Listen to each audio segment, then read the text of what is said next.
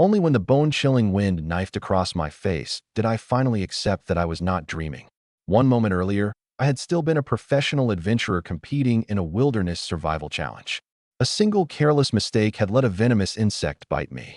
When I opened my eyes again, I was standing in a snowbound mountain wilderness with nothing but a drafty hemp tunic on my body and a nose nearly numb from the cold. The memories that flooded my mind told me this was Pinyin County in Nanjiang Commandery, part of the Great Shu Empire. My name here was Tang Yiming, and I was a simple-minded young man from Stallion Village who had only just come of age. Great Shu had suffered natural disasters, war, and crushing taxes for 3 straight years. Harvests had fallen and the population had plummeted. To replenish that population, the imperial court ordered every adult man to marry within the year and sent groups of unmarried women to the villages for arranged matches. The body's second uncle, Tang Erniu, had used that very policy to set a trap. He told the former Tang Yiming that anyone hoping to choose a good woman from the bridal convoy had to bribe the officials with meat. Then he coaxed the boy into climbing Stallion Mountain in a single thin layer of clothing to hunt. The village had organized a group hunt there 2 years earlier, and 9 out of every 10 people who entered had either died or been injured. The original body's father had died on that mountain as well. Tang Erniu clearly did not want game. He wanted the boy to die so he could seize his house and 7 mu of farmland, about 1.15 acres, as a matter of course. Unfortunately for him, he had miscalculated one thing. I had inherited the former owner's body, along with everything he had left behind. Revenge could wait. The most important thing now was getting out of this snowy mountain alive. I checked my equipment. All I had was a wood-cutting knife and a length of hemp rope. Hunting a large animal would be suicide, but I had passed a gently sloping patch of brush on the way here and seen rabbit tracks in the snow. I cut off a piece of rope, fashioned the simplest possible sling, and chose several smooth stones of the right size. Nothing complicated was necessary. If I judged the distance, wind, and the rabbit's escape route correctly, 1 strike would be enough. When the first wild rabbit emerged from beneath the brush, I did not move right away. I waited until it lowered its head to feed, spun the sling, and sent a stone whistling through the air. It struck the rabbit squarely in the head. The fat animal weighed a full 7 or 8 jin, roughly 8 or 9 pounds, and dropped dead on the spot. I collected the rabbit and continued tracking through the snow. In less than 1 shurchen, about 2 hours, I took another rabbit weighing over 5 jin and a third weighing over 6. Together, the 3 weighed roughly 20 jin, or 22 pounds. They could solve my immediate food problem and be traded for badly needed supplies. It was already getting late, so I did not let my first success go to my head. I stopped at once and headed down the mountain. As I neared the village entrance, I hid all 3 rabbits in a haystack before approaching the gathered crowd. Several constables stood in the village guarding the bridal convoy, while villagers crowded around to choose women. No one here spoke of affection. They only cared about who was strong enough to work and who might eat less during a famine. Any woman who looked the least bit frail was ignored, though what awaited those unwanted women could be worse than starvation. I immediately spotted Tang Erniu and his son, Tang Dazhuang. Tang Erniu handed the constable chief 30 jin of brown rice and selected a sturdy-looking woman for Tang Dazhuang. Brown rice now cost 100 copper coins per jin and was often unavailable even to those with money. That bribe was already a lavish gift. I did not force my way into the crowd at once. The 3 rabbits would prove that I was no longer a fool, but they would also attract thieves immediately. After hiding the game, I first circled the village entrance and confirmed how many constables were present, where they kept the marriage register, and who was weighing each household's grain. A match here was more than a verbal claim. The constable chief entered the couple under their registered household. Once a woman's name was written into the ledger, Tang Erniu could not easily resell her or take her away later. One woman fainted after standing too long in the freezing wind. A constable merely threw a handful of snow water over her and ordered her back into line. I could not take everyone home, but I could at least make sure the woman I chose was not being pushed from one pit into another. Marriage meant one more mouth to feed. It also meant that, from this day forward, her safety would be tied to every trip I made into the mountains and every sack of grain I brought home. Tang Dazhuang wrapped an arm around his new wife and blocked my path, showing off on purpose. Look how capable your cousin-in-law is, idiot. Too bad. Even if you wanted one like her, you couldn't have her. I ignored him and swept my gaze across the bridal convoy. At the very end stood a young woman so thin that her clothes nearly hung empty on her frame. Her features were delicate and her expression anxious, yet she kept forcing herself to stand straight. Everyone else saw a woman too weak to work. I saw that her eyes were still clear and that, even in the bitter wind, she had not begged anyone for mercy. Angered when I did not respond, Tang Dazhuang grabbed Tang Erniu and pointed at the woman. Dad, stick him with the one nobody wants. Give him 2 mouths to feed so he'll die even faster. I checked once more that no one had discovered the rabbits in the haystack and kept a round stone ready in my hand. Revealing my catch now would make the constables raise their price and might cause Tang Erniu to change his scheme. Continuing to play the same simple-minded boy they remembered would instead encourage him to say too much and deliver the woman to me with his own hands. They thought I was still the fool they could manipulate at will. I watched Tang Erniu walk toward the constable chief and made my decision. If he still wanted to plot against me, I would make him personally send the one woman he never should have chosen straight into my home. The frail beauty is a treasure. Thank you, second uncle, for giving me a wife. Tang Erniu pulled the constable chief aside and spoke to him in a low voice. I could not hear every word, but I saw him point toward the thin young woman and then hold up all 10 fingers. The constable chief quickly nodded. One of the junior constables yanked the woman out of line and shoved her directly in front of me. She's yours. Take her and go. The woman stumbled and nearly fell into my arms. Afraid I might reject her, she immediately clenched the hem of her clothes and spoke in a trembling voice. Please take me in, young master. I can learn to wash clothes, cook, and work the fields. I won't eat your family's food for nothing. Uncle Wang, the village chief, hurried over and advised me quietly. Yiming, you can't be foolish about this. She's too weak. She might not survive the winter. Don't agree yet. I'll find you someone strong enough to work.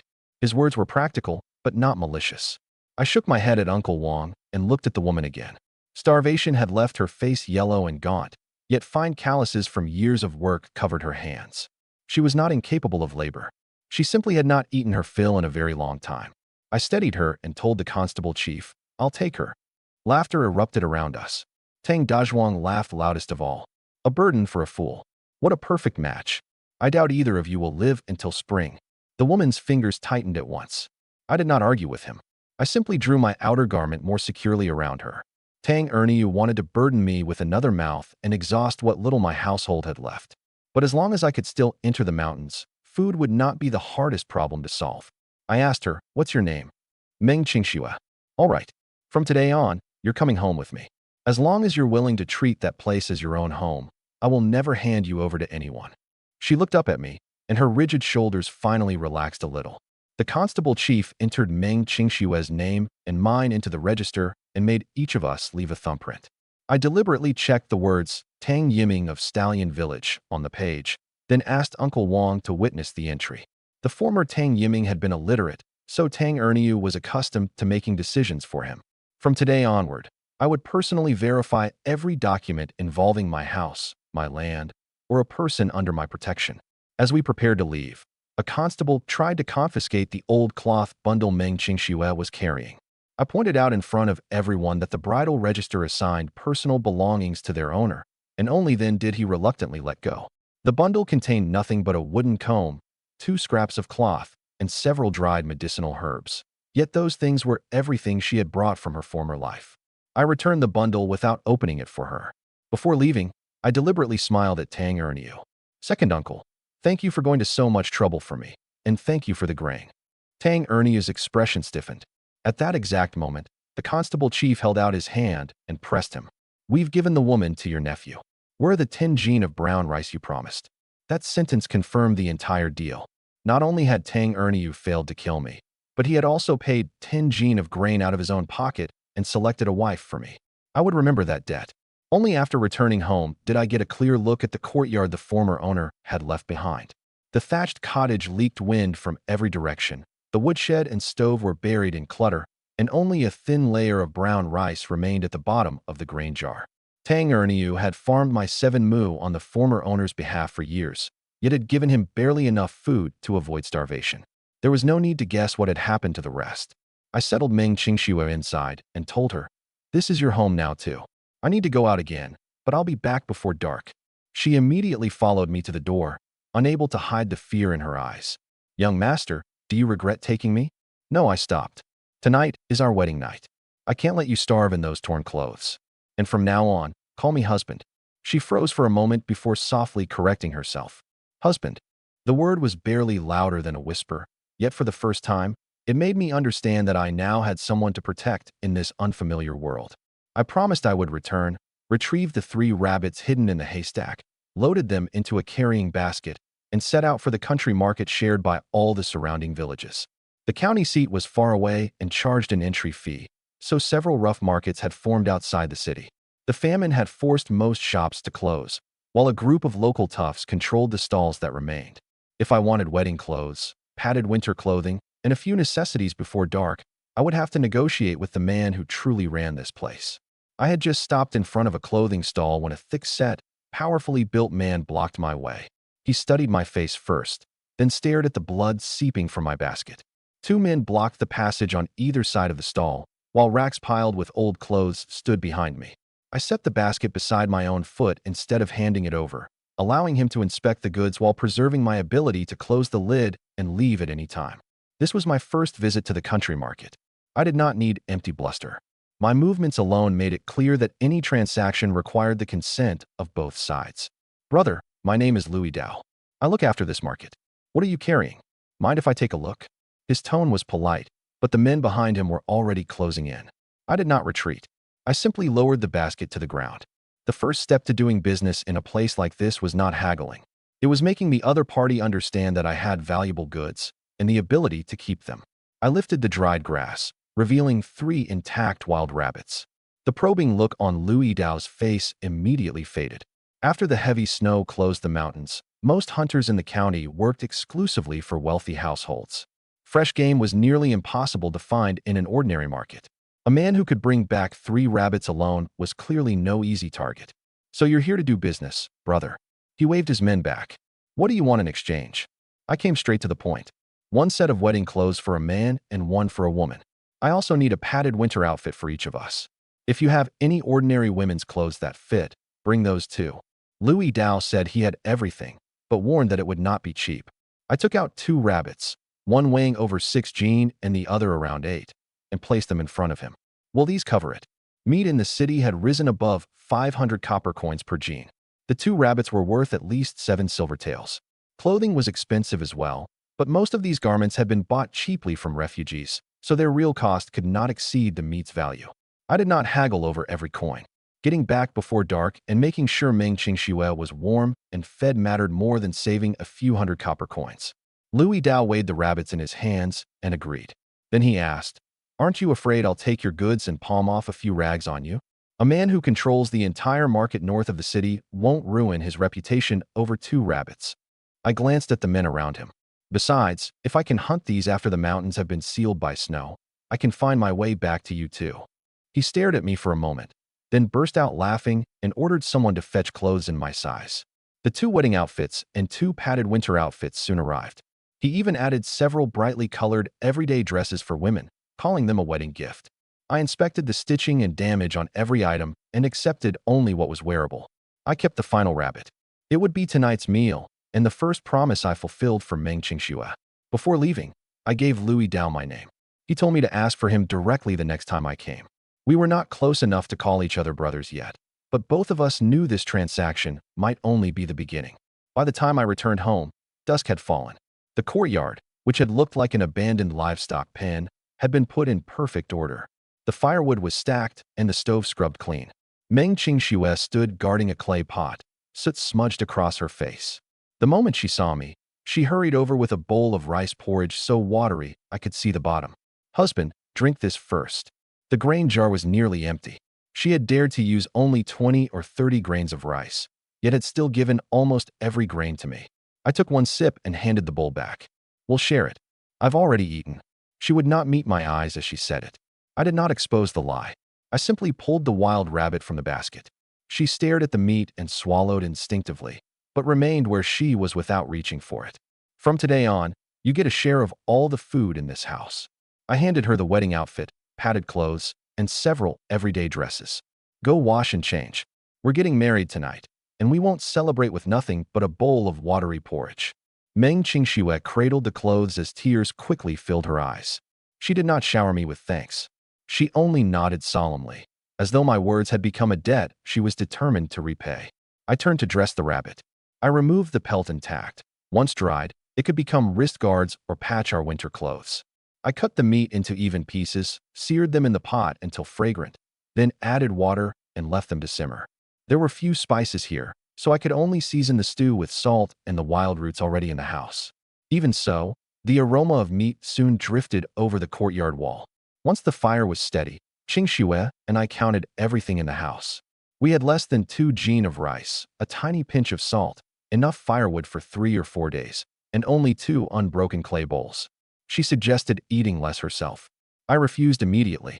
Letting her starve might stretch our grain for a few days, but it was far better to make use of the rabbit skin, bones, and leftover meat while establishing a reliable income as soon as possible. She memorized the inventory and pointed out that the rabbit bones could make a second pot of broth, the fat could be saved for frying wild greens, and even the old hemp clothes we had taken off could be cut into strips to seal gaps around the door. Those practical arrangements showed me that she was not waiting to be supported. She was doing everything she could to hold this broken household together. While the meat simmered, I wiped myself down with cold water and changed into the wedding clothes I had traded for. When I returned to the stove, Meng Qingxue had also emerged from the house. The red fabric lent a little color to her pale cheeks. She was still painfully thin, but she no longer looked like the woman at the end of the bridal line who might be discarded at any moment. Just as I was about to serve the meat, hurried footsteps sounded outside the courtyard gate. For people followed the aroma straight into the yard. Tang Dazhuang led them. Without even asking, he lifted the pot lid and reached for the meat. I flicked a small stone at him. It struck his ankle dead center. He jerked back his hand in pain and spun around, cursing. Standing on the other side of the stove, I stared coldly at Tang Erniu's family. They had brought no wedding gifts. They were merely the first pack of wolves to come running at the smell of meat. Who hit me? Tang Dazhuang clutched his ankle and looked around wildly. I stepped out of the shadows, and the moment he saw me in wedding clothes, his curses died in his throat. Tang Erniu, Wang Mei, and the family's new bride, Lu Chui, were also staring at the rabbit stew. Not one of them tried to explain why they had barged into my home. This isn't your courtyard. I stepped in front of the pot. Get out. Meng Qingxue heard the disturbance and emerged from the house. Her red wedding dress fit beautifully, and the expressions on all 4 Tang family members darkened. That afternoon, they had treated her like an unwanted burden. Now she wore clothes they could not bear to buy, while meat simmered in her courtyard. I told Meng Qingxue to go back inside. She looked at Tang Dazhuang, then at me. In the end, she did not retreat far and remained beside the doorway. She clearly had no intention of leaving me alone at a time like this. Wang Mei forced a smile. Yiming, you and Dazhuang were both married today. That's double happiness for the Tang family. Let your cousin and his wife borrow these wedding clothes for a few hours and give us half the meat so we can all celebrate together. She spoke as though she were honoring me, yet Tang Dazhuang was already edging toward the pot again. The stone had stopped his hand for a moment, but it had not taught him the rules. This afternoon, you spent 30 jin of rice choosing a wife for Tang Dazhuang, and another 10 jin to foist Qingxue on me. I looked at Tang Erniu. Now you want to take my clothes and meat too. Is that what you mean by family? Tang Erniu's face darkened. I'm your second uncle. An elder comes to your house for a bite of meat, and you dare keep accounts with me? Of course I do. I pointed behind the house. After father died, you farmed my 7 mu for me. For 3 years, you gave me barely enough grain to stay alive, then told the village the harvest had almost completely failed. Today you deliberately tricked me into the mountains. Until those old accounts are settled, forget eating my meat. None of you should even be crossing this threshold. Wang Mei immediately argued that they had worked hard to farm the land and pay the taxes and owed me nothing. Tang Dazhuang, relying on his size, moved toward me while calling me an idiot. I picked up the woodcutting knife. I did not draw it. I merely pressed the back of the blade against the edge of the stove. The dull thud against the wood made it clear that I was finished protecting their pride. Take one more step and see what happens. Tang Dazhuang stopped. I had returned alive from Stallion Mountain with game, and only moments ago I had struck his ankle with a stone from several paces away. Even he understood that I was no longer the boy he could bully at will. Tang Erniu pointed at me and roared. You've rebelled. You dare treat an elder this way? Do you believe I won't punish you in front of the whole village? Tomorrow morning, I'll ask Uncle Wang and the clan elders to judge this matter. I held his gaze. You will account for every harvest from those 7 mu over the past 3 years, how much tax you paid and how much grain remained. You will return my land deed and every last gene of my grain. Those words struck the real target. Tang Erniu looked instinctively at Wang Mei, who immediately tugged on his sleeve and urged him to leave. Their reaction was worth more than any denial. It proved my judgment had been correct. Tang Dazhuang still could not take his eyes off the meat until Tang Erniu cursed at him. Only then did he follow the others out of the courtyard. On his way out, he kicked the gate deliberately. I did not chase them. I waited until they were gone, then barred the door again. I first inspected the gate and courtyard wall to make sure they had not left anyone to watch us. Then I repeated the conversation to Qingxue word for word. She pointed out that when Wang Mei heard me mention 3 years of harvests from 7 mu, she had looked first at the front of Tang Erniu's robe. The deed was probably hidden there. That observation changed my plan. Tonight, I would only follow them to find the hidden grain. I would take the deed tomorrow in front of Uncle Wang, so Tang Erniu could not accuse me of breaking into his house and stealing it. I also used a charred piece of wood to record the time, the names of the 4 people present, and everything they had demanded on the back of the door. Paper was expensive, but notes on a plank would help me keep my account consistent tomorrow. Anger alone was not enough to deal with people accustomed to bullying a fool. Every step had to be verifiable by a third party. Meng Qingxue came over from the doorway and asked softly, "Husband, will they return the deed tomorrow?" "No," I ladled out the rabbit stew. "That's why I deliberately told them I wouldn't see the village chief until morning." She froze, then quickly understood. "You think they'll move the grain and deed tonight?" I nodded. They had deceived the former Tang Yiming for 3 years. Tang Erniu would never sit quietly and wait for me to inspect the accounts. The more urgently they tried to hide things, the more evidence they would leave behind. "Eat first." I set the first bowl of meat in front of Meng Qingxue. "Once we're full, I need to go out." Meng Qingxue did not ask what I intended to do. She only reminded me that the snowy roads were slippery and placed the wood-cutting knife where my hand could reach it most easily. She divided the remaining rabbit into 2 portions as well. One was for breakfast, the other she wrapped in case I returned hungry during the night. Our home had faced conflict on the day it was formed, yet she did not urge me to take immediate revenge or risk my life merely to prove my strength. She simply gave me every detail she had observed and trusted me to judge what to do. At that moment, I became even more certain that the woman everyone had rejected that afternoon was no burden at all. There was only a pot of rabbit meat and 2 bowls of rice on the table, yet to Meng Qingxue, it looked like an unbelievable feast.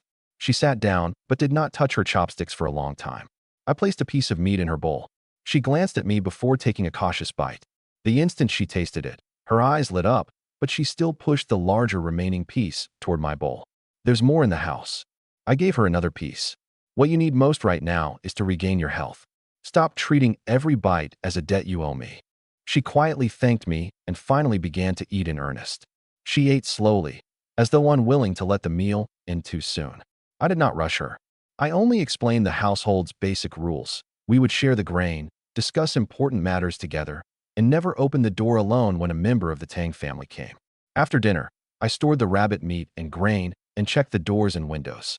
Meng Qingxue clearly knew I still planned to go out. She brought me the wood-cutting knife without being asked and wrapped the sheath in old cloth so it would not make noise while I moved. "Aren't you going to ask where I'm going? If you haven't told me, husband, you must have a reason not to alert anyone." She paused. "I only asked that you come home safely."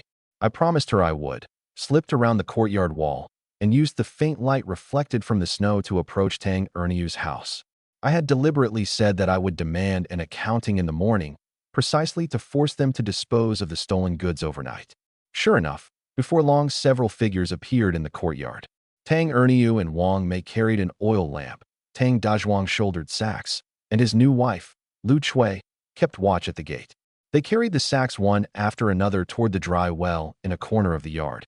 Hidden outside the fence, I heard every word clearly. Wang Mei lowered her voice. "Are you sure no one will find it in the well? That fool acted like a different man today. What if he really brings the village chief tomorrow?" Tang Erniu replied, "The well dried up years ago. Once we cover it with rotten planks, who would climb down to check? I'm keeping the deed on me. Tomorrow we'll say disaster ruined the 7 mu, and after paying the 100 jin of tax due on each mu, almost nothing remained. He was a fool for more than 10 years. What could he possibly calculate?" Those few sentences were enough to prove that they possessed both the grain and the deed. I did not attack immediately. There were 4 people in the courtyard. Forcing my way in would not be difficult. but it would turn a clear case of embezzlement into a private fight between two households. I intended to recover what belonged to me and make the entire village understand who had set the trap in the first place. After Tang Dezhuang lowered the last sack into the dry well, he impatiently swept Lu Shui into his arms and carried her back to their room. Sounds soon emerged from the bridal chamber and ended just as quickly. Tang Erniu and his wife also went inside, leaving only the wind-tossed lamplight in the courtyard. I waited a while longer and made sure every door was shut before climbing over the low fence and approaching the well. Several rotten planks covered the opening, and a recently used hemp rope hung below. I lifted the planks and dropped a stone to test the depth. The bottom was dry, and none of the sacks had torn. There were 5 sacks of unhusked rice at the bottom, each weighing about 100 jin. This year's yield had been roughly 140 jin per mu. Including my 7 mu, Tang Erniu had planted 17 or 18 mu in total. After paying the tax of 100 jin per mu, the household should have retained 7 or 800 jin of grain. The former Tang Yiming had received only half a sure, 60 jin. After subtracting what Tang Erniu's family had consumed, the 500 jin in this will almost perfectly match the missing amount in their accounts. A share of this grain had belonged to me from the beginning. Tang Erniu had hidden it in the dry well so he could deceive me again tomorrow. I saw no reason to keep storing it for him. I secured the rope, hauled the sacks to the wellhead one at a time, and used the darkness to carry them back to my courtyard. Moving all 5 sacks, then making one last trip to erase the footprints and drag marks, took 6 trips altogether. Sweat had soaked through my thin clothes, and the wind cut like a blade wherever it touched me. But my household now had 500 jin of grain. At least we had a foundation for surviving the winter. Meng Qingxue was still sitting beside the door when I returned. She stared in surprise at the final sack on my shoulder. Only after hearing Tang Erniu's conversation and the calculations from the past 3 years did she understand where the grain had come from. We did not celebrate immediately. First, I had her mark each of the 5 sacks and inspect their corners for the Tang family's repair stitching. Then we concealed 2 sacks inside the woodpile, placed 2 beneath the bedboards, and left the final sack in plain sight as our daily supply. If Tang Erniu brought people to search the house, piling all the grain together would only surrender the initiative to him again. Qingxue asked why I had not awakened Uncle Wang and caught them in the act after hearing them hide the grain. I explained that evidence obtained by sneaking into another person's yard at night could easily be called theft. If Tang Erniu instead produced a false deed tomorrow and recited a false account in public, the village chief would finally see his methods clearly. Recovering 500 jin would keep us alive. Reclaiming my public credibility would keep this household secure for years. He still has the deed on his person. I returned the knife to the wall. Tomorrow I'll ask Uncle Wang to witness him returning my real 7 mu. As for the grain in the well, if he dares claim it never existed, he can bear the consequences of that lie himself. Meng Qingxue brushed the muddy snow from my shoulder and did not ask me to tolerate the theft. She only said she would carefully keep the household accounts from now on and never let anyone take what belonged to me again. We had held no grand wedding, and no guests had witnessed our vows. But in a year of famine when no one knew whether food would exist tomorrow, she had waited at the door for me to return, and I was willing to entrust her with my plans and everything the household possessed. Late that night, we extinguished the last lamp. What happened between newlyweds was no one else's business. I only remember that she was nervous at first and that I did not rush her. When she finally relaxed, that broken cottage with wind leaking through every wall felt like our home for the first time. After sunrise, I still had to recover my 7 mu of farmland, the bough my father had left behind, and the rest of the grain Tang Erniu refused to return willingly. When I woke the next morning, Meng Qingxue was still tired from our wedding night. I tucked the household's only old cotton quilt around her and let her sleep while I put on my hemp clothes and left the house. The 5 sacks of unhusked rice from the well were hidden in the woodshed beneath firewood and a torn reed mat. I was about to demand the return of my farmland, so I could not allow the grain to become the focus of the dispute just yet. As long as Tang Erniu insisted that his household had no surplus, I would first recover the property that could be publicly verified. Village Chief Wang Fugue did not hesitate after hearing my purpose. He had been close to the former owner's father, Tang Daniu, and had often looked after the boy over the years. We went to Tang Erniu's house together. The moment we entered the courtyard, I heard people in the back screaming that their grain was gone. Tang Erniu looked as though he wanted to bore a hole through me with his eyes, but he did not dare mention the dry well in front of the village chief. Uncle Wang spoke first. Yiming has recovered his senses. You should return the 7 mu that Brother Daniu left him. Tang Erniu suppressed his anger and agreed with suspicious ease. He told Wang Mei to produce a land deed and handed it to me, even pretending that he had long hoped I would regain my mind. I did not accept it immediately. Instead, I passed it to Uncle Wang. I never understood farmland before. Please examine it for me, Uncle Wang. Tell me the exact plots, their boundaries, and the quality of the soil. Tang Erniu became anxious at once. Yiming, I'm your own second uncle. Do you really think I'd trick you with bad land? The more nervous he grew, the more certain I became that something was wrong with the deed. Uncle Wang read it word by word, and his face quickly darkened. All 7 mu on the deed lay in the low ground west of the village. Several plots had already turned saline and could barely produce grain even in a normal year. Under the imperial rule that taxed good and bad land alike at 100 jin per mu, those 7 mu might yield nothing and still leave me owing the authorities 700 jin of grain. Uncle Wang slapped the deed onto the table. Tang Erniu, is this what you call good land? Brother Daniu clearly left him 7 mu east of the village. Are you trying to bury Yiming in tax debt the moment he recovers? I asked Uncle Wang to read the boundaries on both deeds aloud, then invited 2 clan elders who had heard the argument from outside to come in as witnesses. The false deed placed the northern boundary at the salt ditch and the southern boundary at the barren slope. The real deed bordered the Wang family's fields to the east and an irrigation channel to the west. This could not possibly be a simple mistake. The more Tang Erniu tried to reduce the matter to a private family dispute, the more determined I was to establish the facts in public. Uncle Wang also calculated the consequences clearly. Even if the barren land produced nothing, 700 jin in taxes would still be due. If that debt went unpaid, the government could seize the fields and even drag the head of the household away for labor service. That false deed was not merely an attempt to cheat me out of some grain. Tang Erniu had intended to crush me completely beneath government debt. Once the onlookers understood that, the way they looked at him changed. It was a mistake. My wife must have grabbed the wrong deed. Tang Erniu immediately shifted the blame to Wang Mei and ordered her to fetch the other one. I watched them perform their little exchange without arguing. Uncle Wang had seen the first false deed with his own eyes. No one would believe them if they later claimed they had always treated their nephew well. Before long, Tang Erniu personally produced another deed. Uncle Wang checked the plots and boundaries and confirmed that it covered 5 mu of average land and 2 mu of good land, the exact property Tang Daniu had received years earlier. I put away the deed, but I did not leave. Second uncle, the land is settled. Now for this year's harvest. 7 mu at roughly 140 jin per mu comes to almost 1,000 jin. After 700 jin in taxes, about 280 jin remained. You gave me only half a shur, or 60 jin. Where's the rest? The false smile on Tang Erniu's face froze completely. He had never imagined that a man once unable to count his own meals would calculate the acreage, yield, and tax on the spot. You couldn't manage grain while you were simple-minded, so I kept it for you. Our household has been struggling lately too, and the remainder hasn't been husked yet. He avoided my eyes.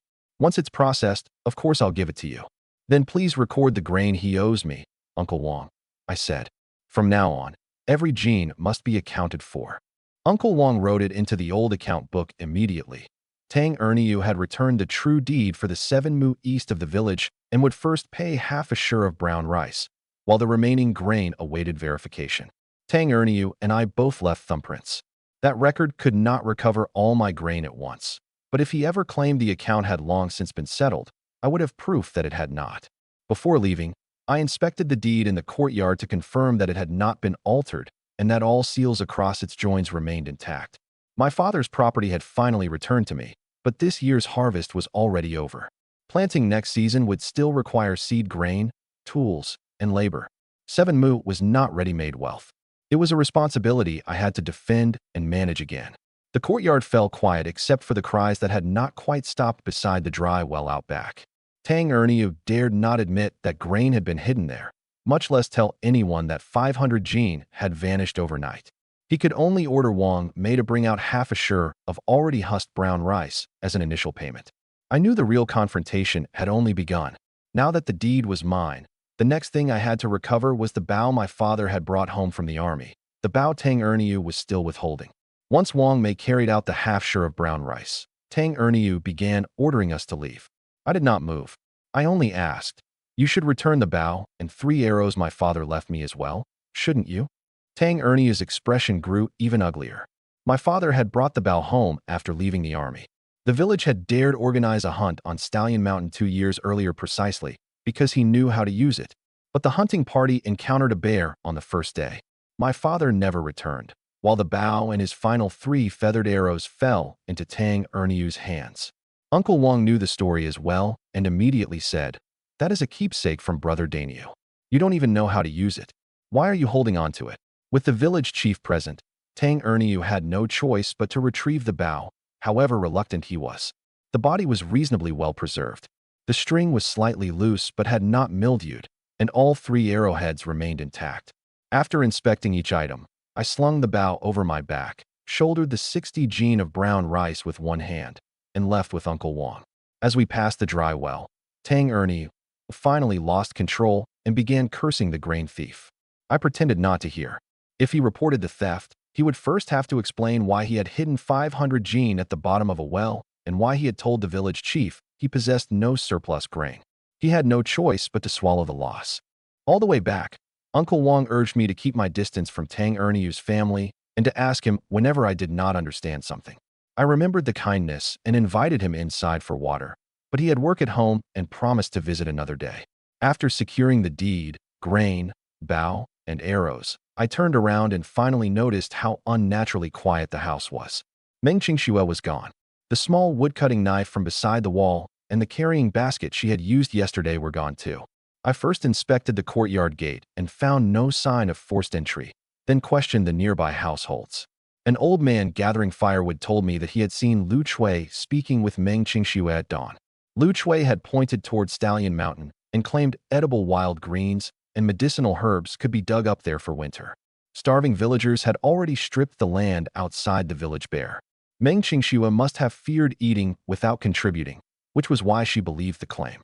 But Lu Chui could not possibly have been unaware of the mountain's dangers. She had seen meat and new clothes in my house yesterday. Today, she had sent a woman unfamiliar with the trails into a deadly mountain. This was not kindness. She was trying to use wild beasts to kill Qingxue. There was no time to confront her. I snatched up the bow and 3 arrows I had just recovered and sprinted out of the village. Before leaving, I still paused long enough to tell Uncle Wong when Meng Qingxue had disappeared, what she was wearing, and what Lu Chui had said. If I failed to return as well, someone would at least know where to search. Uncle Wong wanted to gather villagers. I refused to let men without bows rush into the deep mountains and instead asked him to bring people to the trailhead in half a shurchen to support us. I also tested my father's bow quickly. The string was dry but did not snap, and both limbs returned with nearly equal force. One of the 3 arrows had a slightly crooked fletching, which I smoothed down with my fingernail.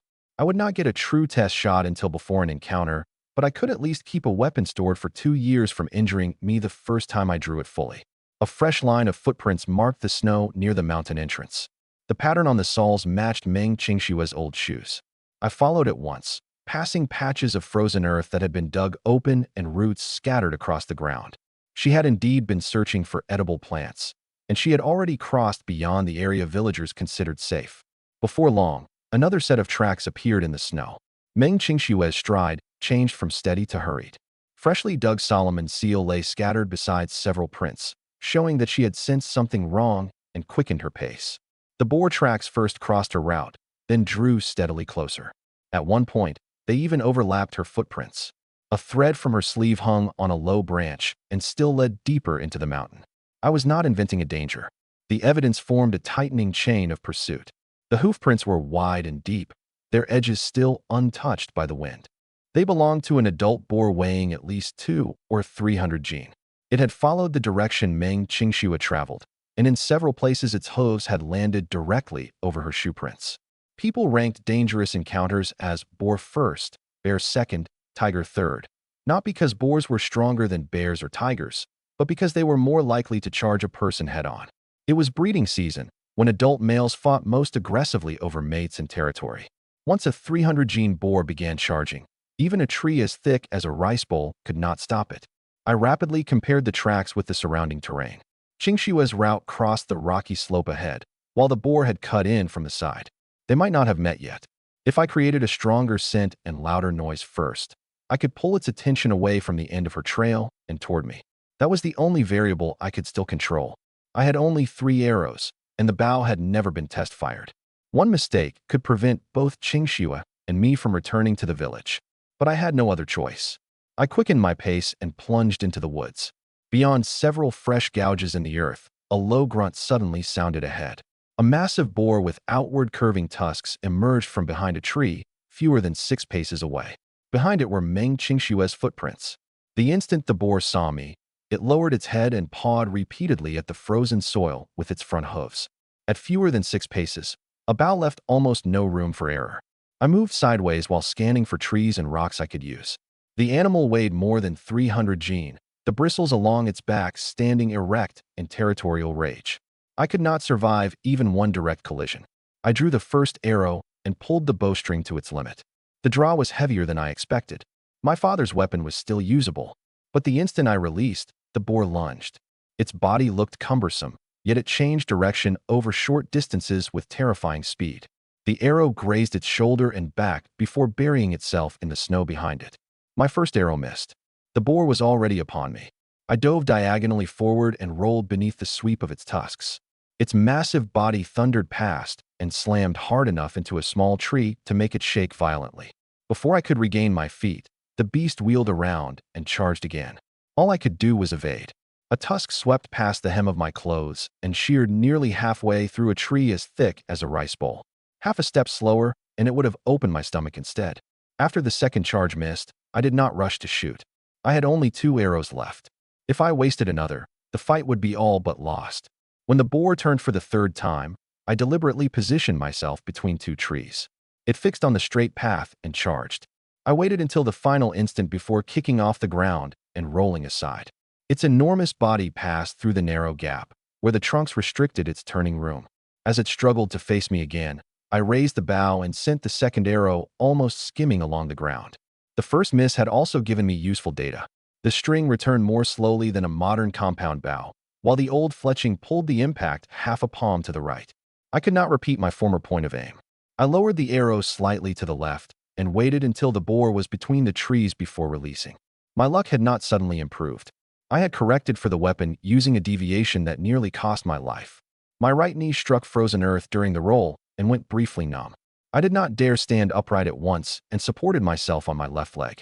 The greatest danger in a fight on mountain ground was pretending an injury did not exist. If I planned my next movement as though both legs were sound, the boar would not even need to hit me. Forcing me to slip would end the fight. The arrowhead drove straight into its left eye. The boar screamed, blood streaming down its face. The wound did not make it retreat. It only enraged the animal completely. It shook its head and charged again, faster than before. Losing one, I would disrupt its sense of distance, but it would not immediately end its ability to attack. I did not mistake the hit for victory. I merely used the brief loss of vision on its left to circle right. Hearing my steps, the boar forced itself to turn and plowed a deep trench through the ground with its tusks. Mud and snow struck my face. My foot slipped, dropping me to one knee. The boar's next charge followed immediately, with nothing but a rock wall behind me. I gripped the final arrow but did not knock it. We were too close. The time needed to draw would be enough for the beast to smash me apart. I snatched up a stone and threw it against a tree trunk to my right. The sound made the boar instinctively turn its head. I used that half-step opening to roll behind a boulder. Unable to stop, the boar slammed its tusks into the stone, shattering one of them on impact. Stone chips sliced across my face, and my ears rang. I checked quickly for heavy bleeding, then fixed the locations of the boulder and 2 trees in my mind again. Every movement from this point had to draw the boar back among those 3 obstacles. I could not let it reach open ground and gain a full charging distance. A faint snap of a branch seemed to come from somewhere in the distance. I could not tell whether it was Qingxue or another animal, and I dared not call out. Revealing her position now would be more dangerous than temporarily failing to find her. I could only concentrate every sound around myself and keep the boar in this patch of forest. It stumbled backward but still did not fall. I used the pause to tear a strip from my hem and bind the wound the bowstring had rubbed into my palm. My right knee could barely bear weight, so I would have to begin my next dodge half a step early. I also checked the fletching on the final arrow to make sure I did not bring a wet, warped shaft into the shot that would decide whether I lived or died. The boar had lost a tusk, but its hearing and sense of smell remained intact. I began controlling my breathing deliberately and used stones to create sounds elsewhere only before I moved. Every turn of its head gave me a few moments to observe. I gradually confirmed that with the left I pierced, it truly could not lock onto nearby objects on that side. I rose again, my chest aching from my labored breathing. 2 of my 3 arrows were gone, with the first still buried in distant snow. The boar had lost only one eye, and its will to fight was stronger than ever. Worse still, I had not seen Meng Qingxue anywhere. If she was nearby, drawing out the fight would only pull the danger toward her. I had to take the boar's remaining eye with my last arrow, then find a way to recover the first. Otherwise, the next charge might trap both of us in a fight we could not survive. When the boar began pawing the ground again, I deliberately retreated several steps toward open ground. It could see only through its right eye, so I kept myself where it had to turn its head to lock onto me. When it charged close, I slipped toward its blind left side. The boar missed, turned instinctively, and presented its intact right eye directly to me. The third arrow left the string and struck its target. Both eyes destroyed, the boar was completely blind. It charged wildly at anything that made a sound, smashing trees, rocks, and frozen ground until debris flew everywhere. I held my breath and did not approach. Instead, I picked up a dry branch and threw it against a distant rock face.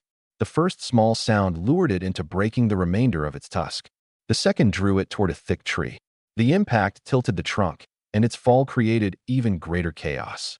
Using that crash to hide my steps, I rushed to where the first arrow had landed and pulled it from the snow. The arrowhead was undamaged.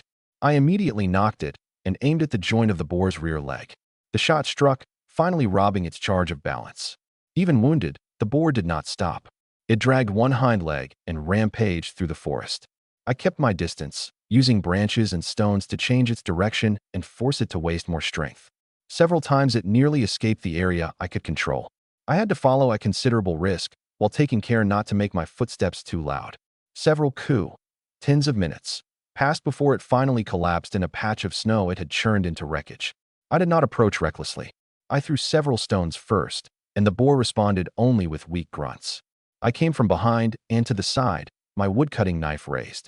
Just as I prepared to finish it, the animal summoned its last strength and exploded upward. I had been expecting that trick and leaped aside early. The boar struck the rock wall, swayed several times, and fell again. This time, I gave it no second chance to feign death.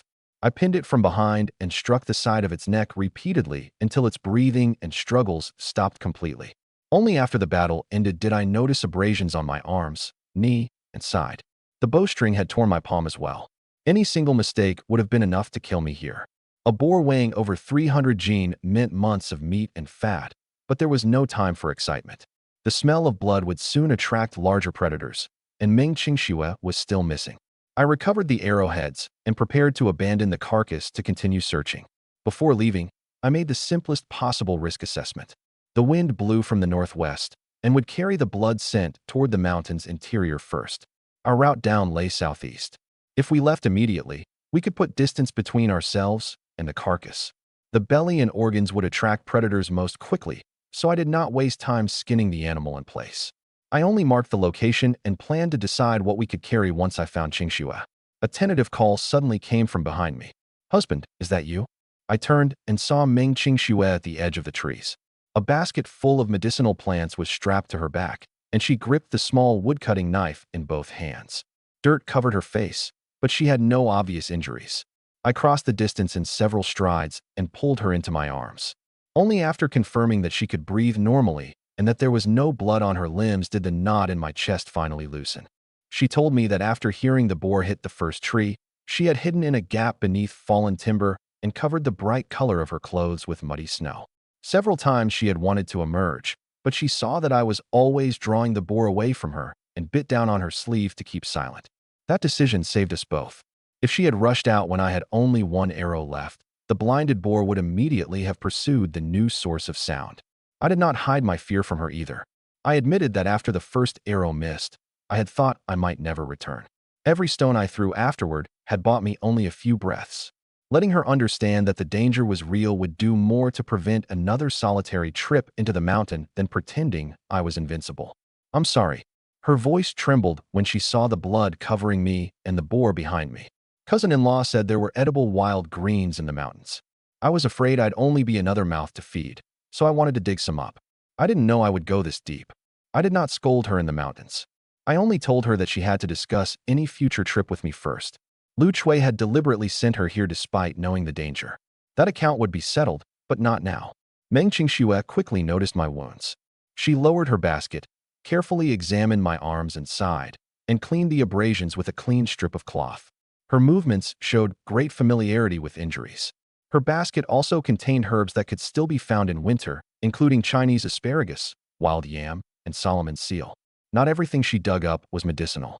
Several edible yams and 2 handfuls of unidentified roots lay at the bottom of the basket. She discarded the uncertain roots herself rather than eating them simply because she had worked hard to gather them. I promised to build separate, labeled racks for the reliable herbs after we returned, allowing her knowledge to become a lasting household skill instead of an accidental gain from a dangerous outing. Did you study medicine? I learned a little when I was young. I can only identify herbs and treat ordinary wounds. That was already far more valuable than the woman who claimed she only knew how to eat. Once she confirmed that I had no fractures or deep wounds, we looked at the boar together. I had found my wife, and the game remained. But safely moving a carcass weighing more than 300 jin down the mountain presented a new problem. Carrying the entire boar was impossible, and the smell of blood meant we could not remain. I decided to butcher it on the spot and take only the most valuable, easily preserved portions. Meng Qingxue watched the woods while I removed all 4 legs with the woodcutting knife. Each weighed nearly 30 jin, for a total of about 120. I also took 1 intact tusk and about 60 jin of bone-in meat, then bound the loads to opposite ends of a wooden pole. The burden on my shoulders was close to 180 jin, and every step required me to rebalance it. Nearly half the usable meat still remained on the carcass. Meng Qingxue refused to descend empty-handed and insisted that I load 40 jin of meat and the removed hide into her basket. Together with the herbs, the burden exceeded 60 jin. I wanted to refuse, but she strapped on the bamboo basket and walked several steps, proving she was not merely trying to act tough. Tell me the instant you get tired. You are not injuring your back for a few jin of meat. I tightened her shoulder straps before we set out. Not long after we left, a deep tiger's roar came from behind us. I immediately lowered my carrying pole, moved Meng Qingxue behind a tree, and gripped my only remaining weapon, the woodcutting knife. I had recovered all 3 arrows, but each shaft had suffered some damage. There was no chance of fighting a tiger with them on short notice. We waited for nearly 1 coup, about 15 minutes, but nothing followed us through the forest. The roar likely came from near the boar carcass, meaning a large predator had already been drawn by the blood. I could not see what it was, and I had no reason to return and confirm it. All I could do was take Qingxue down the mountain as quickly as possible. We did not return directly to the village. Instead, we turned toward the country market where I had traded before. Keeping more than 200 jin of fresh meat at home would make preservation difficult and attract both the Tang family and starving people. Converting it into grain, salt, supplies, and a dependable business relationship first would be safer. As we neared the market, a group of refugees began following us from a distance. Hunger made their steps unsteady, but their eyes never left the meat on my pole. They might not dare attack openly, but if one person took the lead, the bamboo basket on Meng Qingxue's back would be the easiest target.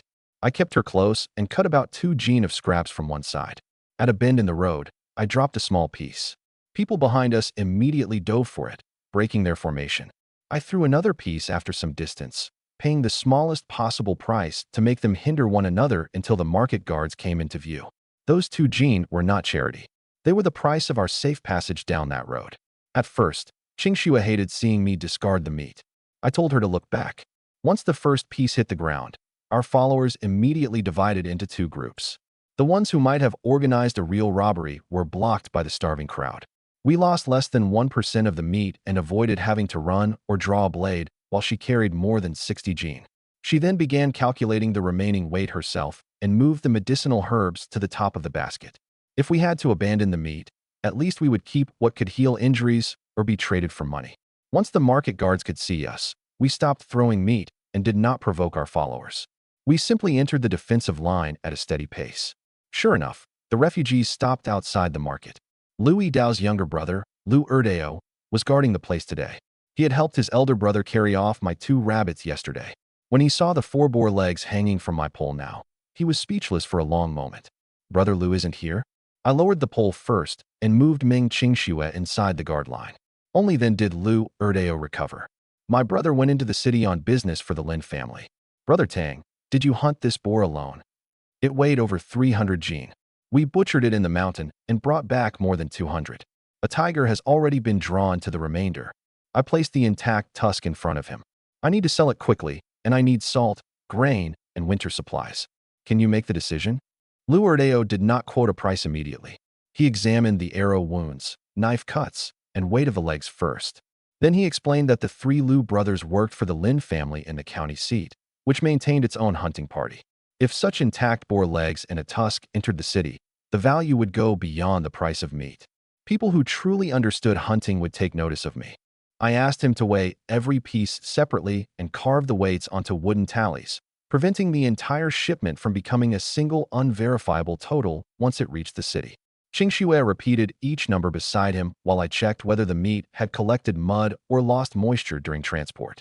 If our first large transaction remained vague, anyone could later use losses in transit to undercount dozens of jin. Lu Erdeo also warned that the Lin family might pay more than the country market, but entering the city required revealing my identity. I did not conceal my name, nor did I leave Qingxue alone in an unfamiliar market. Attention from a powerful family was already unavoidable. What I could do was keep the trade transparent, keep my wife within my protection, and prepare in advance to reject unreasonable terms. That was the risk I needed to weigh. I had brought back more than 300 jin of game, but I had also effectively announced to every powerful household in Pinyin County that a man capable of killing a boar king alone had appeared on Stallion Mountain. Lu Erdeo summoned every clerk with authority to witness the weighing and sent someone to fetch Louis Dao. The Lin family maintained a 12-man hunting party in Pinyin County, made up of the most experienced hunters in the surrounding area. After inspecting the boar legs and arrow wounds, Lu Erdeo told me that even those men rarely brought down an adult boar weighing more than 300 jin with the carcass intact. For that very reason, he dared neither underprice the meat privately nor purchase it himself. He served hot tea to Meng Qingxue and me and station men to guard our goods. This was the first time anyone had addressed Qingxue as sister-in-law. She was visibly unaccustomed to it when she accepted the cup, but she remained perfectly polite. Louis Dao arrived soon afterward with mud and blood on his clothes. He said he had just finished handling a land dispute between the Lin and Wang families and had come directly after receiving the news. Brother Yiming, we haven't seen each other for 2 days, and you've already brought me another enormous surprise. He examined every cut of meat. How much do you want to keep? I kept the 40 jin of meat and the boar hide in Qingxue's basket, selling the 4 legs and all the remaining bone-in cuts. Louis Dao admitted that the shipment was beyond his means. Wild boar sold for around 600 copper coins per jin in the city, equivalent to 6 jin of brown rice. He did not have more than 1,000 jin of grain on hand, so he could only broker a sale to the Lin family. During the weighing, I made the clerks weigh the empty baskets and binding ropes first, then record the net weight of each cut separately. My mountain estimate of 180 jin had only been a judgment of the burden. The settlement weight had to exclude the wooden pole, wet cloth, and loose bone fragments. Qingxue repeated every figure as it was called, while Lu Erdeo cut a matching notch into a wooden tally so all 3 sides could verify the result on the spot. Louis Dao also explained that the meat might be graded again in the city. Intact legs would command a higher price, while muddy cuts with shattered bone would be worth slightly less. If the Lin family offered only a single price for the entire lot, he would explain their rule first. That agreement kept us from being forced to accept an unverifiable total once we reached the city. Agreed. I consented to enter the city, but the weight, price, and delivery must all be stated clearly in person. He immediately ordered men to harness an ox cart. Before climbing aboard, I wrapped the cuts again to keep blood from dripping along the road and seated Qingxue on the inner side of the cargo. The cart jolted badly. She soon became motion sick, and I let her rest against my shoulder. I did not bury the bow and 3 old arrows beneath the cargo. I kept them within reach. Refugees wandered the road from the market to the county seat, and we also had to pass several estates owned by powerful families. If the cart became stuck in mud, the smell of fresh meat would draw a crowd quickly. Louis Dao placed 1 man ahead as a scout and another behind as a guard, while I protected Qingxue and the left side of the cargo. 2 groups approached to ask the price along the way. Louis Dao told them only that the goods had already been entered into the Lin family's accounts and would not be sold on the road. That answer was more effective than brandishing a knife. Ordinary refugees knew they could not afford to rob the Lin family, while spies from other powerful households would send the news into the city even faster. I memorized their clothing and accents, but did not attack anyone who had made no threat. On the road, Louis Dao told me his background and explained the county's balance of power. He had been born in Liu family village east of the city. After famine destroyed the harvest and illness took both his parents, he sold the family property and entered the city to survive. Only after he began guarding the northern market and outlying estates for the Lin family had he managed to keep his two younger brothers and their dependents alive. The ordinary merchants did not truly control Ping'an County's trade routes or most of its farmland. That power belonged to the Chun, Wang, and Lin families, together with the Li, Zhao, He, and Kong families. All seven had swallowed up land throughout the 3-year famine. They employed so many guards, estate hands, and hired fighters that even the government hesitated to provoke them. The Lin family alone supported more than 1,000 people on its holdings outside the city. That information made me even more cautious. Several hundred jin of meat could earn me grain, but it could also place me directly under the eyes of a great family. The city gate was already preparing to close when our cart arrived. Louis Dao invoked the Lin family's name, and the guards reopened it to let us pass. The city beyond was far less prosperous than I had imagined. Mud covered the roads, and a biting stench filled the common quarter. Only the streets controlled by the 7 families still had tiled houses and open shops. Meng Qingxue could not stop looking around. She had never entered a county seat before, so even the wooden buildings, lanterns, and roadside signs fascinated her. She kept hold of my sleeve and never wandered away. Louis Dao first escorted us to an inn owned by the Lin family, then took the boar meat to whoever had authority to settle the purchase. He promised to finish the weighing that night and deliver the payment first thing in the morning. Before the cart left, I asked old Hu, the inn clerk, to write "Wild boar meat awaiting settlement" on the sign at the entrance and had Louis Dao leave the name of the person overseeing the weighing. Once the goods disappeared from sight, only an unbroken record could protect the transaction. Qingxue kept the weight tallies from the country market. If the figures changed tomorrow, we could trace where the discrepancy had occurred. Nor did I accept Louis Dao's account of the 7 families as the whole truth without verification. I watched which shops delivered supplies to the inn and which family badges made the staff step aside. Real power relations existed not only in stories, but in who could make the city gate open after closing and who could bring a cartload of meat through without inspection. I watched the ox cart depart, knowing that this transaction would reveal more than how much grain the Lin family was willing to pay. It would show how they intended to treat a hunter who had appeared from nowhere. The clerk at the Lin family inn was surnamed Hu. Seeing that Louis Dao had personally escorted me there, he treated us with exceptional care. I cut about 4 jin from the boar meat I had kept. 1 jin paid for the room, 2 went to the kitchen for dinner, and the last became old Hu's gratuity. 1 jin of meat could now buy 6 jin of brown rice, while his monthly wages amounted to only 20 jin of grain. The payment was enough to make him genuinely work on our behalf. Old Hu first showed us to a room, then brought a basin of hot water and a clean set of used clothes.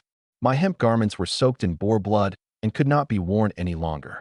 He also explained that the kitchen could not conveniently stew a private serving of meat, but could exchange the 2 jin of boar for 2 jin of wontons. Trading 2 jin of meat for only 2 jin of wontons was clearly expensive, but the price included flour, labor, and the inn's profit. I did not haggle over something so small and agreed. The room was not elegant. The tables and chairs bore years of wear, but it had an oil lamp that could burn for half a shirtchen. Meng Qingxue stared at it for a long time before asking whether this was the legendary oil lamp she had heard about. City people considered it ordinary. She had never used one in her life. I first checked the window latch, beneath the bed, and the distance to the rear courtyard. A Lin family sign outside did not make the space behind our door completely safe. The game had been sent away for weighing, but we still carried a bow, land deed, and a small amount of meat. Any one of those might tempt a desperate person. I moved a chair behind the door and told old Hu to admit no stranger upstairs except the person delivering our meal. Qingxue did not laugh at my caution. She sewed the land deed into an inner pocket against her body, placed the remaining arrows beside the bed, and listened carefully to every footstep in the corridor. Entering the city was new and exciting to her, but she had not forgotten that we had just passed between wild beasts and starving refugees. I told her to wash away the grime from our journey first. Instead, she carried the hot water to me and insisted on cleaning the blood and wounds from my body. Her touch was gentle, and she paused whenever she reached an abrasion to make sure she had not hurt me. I could tell that she still blamed herself for entering the mountain alone, so I reminded her that the person who deliberately gave her false directions bore the real responsibility. She dampened clean cloth with warm water, wiped away the dried blood, and pressed each wound to ensure it was no longer seeping. My right knee had suffered the worst impact and was already bruised beneath the skin. She had me bend and straighten it several times. Once she confirmed the joint could still move, she used only a cold compress instead of applying herbs blindly. I shared what I knew about cleaning wounds as well. Two bodies of experience confirming each other were safer than either of us pretending to know everything. Afterward, we reviewed every risk we had taken that day. Her entering the mountain alone had been a mistake. My charging deep inside with only 3 old arrows had also been dangerous. From now on, we would leave a route in a latest return time. The rule was not meant to restrict her. It meant that if either of us disappeared, the other would not have to guess where to search. If you want to contribute to the household, you can gather herbs, keep the accounts, or learn to read mountain trails with me, I said. Proving that you're useful doesn't mean gambling your life. She promised earnestly, then asked whether I would reject her because of what had happened. I drew her closer. I didn't run into that mountain to recover a laborer. I went to bring home my wife. The anxiety finally left her eyes. The oil lamp was dim, yet the room was far warmer than our ruined cottage. We drew closer and closer, ready to resume the intimacy interrupted the night before, when someone suddenly knocked on the door. Before that, we had also established the order for tomorrow's transaction. Verify the weight first, inspect the grain second, and discuss any extra gifts only at the end. No matter how warmly the other side treated us, the land deed and bow would remain on our persons. Qingxue would record the numbers while I negotiated. If either of us sensed trouble, the phrase, "go home and add firewood," would be our signal to pause. For the first time, she offered a judgment of her own. If the Lin family wanted to pay only silver rather than grain, we should prioritize exchanging it for brown rice that could be eaten immediately. Silver might buy nothing in a famine. Her reasoning showed that she had progressed from passively receiving food to deciding alongside me what form our household wealth should take. Guests, the wontons are ready. I stopped. Meng Qingxue hurriedly straightened her clothes, the tips of her ears blazing red. Old Hu had no idea what he had interrupted and continued asking cautiously from the corridor. I first confirmed through the door that Old Hu was alone, then moved the chair and opened it. He carried 2 bowls of wontons on a wooden tray, with clean chopsticks and spoons.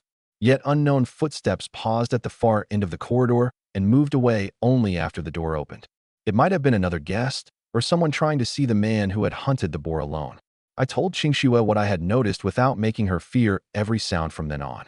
We only agreed that neither of us would open the door alone at night. She put her outer robe back on and sat at the table with me. Losing that intimate moment was disappointing, but it also reminded us that a warm room in the county seat was not automatically safer than a broken cottage. I swallowed my frustration and opened the door fully. Survival was more practical than romance. Since the food had arrived, feeding Qingxue came first. Steam still rose from the 2 enormous bowls of wontons Old Hu had delivered. Meng Qingxue initially hid behind the quilt and refused to come out. Only after catching the aroma did she slowly sit at the table. She did not even know what a wonton was. Her first bite was too eager, and the scalding broth made her gasp and suck in air. I moved the bowl farther away and made her blow on it first. To me, this was an ordinary flour dish. To her, it was a luxury beyond anything she had once imagined. Halfway through, she still tried to leave me the dumplings with the most filling, and I pushed them back. There will be more in the future. Stop treating every meal like your last. Even as I spoke, I understood the weight of that promise. The 3-year famine had not ended, and imperial taxes were still rising. Comforting words would never make her believe that there would be more.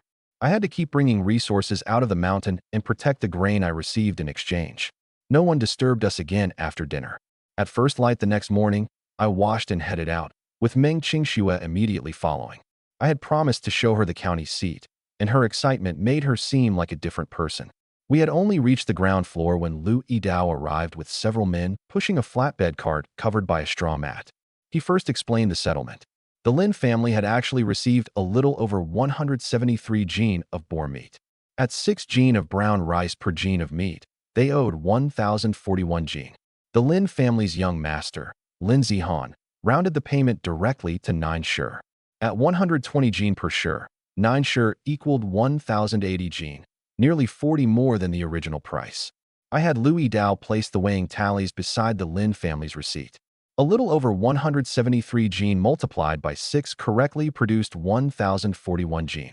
After rounding to 9 shur, the total was precisely 1,080. Qingxue added the sacks one by one with her fingertip on the table and confirmed that 9 sealed sacks of 120 jin completed the total. I sampled 3 sacks, from the top, center, and bottom of the cart. The upper grain was dry, the center had not been weighted with gravel, and the lowest sack had not absorbed moisture. A powerful family choosing to show favor was one matter. Whether the goods could actually be eaten was another. If I failed to inspect the first transaction, I would have no standing to question the next. When the straw mat came away, 9 grain sacks lay neatly arranged on the cart. Meng Qingxue instinctively stepped back at the sight of so much food. I inspected the seals and sampled 2 more sacks at random. Both held edible brown rice without sand or moldy grains. The trade was fair, deliberately generous, even. I told Qingxue to record 1,041 jin as the meat payment and list the additional 39 separately as the Lin family's rounding bonus. We could accept both, but we could not confuse their nature.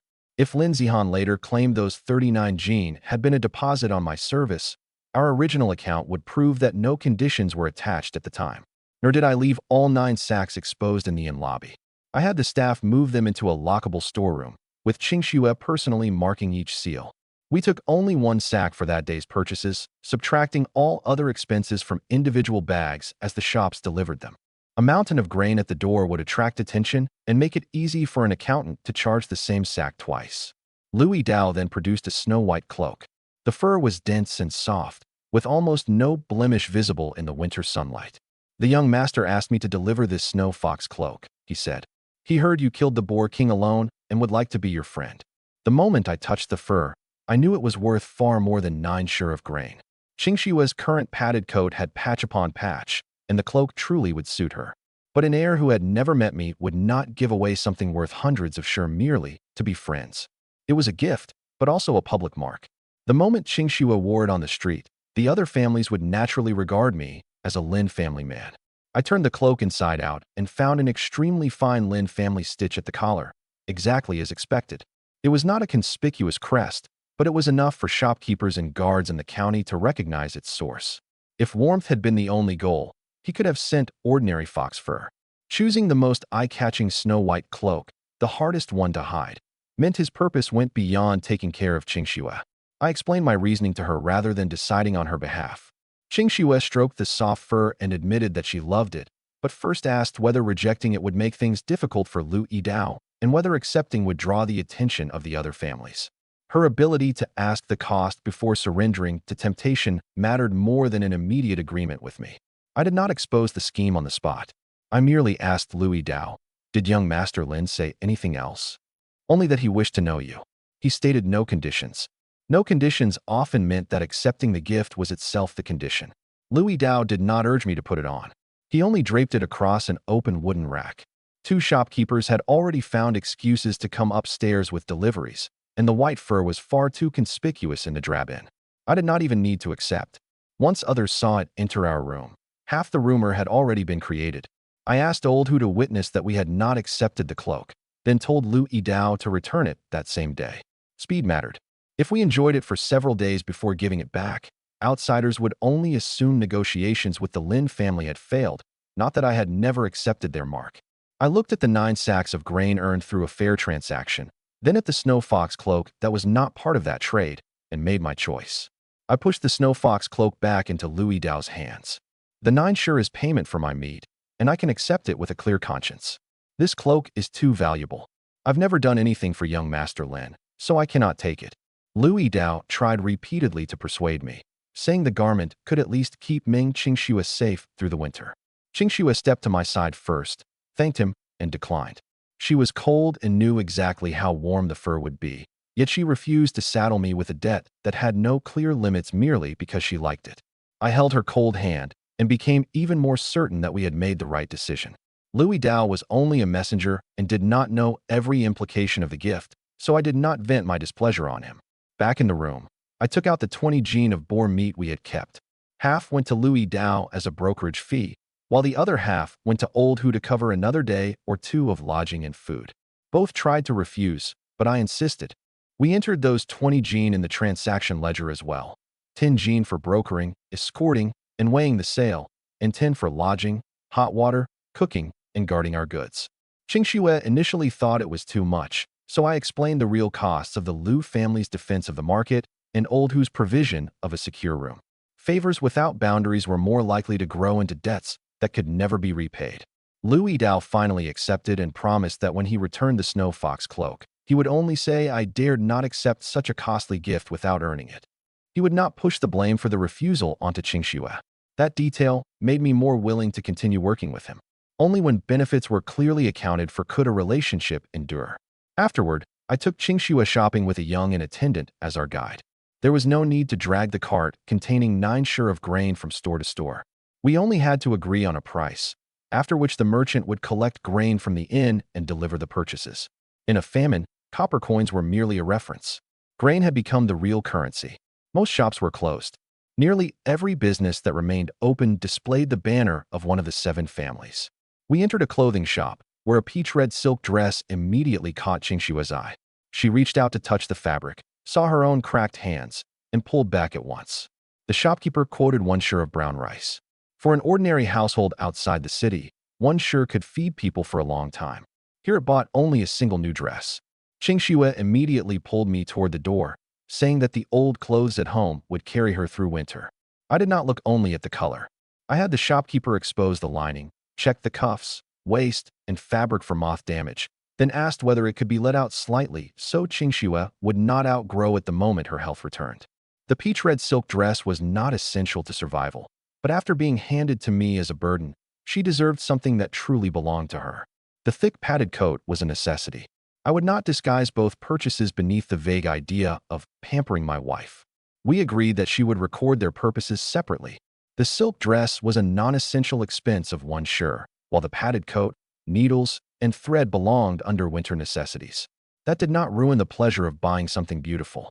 It allowed desire and the household's means to exist together, without hiding the cost in food every time we bought something nice. We're not buying these to show off. We're buying the clothes you genuinely need. I asked the shopkeeper to bring out another heavy padded coat. Wrap both of them. The attendant showed the inn's Lin family badge to prove the source of our payment, and the shopkeeper immediately became deferential. Qingxue still grieved over the grain, but did not argue with me in front of strangers. She only whispered to ask whether the expense would endanger us during winter. The 9 sure isn't everything we own. There are another 500 gene of unhusked rice and 60 gene of brown rice at home.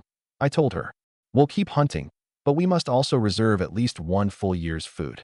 From now on, we'll record every purchase together. Only then did she nod. She even chose 2 durable garments for me that would be suitable for the mountains. I had also planned to buy a knife, spear, and arrowheads, but outside the weapon shop I saw an official notice. The government and 7 families strictly controlled weapons such as knives and bows. Even large farm tools required approval. Ordinary people might possess grain and still be unable to buy them. The notice also stated that possession of military crossbows or batches of iron arrows could be prosecuted as rebellion. My father's old bow could still be explained as hunting equipment, but purchasing dozens of regulation arrows at once would draw attention from both the authorities and the great families. Expanding my strength was not simply a question of affordability. I also needed a lawful source, secure storage, and an openly defensible use. I did not force my way into the weapon shop. I used the purchase of house repair tools as an excuse to ask about iron instead. The shopkeeper still demanded a guarantee from one of the 7 families and refused to sell even a single finished arrowhead privately. In the end, I could buy only a file, fine cord, and a small knife for shaping shafts. They would not increase my fighting power immediately, but they would let me repair the 3 arrows I already possessed. Qingxue suggested using animal bones and hardwood for practice arrows, reserving the real iron-tipped shafts for dangerous beasts. The method could not replace a reliable weapon supply, but it would prevent every training session from wearing down my father's keepsakes. I added the materials to our list and planned to make blunt practice arrows first after returning home. that made my father's bow and 3 arrows even more precious. It also meant that if I wanted to expand my hunting abilities, I would have to learn to make the equipment myself or find a channel beyond the 7 family's control. We continued buying salt, clay jars, cotton quilts, needles, thread, and several tools for repairing the house. 9 sure of grain sounded like a fortune, but in a county seat starved of supplies it disappeared quickly. By the time we had nearly completed our list, less than 2 sure remained in the accounts. I did not regret it. Grain stored in sacks could only prevent starvation. Turning it into quilts, salt, and tools allowed a household to function. But we could not spend the remainder casually. Once home, we still had to prepare storage, cure meat, and plan our next trip into the mountains. During the shopping, I noticed something unusual. The first person following us was a charcoal seller. He appeared outside the clothing, salt, and pottery shops in succession without ever asking a price. The second wore a short jacket with gray trim commonly seen on workers from Wong family estates. Even after we changed routes, he caught up by another alley. I did not expose them in public. Instead, I had our young guide deliberately lead us past 2 guarded Lin family businesses to see whether they continued. Both men stopped outside those shops and then left in different directions. That meant the watchers did not necessarily work for the same household. It also meant that word of my traveling with a Lin family attendant was already public. We had delivered wild boar to the city yesterday, yet rumors now claimed that the Lin family had obtained a tiger carcass from an out-of-town hunter who killed it alone. The story exaggerated the game and deliberately bound me to the Lin family. People watched us from several shop entrances. Some even turned away the instant they recognized the in-attendance badge. I asked the young attendant where the rumor had begun. He said it appeared to originate among laborers on the outer Lin estates, though people from the Wang and Chun families were also spreading it. Within half a day, it had reached most of the county seat. This proved that refusing the snow fox cloak had not ended the disturbance. Someone wanted to push me between the competing powers and force me to choose a patron. I had no reliable evidence identifying who set the first trap and who merely used it to counterattack. So for now, I had to treat the entire struggle as a shared threat. I canceled the rest of our sightseeing, told the attendant to arrange delivery of our purchases to the inn, and memorized several faces that had followed us. Old who had prepared 2 tubs of hot water by the time we returned. Qing Shue and I washed away the grime from the road and changed into our new clothes. When she emerged in the peach-red silk dress, her face was still thin, yet her entire presence seemed brighter. I stared a little too long. She gave me a gentle glare. Didn't husband say the food was getting cold? I lost myself looking at you. I laughed and admitted the truth, then told her about the rumors in the street. Qing Shue was not pleased by the attention of powerful families. She first checked the doors and windows, then suggested putting away the new clothes and leaving the city tomorrow in our inconspicuous old padded garments. She also recorded the remaining grain, less than 2 sure, alongside every purchased item and the 40 gene of boar meat still at the inn. The list showed that most of our 9 sure income had become clothing, quilts, salt, clay jars, and tools, while less than 2 sure of grain would physically return with us. Looking only at the sacks, it appeared we had spent 7 sure. But the supplies included bedding and repair tools that would last years, so not every non-grain expense was waste. We separated durable goods from daily consumables, allowing us to judge what the next hunt truly had to replace after we returned. Qing Shue also wrapped the peach-red dress at the innermost layer of an ordinary hemp bundle and planned to wear her old padded clothes out of the city. Fine things existed to serve our lives, not to help roadside spies calculate our income. Once safely home, she could decide for herself when to wear it. We rearranged the return cargo by importance. The land deed, salt, herbs, and archery tools would remain on our persons. Grain sacks and quilts went in the center of the cart. The silk dress and bronze mirror were packed deepest inside. If robbery occurred, we would protect ourselves and the supplies that let us keep producing. Bulky furniture could be abandoned. Qing Shue placed 2 sets of old clothing on the outside, so opening a bundle would not immediately reveal the expensive garments. That night, I told Old Who not to reveal our departure time and went downstairs before dawn to inspect the rear alley. There was no obvious ambush outside, but 2 men I had seen yesterday were already sitting in the tea stall opposite the inn. We could not hear the words, "Leave the city early," and blindly take the most direct road. A snow fox cloak had nearly branded us as Lin family people, while one false rumor had drawn the Chun and Wang families into the matter. The 3 tigers of the city had not shown themselves, yet I could already smell danger. I decided to leave as early as possible tomorrow. If anyone tested us on the road back, I would learn whether these powerful households merely wished to recruit a hunter or intended to break his legs first and force him to bow. Before sleeping, I laid my father's 3 arrows on the table one by one. The old bow would be used for distant test shots. If I borrowed a replacement bow on short notice, it would be used only at close range.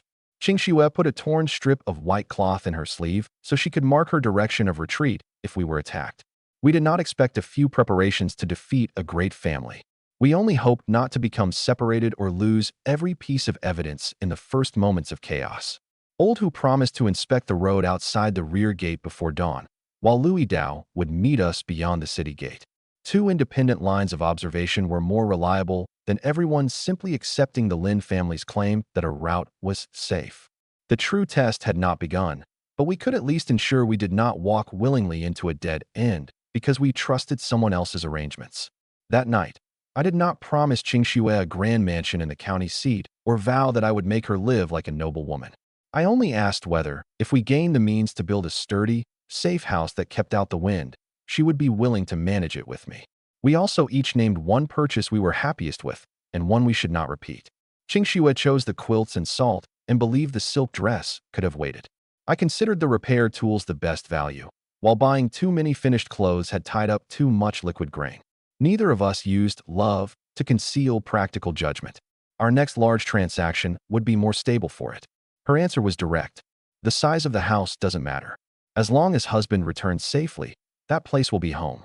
Those words reassured me more than any poetic declaration. We arranged our plans for returning to the village, divide the remaining grain among separate stores, trade game outside the city whenever possible, and make enough arrows and protective gear before entering the mountain again. The intimacy between husband and wife belonged in the night. There was no need to turn it into one performance after another for outsiders to mock. Early the next morning, Louis Dao and 3 of his men were already waiting in the inn's rear courtyard. We loaded our purchases onto a flatbed cart and divided the remaining grain into sacks along the bottom. Meng Qingxue and I sat on the inner side of the ox cart, and together we left the city. Before departure, I described the 2 faces I had seen at the tea stall to Louis Dao. He did not suddenly add a large escort, which might have provoked the other families inside the gate. Instead, he slowed the cart and sent one unarmed man ahead. We also agreed on 3 signals. If someone followed, we would say, "The axle is loose." Under arrow fire, we would turn the cart sideways. During a retreat, Qingxue would move along its right underside. Qingxue hid the short knife beneath the quilts.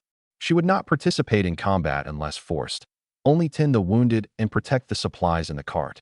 Giving everyone a clear duty meant that during an attack, we would not all attempt the same task, while leaving the most important position empty. The first half of the journey passed normally. Not long after we left the northern gate, an arrow suddenly flew from the roadside woods, grazed my waist, and buried itself in the ground. Ambush. Louis Dao immediately ordered the ox cart turned sideways for cover. I pushed Meng Qingxue behind a wheel and had time only to draw my woodcutting knife. Several more arrows followed. One of the Lu men took arrows to the chest and abdomen and dropped dead where he stood. There were more than a dozen attackers, all wearing clothing commonly used by Wang family guards.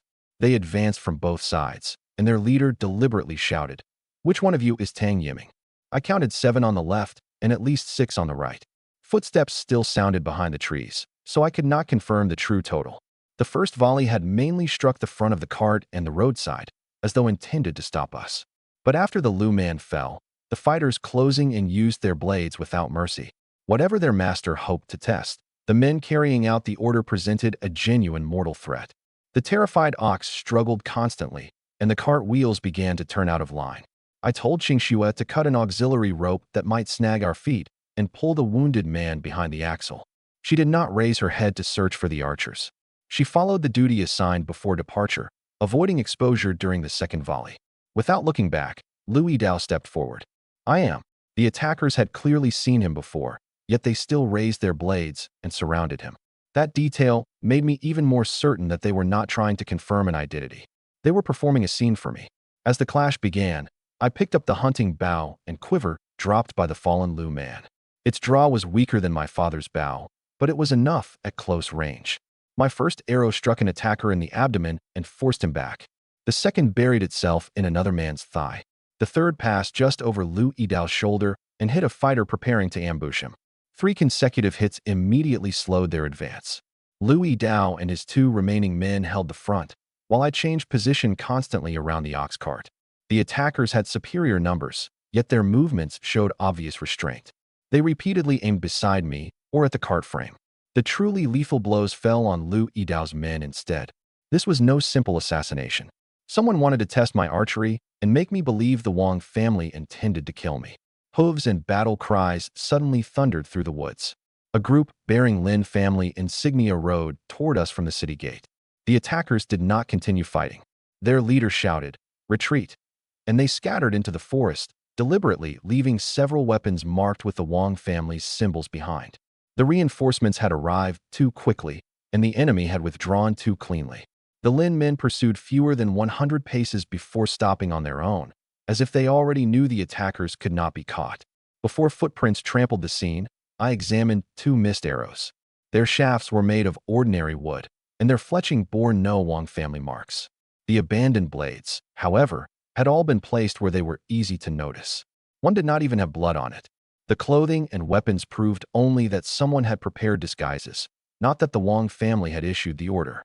I asked Lu Yidao to record the dead man's name, the direction of his wounds, and the exact time the Lin reinforcements arrived. A living man could not be reduced to the price of recruiting me. If we ever found the person responsible, his family deserved to know why he died instead of having the death dismissed as part of a great family feud. I did not pursue. I remained in front of Meng Qingxue and checked her for wounds. Her face was pale, but she had not run wildly. The moment the arrows stopped, she went to examine the injured. The road was left with the corpse of a Lu family man, several pools of blood, and a collection of weapons deliberately arranged to advertise their supposed owners. Any of the 3 great families might have been involved in the ambush, but I had no evidence. A man's clothing could not be treated as proof of another person's command. After the Lin reinforcements took control of the road, Lu Yidao handed me one of the long blades abandoned by the attackers. I first wrapped the hilt in cloth and made 2 nearby guards observe its original condition, then inspected the wear on the scabbard. The blade matched the pattern commonly carried by Wang family guards, but the cloth around the grip was newly replaced, and the edge lacked the fine nicks left by years of training. It looked more like a prop assembled from a warehouse or black market. The evidence could not identify any single family, but it was enough to keep us from being led by first impressions. Lu Yidao accepted my demand and sealed the remaining weapons separately instead of immediately sending them to the Lin residence. A man who followed orders blindly might not have preserved physical evidence that could harm the Lin family. At least this cooperation showed that he valued his dead brother more than a quick conclusion favorable to the young master. This is the kind of sword carried by Wang family guards. It's far better than a woodcutting knife. Keep it for self-defense. I accepted the weapon, but not the conclusion that the Wang family had attacked us. The way the assailants deliberately abandoned their blades made it seem even more likely that they wanted me to believe exactly that. Lu Yidao urged me to enter the Lin family service. With the young master's protection, he said, at least my family would no longer face such threats. I refused again. Today's ambush proved that once I publicly chose a side, both Meng Qingxue and I would be dragged into the 7 families' conflict. A slash had opened Lu Yidao's arm. Meng Qingxue washed it with water, applied a hemostatic herb, and secured it with a strip of cloth. Her method was not the work of a famous physician, but it was clean and orderly, and she knew to check first that no piece of the blade remained in the wound. After thanking her, Lu Yidao sent the dead man back to the city with the reinforcements and promised that the Lin family would care for his dependents. Perhaps that promise was meant to demonstrate the Lin family's reliability to me. Whatever the motive, the dead man's family genuinely needed the support. We returned to the country market north of the city. Lu Erdeo and Lu Sandao greeted us at the entrance. This was Lu Sandao's first time meeting me, and he pestered me with questions about whether I had truly killed the Boar King alone. I made a joke about his name, which meant 3 blades, and invented a legendary general who defeated every enemy officer within 3 strokes. Lu Sandao's blood surged at the story, and he swore on the spot to become a true swordsman. I did not laugh at him. I only warned that without training, armor, and judgment behind courage, the person who fell after the 3rd stroke was usually the swordsman himself. It was getting late, and I had to bring our goods home. The ox belonged to a Lin family estate and was too important for Lu Yidao to lend out, so he could give me only the flatbed cart. I placed the heaviest goods around the axle. Qingxue watched the lighter clothes and herbs while I pulled the cart. Once the guard's sword hung at my waist, no refugees approached us along the road. We alternated between walking and resting and finally reached Stallion Village before dark. Without an animal to pull it, the cart required 2 people on every slope, even with the heaviest grain positioned over the axle. Qingxue helped push on level ground and carried down any clay jars that might slide before we climbed. At regular intervals, we checked our wounds and the binding ropes. We did not injure bodies already tested by an ambush merely to beat nightfall. At the village entrance, I asked the villagers on duty whether any strangers had entered that day. They had seen no outsiders, only several members of the Tang family walking toward my house in the afternoon. That answer was not proof of guilt, but it narrowed the investigation from wandering refugees to people familiar with the village watch. The moment I opened the courtyard gate, I knew something was wrong. The once clean house had been ransacked. Chests and cabinets stood open, and even the bedboards had been lifted. The half-share of brown rice Tang Erniu handed over that morning was gone, along with the old cotton quilt. Fortunately, the grain and purchases from the 9-share transaction were still on our cart, while the 500 gene taken from the dry well had been divided among concealed layers of the woodshed and never fully exposed. Villagers guarded the entrance, making it difficult for outside refugees to enter unnoticed. The thief knew where I lived and knew that we had not returned from the city. The watch record showed that someone had entered that afternoon claiming to collect firewood for Yiming's family. The guard recognized the back of a fellow villager and never asked for a name. The problem was not only the thief, but a gate watch that neither questioned nor recorded arrivals. I pointed out the flaw to Uncle Wang rather than letting one theft become nothing more than 2 households trading accusations. Tang Erniu's family remained my first suspicion, but suspicion was no substitute for evidence. Qingxue did not rush to confront Lu Chui. She examined the footprints, door latch, and disturbed areas with me. The thief had mainly searched for grain and taken the quilt as an afterthought. Our material loss was not large, but the burglary proved one thing clearly. A broken door could not protect the growing amount of game and wealth in our household. The door bar had not been smashed. Someone had lifted it through the window gap with a thin stick. 2 sets of shoe prints remained beside the stove, one broad and one narrow. Several grains of fresh brown rice lay beneath the bed, proving that the stolen sack was the half-share Tang Erniu had handed over that morning. Tufts of cotton also clung to the fence outside, leading west toward the Tang household. I called Uncle Wang to inspect and record the traces, but did not demand an immediate search. The cotton and footprints could still have been planted. Even if the Tang family had taken the grain, they might already have eaten or moved it. A forced search would only split the village into factions. What mattered more now was changing our storage, ensuring that the next break-in could not take the grain, deed, and bedding all at once. We first put the courtyard in order again, carried the new cotton quilts, bronze mirror, and clothes inside, and divided the grain among several stores. The old rice could not be recovered, so I reinforced the door bar and window latch and placed a simple noise alarm along the courtyard wall. Nor could we waste the hide from the boar king. I divided it into 2 sections. The thickest back hide would become protective panels for my chest and abdomen, while the softer flanks would cover my shoulders and joints. Qingxue first removed the fat with wood ash and warm water, then rounded every remaining tier to prevent the stitching from ripping the leather farther under tension. The process took days. Cutting corners at any stage would make the hide stiff and foul-smelling once worn. We tested a scrap with the guard's sword. A light stroke left only a white mark, while a heavy chop still cut the surface. The leather armor could reduce damage but never replace evasion. I made sure Qingxue understood the result, so she would not believe something she sewed by hand made me invincible. The ambush outside the county seat had shown me the value of protection. Using primitive methods I had learned among tribal communities in my old life, I scraped away the fat, stretched the hide, and repeatedly smoked and dried it. The treated boar skin was thick and tough. It could not become true armor, but it would reduce injuries from branches, animal claws, and ordinary blades. I did not enter the mountain over the next several days. We had enough boar meat, and the household needed stability first. I shaped new shafts for the recovered arrowheads and broke several movements from the ambush into drills. Louis Dao's swordwork was not elegant. Its core consisted of direct chops, horizontal sweeps, diagonal rising cuts, and close guards, movements suitable for repetition without a master. I tested the balance of all 5 arrows individually. The 3 old ones shared a length, while the two newly fitted shafts were slightly heavier. I added thin wood at their tails to correct them, then practiced releasing with blunt wooden rods. A shaft was not usable simply because it looked straight. Anything that still wobbled when rolled across a flat board had to be remade. Against a wild beast, a half-inch deviation could turn a killing hit into a scratch. I redesigned the courtyard alarm twice. The first version sounded whenever the wind blew, making it impossible to distinguish a person from a branch at night.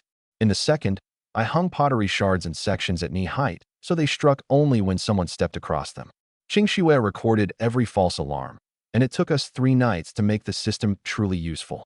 Meng Qingxue went to Uncle Wang's house to learn sewing from Aunt Li. She never entered the mountain alone again and told me her destination and return time every morning. The village women became far warmer toward her once they saw her new padded clothes and embroidered shoes. I knew their kindness was not entirely sincere. I distributed pieces of cooked meat no larger than a knuckle to villagers who had spoken for the former Tang Yiming or willingly helped guard the village. The amount was small, but it might keep them fair when the Tang family spread more rumors. Qingxue did not forget where she came from because of a few compliments. She still recorded every expense on a wooden board after returning home. Several days later, the boar hide finally held its shape. I cut panels for the chest, back, and shoulders, then asked Qingxue to sew them together. It was her first time working thick leather. The needle rubbed her fingers red, yet she quickly found the proper spacing and even stitched the rabbit fur we had removed earlier along the edges to reduce chafing. I made her stop and rest after every section. She did not need to injure herself to prove her worth. At first she refused, but when trembling fingers nearly drove the needle through the wrong place, she accepted a division of labor in which I punched the holes and she passed the thread. Working together made us faster and produced cleaner seams. The first fitting was too tight beneath the arms and pulled the entire chest panel whenever I drew the bow. We opened 2 sections and added straps until I could complete a full draw, squat, and roll. The finished armor was not useful simply because she possessed naturally clever hands. It became useful because we found and corrected one problem after another. Several shirchen later, a crude but well-fitting suit of leather armor was complete. I put it on and tested sword swings and bow draws.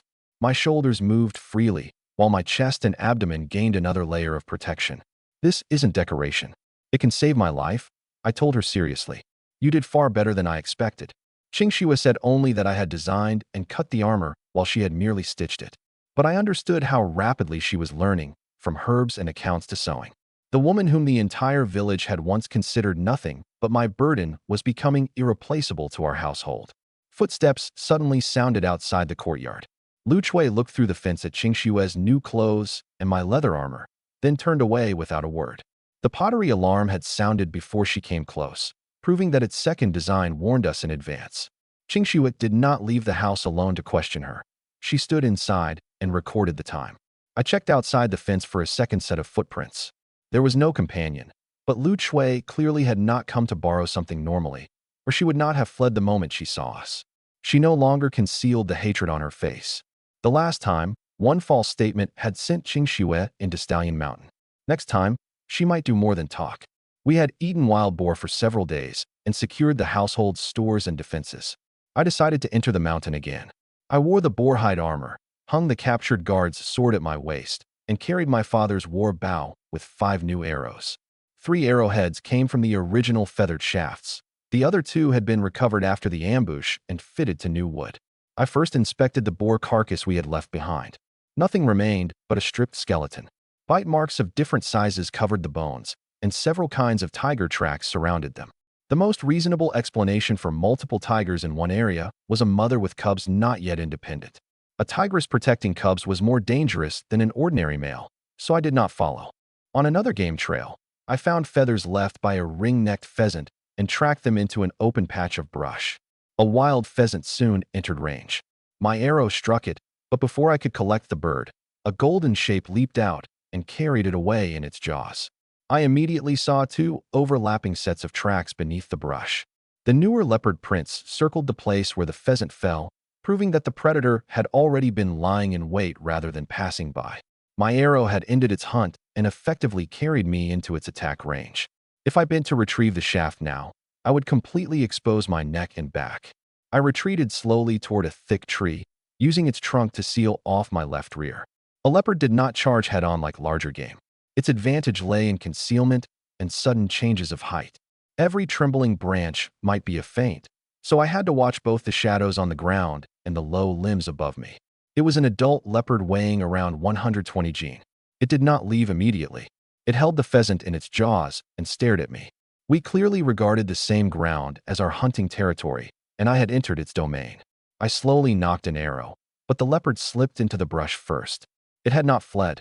Soft rustling moved constantly around me, proving that it was using cover to approach. I fired at one movement. The leopard burst from the other side, leaving my arrow to miss. In the next instant, a forepaw raked across my arm. The boarhide armor absorbed most of the force, though the edge still tore and blood seeped beneath it. Without that protection, I might have lost the use of my entire arm. The impact briefly weakened my left hand's grip on the bow. The armor had stopped the claws, not erased the leopard's weight. I did not pause to inspect the injury and instead kept the tree between us. After landing, the leopard crouched low. The scent of an injured, bleeding target would encourage it to continue. If I turned to run, it would be on my back within 3 or 4 strides. My first arrow was buried deep in the brush. I had to use the remaining 4 both to drive off the leopard and return home. I knocked one and left the other 3 in the quiver instead of firing blindly.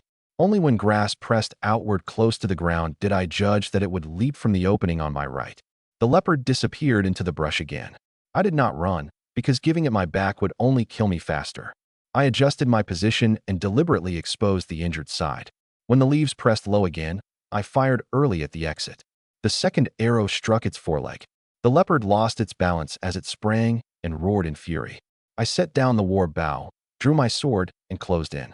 When it turned and swiped, the injured foreleg could not fully support it. I evaded the front and cut open the side of its neck. To preserve the pelt, I did not hack wildly. I pinned its shoulders and neck from behind and let the wound continue bleeding. The leopard struggled with tremendous force and nearly threw me several times. I trusted the leather armor to withstand the raking claws. Only when the animal had clearly weakened did I deliver a killing stroke, withdraw, and confirm the death. I did not shoulder the carcass immediately. First, I compressed the wound on my arm with a strip of cloth and recovered both fired arrows. The missed shaft had bent on impact, and only its iron head could be saved. The arrow in the foreleg could still be repaired. I then tied the leopard's legs apart, so the swaying claws could not cut me as I carried it. More than 120 gene was not a load I could lift effortlessly. The moment I shouldered it, my wounded arm throbbed violently. I switched to a crossbar to divide the weight between both shoulders, stopping at intervals to listen to the forest. Killing a leopard did not mean I had the strength for a second fight. Withdrawal was part of hunting too. I had just bound the leopard carcass and was preparing to look for the missed arrow and pheasant when a white tiger cub burst from the forest with the bird in its mouth. The leopard's body lay between the cub and me, and I did not cross it to retrieve the arrow. The iron head was valuable, but not valuable enough to justify approaching a tiger cub. I memorized the location of the brush and could search later if the mother left. For now, I shouldered the bow so both hands could control my burden. The cub weighed around 80 gene and was not yet grown, which meant the mother must be nearby. I did not provoke it over one pheasant. I picked up the war bow, shouldered the leopard, and withdrew. After I had run more than 1 li, roughly a third of a mile, a deafening tiger's roar rolled through the entire mountain forest. I did not look back. Surviving the leopard had already cost me dearly. Greed for one pheasant might bring the true king of the mountain down upon me. I ran continuously with more than 120 gene of leopard on my shoulders and dared stop only after clearing the mountain entrance. The wound on my arm still seeped blood, and the ropes had numbed my shoulders. I could have sent the carcass into the county seat. An intact leopard pelt might even have been worth more than the snow fox cloak. But 3 great families had just used me in a scheme, and selling it now would expose my movements again. The household had adequate supplies for the moment, so I decided to keep the meat and hide. After resting, I shouldered the leopard again and returned to the village. Wang Dafu, one of the village guards, saw me first. He stared at the spotted pattern on my shoulder, snatched up a bronze gong, and began striking it wildly. That was the alarm for refugees invading the village. People rushed in from every direction carrying hoes, wood-cutting knives, and sticks. Before I could explain, the entrance was packed. The gong also revealed a flaw in our current alarm system. Wild beasts, refugees, and fire all used the same signal, so no one arriving knew which side to defend. Once we confirmed there was no enemy, I had Wang Dafu stop and establish new signals. One strike to assemble, 3 consecutive strikes for an outside attacker, and banging a copper basin for fire. A false alarm could not simply become a joke. The next confusion might cost lives. I also made everyone remain 3 paces from the carcass. Some wanted to touch the arrow wound, and children squeezed forward. If the leopard had not truly been dead, or its claws carried filth, the crowd could have caused new injuries. Uncle Wang placed 2 young men between the people and the animal before having it carried safely into my courtyard. "Where's the enemy?" someone shouted. Wang Dafu pointed at me and managed only 2 words after a long pause. "A leopard." Only then did everyone see the game on my shoulders. At first, Tang Dazhuang cursed others for talking nonsense, but the moment he came close, his mouth snapped shut. Tang Erniu was present as well. His gaze moved constantly between the carcass, my bow, and the guard's sword at my waist. Uncle Wang confirmed the leopard was dead and asked whether I had truly killed it alone. I did not exaggerate. I briefly described the encounter, the arrow to its foreleg, and the killing blow at close range, then showed them the torn leather armor. The villagers' attitude changed completely. Someone began shouting, "Leopard-slaying hero," and more crowded forward to touch the fur. Uncle Wang stopped them from jostling my injured arm and had several young men help carry the animal home. I did not treat their arm merely as food for vanity.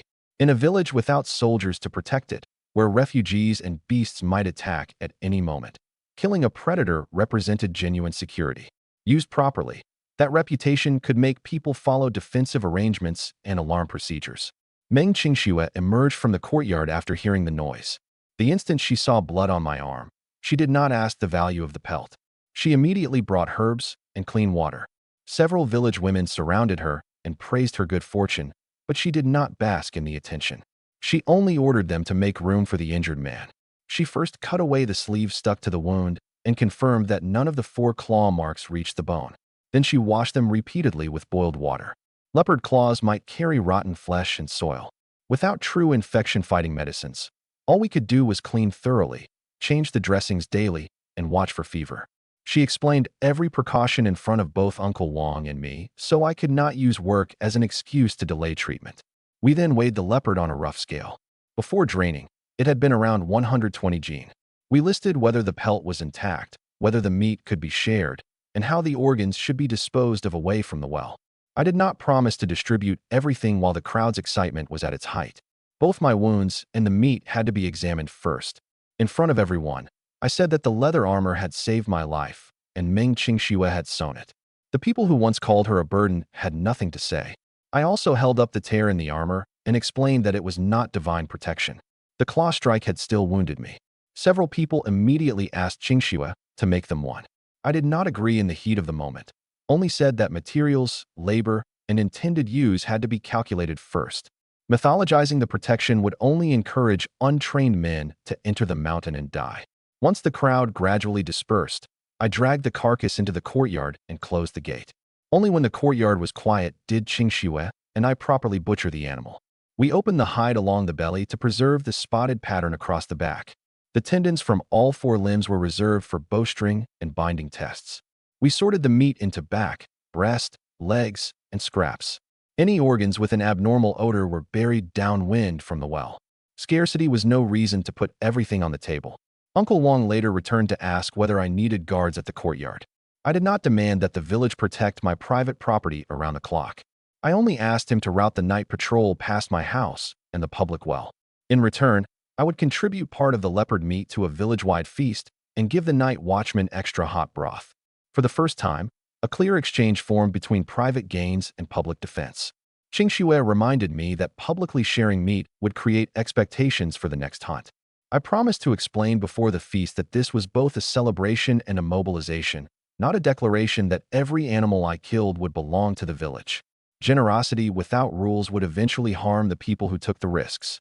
The leopard brought meat, fur, and prestige, but it also placed a practical problem before me. Stallion Village had now witnessed my abilities. When the next real threat appeared, they would not see me as merely a hunter. They would wait for me to step forward and keep them alive. The villagers remained outside the courtyard for a long time.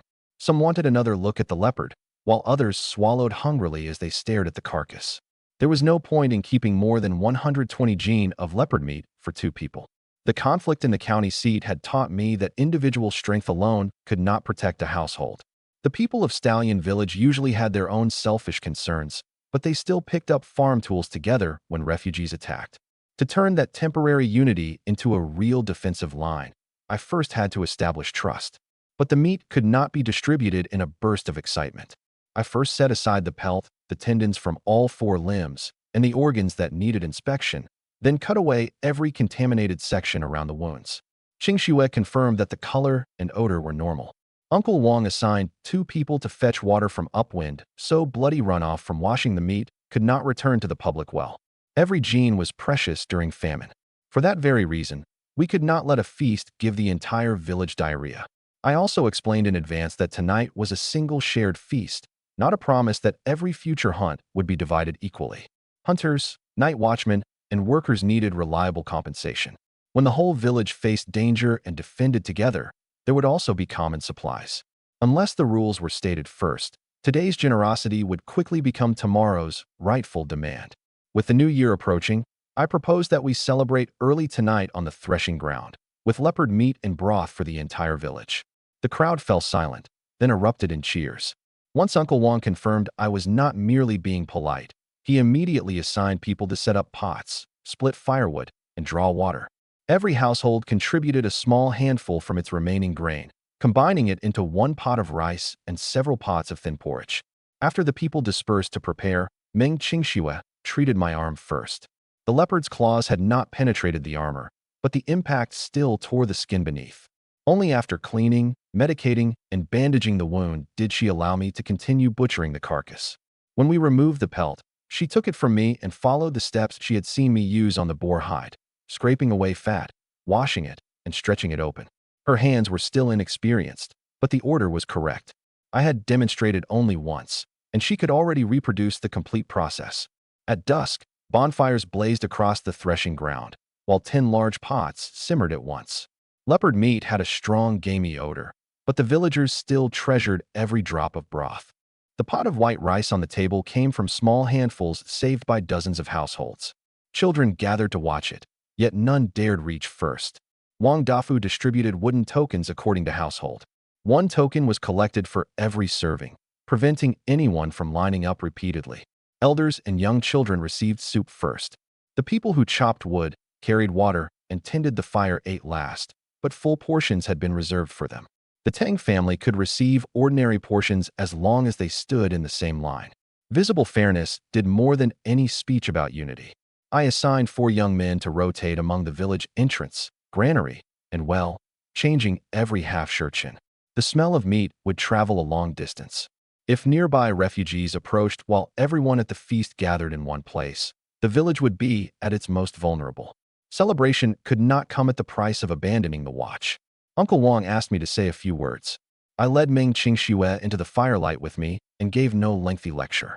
Everyone gets broth tonight, and everyone gets meat. We aren't eating our fill to forget the famine beyond the village. We're doing it to remember that we are still one village. If refugees, beasts, or thieves come here in the future, we must all act together just as we set these pots tonight. The words were heavier than a simple call to eat, yet no one objected. Wang Dafu served the meal. Tang Dazhuang forced his way to the front and demanded extra meat because he was my cousin. He even reached for the ladle. Wang Dafu drove him back with a kick and declared that a family that normally harmed and stole from me had no right to use kinship to seize the village's share. When I came over, I neither canceled the Tang family's ordinary portion nor allowed Wang Dafu to beat him under cover of the moment. They returned to the end of the line and received 1 serving for 1 household token. Tang Dazhuang would be removed from the feast if he tried to steal again. The rule applied to anyone. Letting my supporters take personal revenge at what would only turn the new order into another kind of oppression. After the feast, every household cleaned and returned the borrowed bowls and pots. The remaining bones went into a second broth, and ashes covered the greasy waste. The watchman reported that 3 groups of refugees had stopped outside after smelling the food, but none approached after seeing armed young men by the fires. The feast had indeed demonstrated unity, but it also proved that the guard could never be neglected. I did not go over to rescue Tang Dazhuang from embarrassment. If Tang Erniu's family wanted food, they could stand in line and obey the rules. If they still wanted to exploit the fool they remembered, they would leave empty-handed. Afterward, Wang Dafu worried that he had exceeded his authority. I told him that stopping theft was his duty, but a kick should be replaced whenever possible by two men carrying the offender away. If guards acted only according to personal likes and dislikes, beating Tang Dazhuang might win approval today, while a private grudge could make them beat someone else tomorrow. The first moment power gained public support was precisely when its limits had to be stated. That night, a single leopard earned me more than fame. Wang Dafu and many other villagers chose to stand on my side for the first time. Every adult received a bowl of broth and 3 small pieces of leopard meat. Children received less, and some parents immediately took the meat from their daughters' bowls. Meng Qingxue noticed a group of girls staring constantly at the leftover fried meat on our table.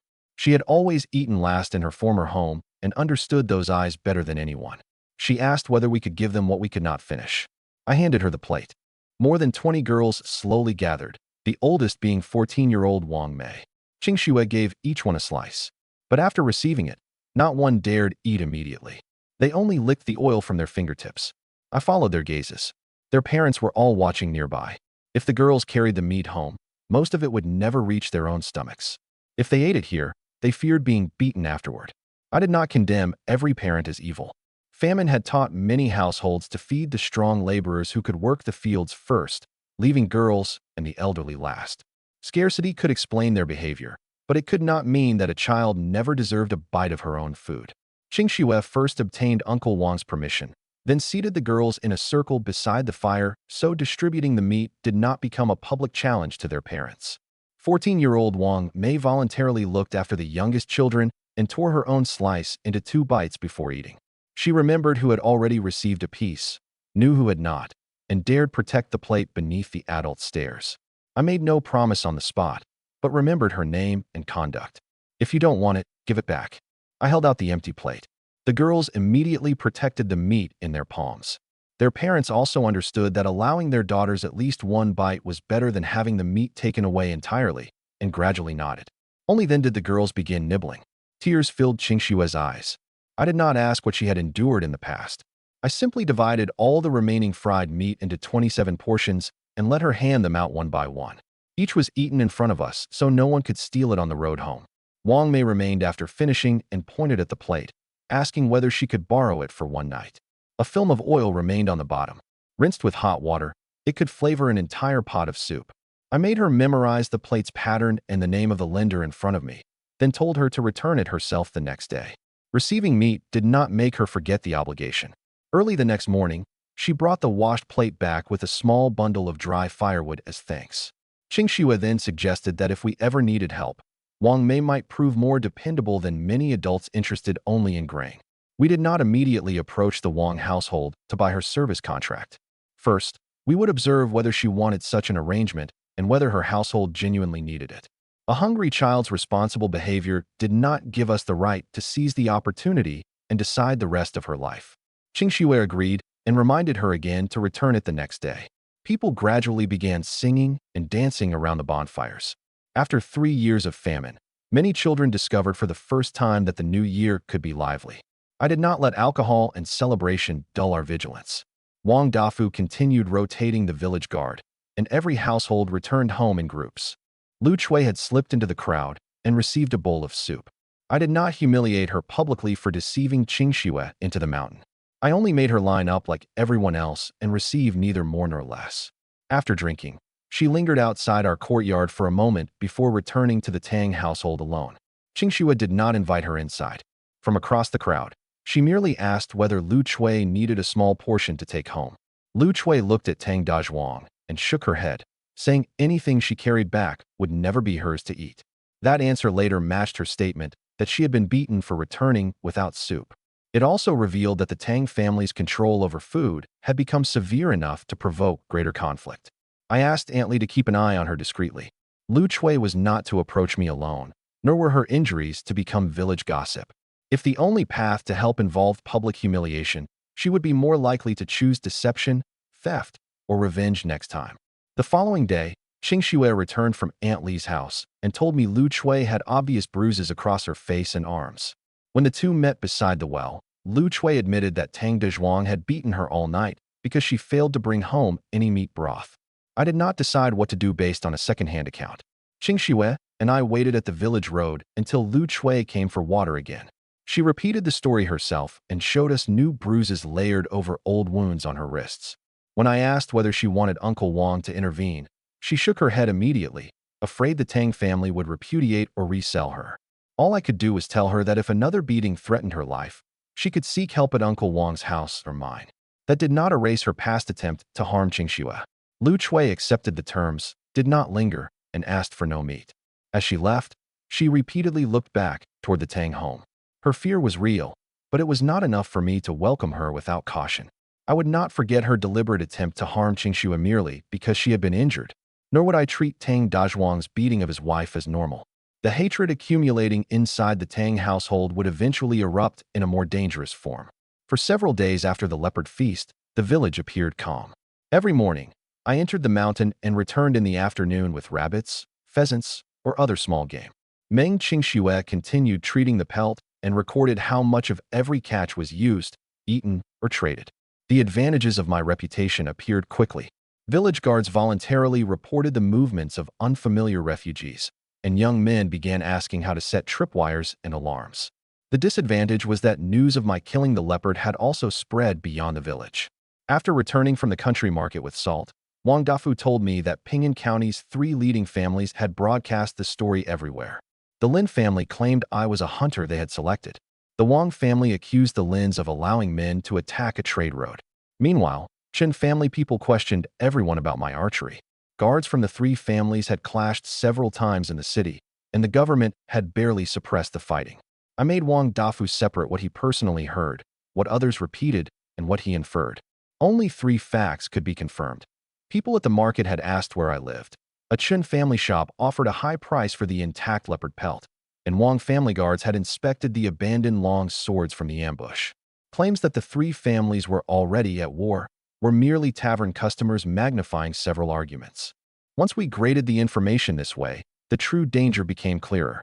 The powerful families might not send assassins immediately, but each was collecting my residence, weapons, and trading habits. I could no longer use the same route every time I traveled, and villagers could not direct strangers to my home merely to boast. The market gossip mixed truth and falsehood, but one point was certain.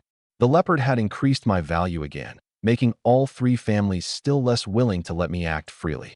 Louis Dao sent word that the young master would not deliver more gifts for the time being and that I could remain in the village without concern. If trouble arose, I could still seek him at the northern market. He neither identified the attackers nor denied that the Lin family was investigating me. The messenger also brought a simple map of the northern outskirts, marking Lin family estates, the country market, and 2 relatively safe roads. I accepted the map, but not the implied demand to report to the Lin family first whenever trouble occurred, and wrote the receipt date on its back. The map could reduce travel risks, but it might also direct us entirely through Lin-controlled territory. Fang Chongsong still needed to verify the routes on foot. I began requiring the village watch to record unknown visitors, appearance, arrival time, questions, and direction of departure. Within 3 days, we discovered 2 men who both asked whether the leopard pelt had been sold. The one claimed to be a medicine merchant and the other a fur buyer. Different identities and the same question clearly meant that someone was gathering intelligence. I responded to no recruitment. I only sent one statement back with the visitors. I would continue trading fairly, but I would kill no one for any family. At the same time, I reassessed Stallion Village's security. It lay near the mountain and away from the main road, and had once offered too little to tempt desperate refugees. But the number of people fleeing from the north increased every day, and they had stripped the bark and roots beside the road. Once they confirmed that the village held meat and grain, a few wooden fences and temporary night patrols would never stop a real assault. I told Uncle Wang my concern. He admitted that the village guards had recently found several small groups of refugees probing the locations of the well and granary. But few able-bodied men remained. Everyone had been underfed for years, and no one wanted extra drills in bitter cold. Uncle Wang proposed that every household provide 1 person in rotation. I rejected a direct household levy. Homes containing only elderly people and women could not supply a young man and would be forced to hire someone with grain. A training unit whose members changed every day would never learn to cooperate. I recommended recruiting a fixed volunteer corps first, with other households serving as reserves responsible for signaling, carrying water, and repairing the palisade. We also calculated the food first. One extra training meal for 21 guards every day would consume hundreds of gen of grain and meat in a month. Without hunting income and open accounts, people would soon call the unit my private gang of enforcers. The village had to understand the cost before the guard was formed. We walked a full circuit of the village. The western fence had fresh breaks. Footprints from straw sandals no villager recognized appeared beside the northern well. Scratches on the rear wall of the granary showed where someone had tested the hardness of the earthen bricks. None alone constituted an attack, but together they proved someone was mapping the village's three most important sites. I proposed tying training to the night patrol. Volunteers would receive extra meat and salt, but would also serve fixed shifts. Illness could be reported, but no one could secretly send a family member as a substitute. Uncle Wong worried people would accuse me of buying loyalty with food. I answered that guards consumed more strength and therefore deserved more food. Making the exchange public was fairer than secretly favoring anyone. Gather the men first, I said. The group that stays may not be large, but every man must genuinely be willing to obey orders. Half a month passed, and Qingxue finished the leopard hide. Instead of making a cloak, she fashioned it into a cape that fastened to the boar-hide armor with a leopard head shoulder guard. It was conspicuous, but it also added warmth on the snowy mountain. The new year was approaching, yet nothing outside the village felt festive. Refugees gathered in ever greater numbers, and Stallion Village had little time left to prepare. When Uncle Wong reached my house through the snow, the cold had frozen his padded clothes stiff. He warmed himself by the fire for a long time before explaining his real purpose. Stallion Village had 562 residents in all, but only 83 adult men capable of patrols and heavy labor. Refugees outside continued to increase. The existing watch could not last much longer. He wanted to establish a formal village guard and name me its captain. I did not regard it as an official post. The guard had no salary, armor, or military rations. It meant being among the first to stand forward when the village was attacked. But to protect Qingxue, our home, and the grain in my hands, I also needed people capable of carrying out commands. I agreed on two conditions. I would assign all training, patrols, and operations. Anyone unwilling to obey could leave, but could not seize the weapons and food reserved for guards once a crisis began. All 83 men assembled on the threshing ground. After Uncle Wong announced my appointment, I first asked whether they were willing to train in snow, rotate through night patrols, and hold formation when a real enemy appeared. I did not screen them by raised hands alone. I placed everyone in 4 rows and had each man state the night shifts his household could support, then asked individually whether any elderly people or young children at home lacked care. Some truly wanted to serve, but had a severely ill wife and could not train daily. I did not call them cowards. I assigned them as reserve carriers. Others had no such burden and merely wanted meat before deciding whether to work. They quietly withdrew the moment they heard their names would be recorded. The screening lasted almost 1 shurchen. Anyone remaining had to leave a thumbprint on a wooden board, agreeing to obey the 2 squad leaders during training, never reveal granary or patrol routes, and never use guard status to bully villagers. A first violation suspended rations, a serious 1-man expulsion, and the return of all weapons. Tang Erniu immediately demanded a squad leader position for Tang Dazhuang.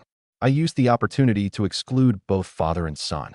My reason was direct. They had unresolved property disputes with me and could not enter a unit with access to the village granary, alarms, and weapons. Tang Dazhuang imagined that escaping training was an advantage and pulled his father away first. Others gradually followed once they saw withdrawal was allowed.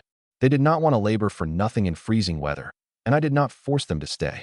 When the crowd stabilized, 21 young men remained. With me as captain, the total was 22. I counted it clearly in public again. The roster contained 21 guards, while my captain's position was listed separately and could not be counted twice among the men. The 62 who left were not all rejected. 13 unable to train intensively because of caregiving duties or old injuries were recorded as reserves responsible for messages, water, and repairs. The rest could apply during the next expansion, but could not suddenly claim the core unit's training rations. This kept the guard lean without placing the entire village defense on 21 households. I made the remaining men look around at one another. Brothers, fathers-in-law, and sons-in-law, and members of the same clan were separated wherever possible, so one household's retreat could not empty an entire group. Everyone also listed his most familiar skill. some knew carpentry, some were fast runners, and some recognized a few herbs. Those abilities would eventually matter more than comparing strength alone. Uncle Wang clearly worried as he watched 83 men shrink to 21. I told him that a crowd that scattered at the first sign of trouble would only create chaos. 21 men willing to train and remain in formation under orders were more valuable than 80 temporary conscripts. I appointed Wang Dafu and Zhang Qingshan as the two squad leaders. Each would oversee one group, with the other 19 divided according to stamina and kinship, so no family concentrated entirely in one squad. Both leadership posts were temporary. After 7 days, attendance, command discipline, and feedback from the men would determine whether they kept them. Wang Dafu was good at holding a line. Zhang Qingshan excelled at observation. They were substitutes for each other, not superior and subordinate. If I was injured or away, they had to decide major actions together rather than split the men and compete for command. Fang Chansong was the fastest runner with good eyesight, so I designated him as lookout and messenger. Zhao Yong was exceptionally strong but tended to charge ahead, so I placed him where companions could restrain him. I did not rush to label anyone else an expert. 3-man teams would be assigned only after running, load-bearing, and obedience tests. We also registered every piece of equipment on the spot. Most men had only woodcutting knives, hoes, or sticks. Some did not even possess intact padded clothes, much less armor. I did not promise to conjure military weapons in a few days. We would first standardize the length and grip of the tools we had, then gradually solve the lack of shields and ranged weapons. Knowing our deficiencies mattered more than pretending we were already an army. No weapons were issued at the first assembly. I gave each man only a small strip of dried rabbit and announced that training would begin the next day. They needed to understand that the village guard would indeed receive better food and equipment, but those were not gifts. They were exchanged for patrols, training, and obedience in danger. I did not begin with swordsmanship. Instead, I made all 21 guards follow me to the entrance of Stallion Mountain, 5 li away. The pace was not fast, but years of hunger left most men gasping too hard to speak before the halfway point. Covering 5 li took roughly 2.5 cups of tea, nearly 25 minutes. On arrival, some men's calves trembled, and others nearly vomited their morning rice water. I had both squad leaders record the order of arrival, but made clear that this was not a simple race. 2 of the first 3 had sprinted the entire route and could no longer stand at the mountain entrance, so they were marked for losing control of their pace. The final man had been slow, yet he stayed with a companion who had an old ankle injury and never left formation.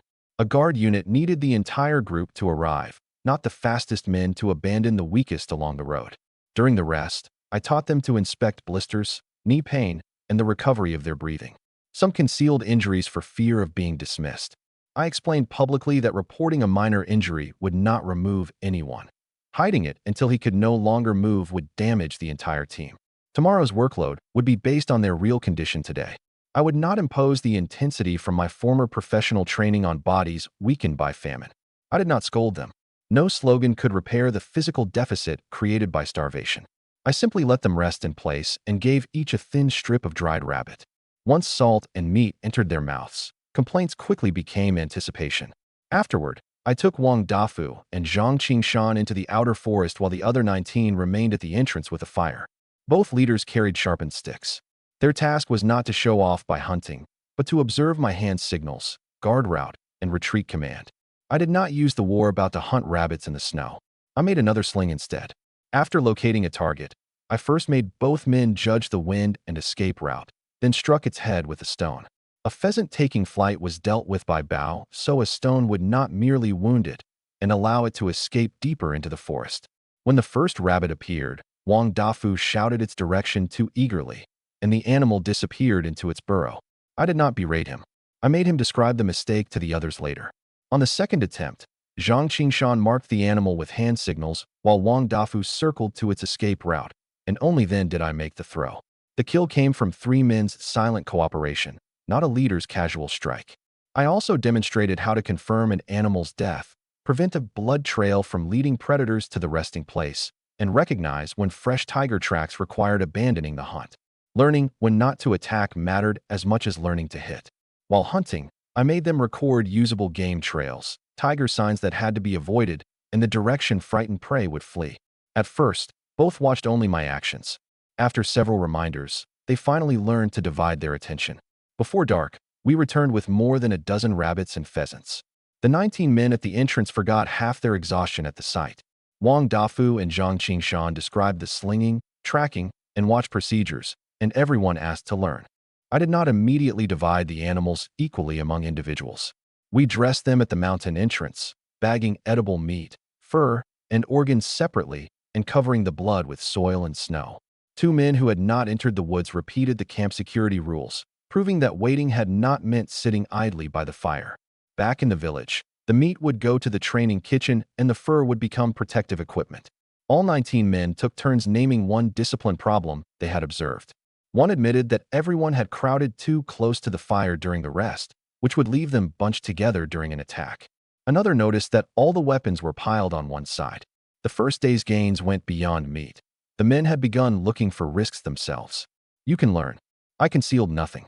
Once you can run here from the village in formation without gasping for breath, I'll begin teaching the basics of slinging and archery. The requirement was not arbitrary cruelty. A man too winded to hold a weapon steady would miss, hit a companion, or fall behind in his first conflict even if he knew the movement. On the return trip, I rotated the guards carrying the game. Wang Dafu recorded whose strength failed first, that man's position, and his recovery time. Training had begun at that moment, not only after reaching the threshing ground. The 5 li return was slower under load, but no one was abandoned. The 2 men who had sprinted to the mountain entrance slowed visibly after the second carrying rotation, while the one who had arrived last maintained a steady pace. The record showed everyone that burst speed, endurance, and load-bearing were different abilities. Teams could not be assigned from a single running order. The 21 men were still far from becoming true guards, but for the first time they saw food, skill, and discipline connected. If they were willing to train, this small unit could become Stallion Village's first defensive line during the famine. I did not add more drills after reaching the village. Everyone first drank water, ate, and examined his feet. The next day held only light stretching and formation practice. Long-starved bodies recovered poorly.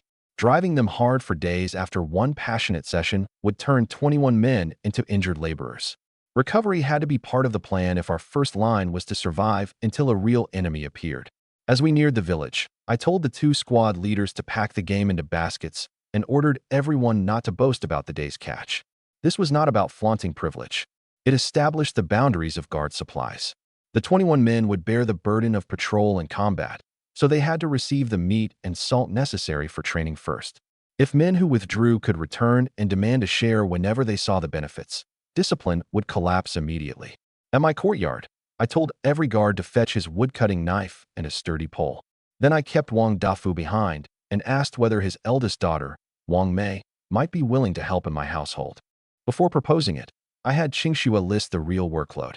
Cooking 2 meals a day for more than 20 people, cleaning herbs, arranging firewood, and recording grain distributions would both keep her from studying medicine and exhaust her body. We needed a household helper, not someone purchased cheaply during famine for us to command at will. Wang Dafu did not accept on his daughter's behalf immediately. He returned home and discussed it with his wife and child. Only on his second visit did he propose 2 mu of farmland. Nor did I treat a father's consent as Wang Mei's. I deliberately left her parents outside the courtyard while Qingxua asked whether the girl understood the work and genuinely wished to live with the Tang household for the long term. Wang Mei was 14 and could serve only as a minor household helper. The arrangement involved no marriage or intimate relationship of any kind.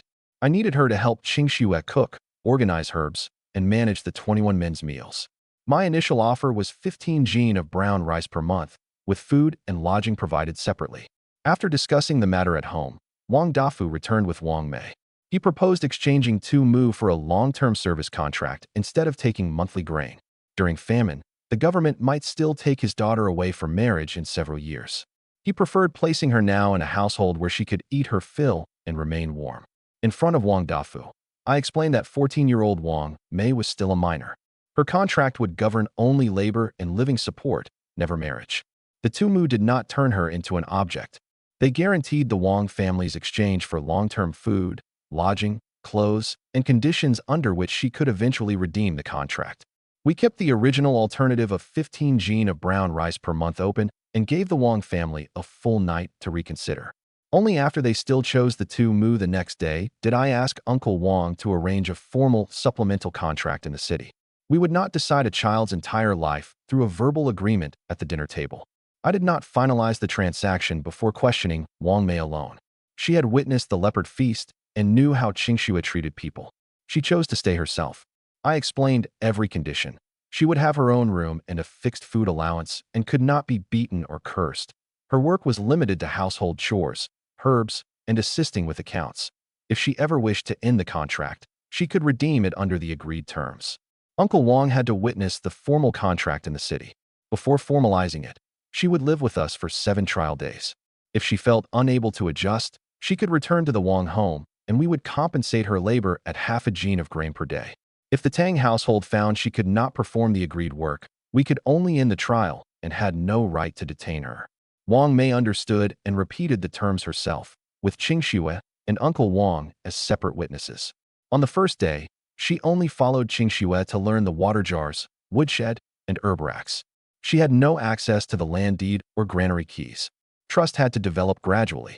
We could neither treat her as a thief forever nor hand the household's entire wealth to a 14-year-old because of one leopard feast. Trading 2 mu for a long-term helper was not unusual in this era, but it also meant that I assumed responsibility for a minor's life. Qingxue initially grieved over the land. Only after hearing that Wang Mei could share the housework and free her to study literacy and medicine did she accept the arrangement. The guards gradually returned with their tools. I selected a long pole, straightened it, cut a slot at one end, and fastened a wood-cutting knife into it to create a simple, long-handled padao. A short blade allowed only close, chaotic hacking. A padao let unarmored villagers keep their distance and was far better suited to forming a line. 21 temporary padaos were soon finished. I made every man inspect the cord and handle. Anything loose had to be rebuilt. No blade was allowed to fly off during training and injure someone. The handle of our first prototype cracked and loosened on the 3rd swing.